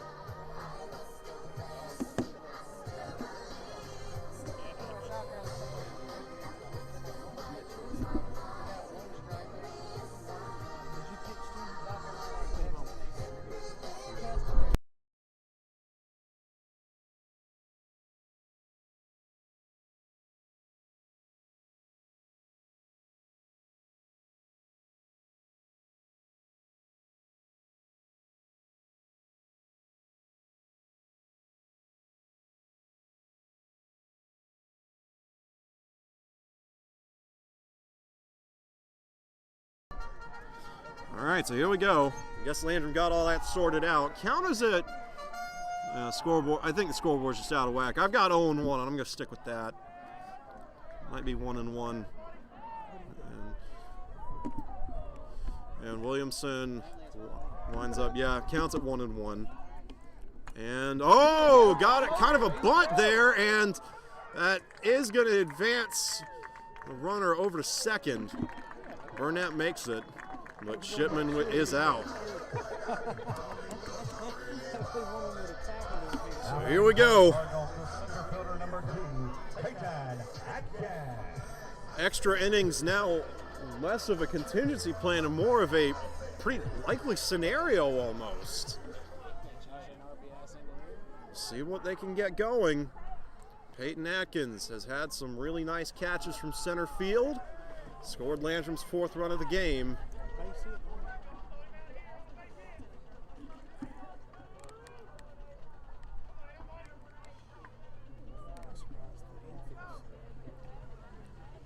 Here's the first pitch. Atkins, foul ball. Heading over our heads and lands in the grass. Count starts at 0-1.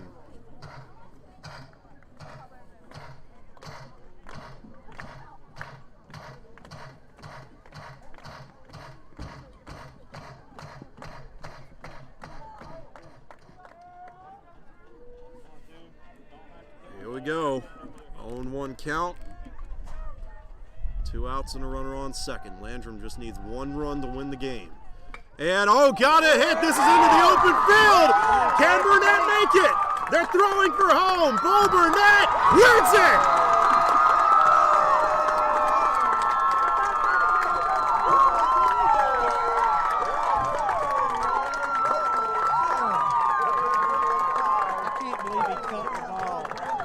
And the Landrum Cardinals are your Region 2A champions. A thrilling 6-5 win over the Chesnee Eagles with a walk-off double by Peyton Atkins. What a game. What a game. Can't believe he cut the ball. Ladies and gentlemen, we thank you for your attendance here tonight. So that's going to do it for us. We will catch you guys sometime next week. The schedule, I haven't gotten the list of events from Coach Gentry or Coach Wilson yet, but I would imagine only going to have 2 or 3 streams because my exams are starting to come up. Projects are due, and unfortunately I'm just going to need a day or 2 off to work on those. So we might have to spare a soccer or softball game here and there, but we'll still make sure to hit the big ones. If I had to guess, probably going to look something like, JV varsity baseball for Landrum and Chapman, and then 1 other event thrown in there. But probably not another 5-stream week or anything. But that's going to do it for us. The Landrum Cardinals get a chance to really enjoy this win. And, hats off to Chesnee. They played one heck of a game, especially after losing the way they did yesterday. They gave it everything they had. That 16-6 record, even though they've lost 2 straight, that is nothing to shake your head at. They had an excellent game. Landrum just had that edge to them. They were not going down the night. So we will catch you guys sometime next week. Until then, I'm Luke Ruff signing off for Spartanburg 1. We will see you next time.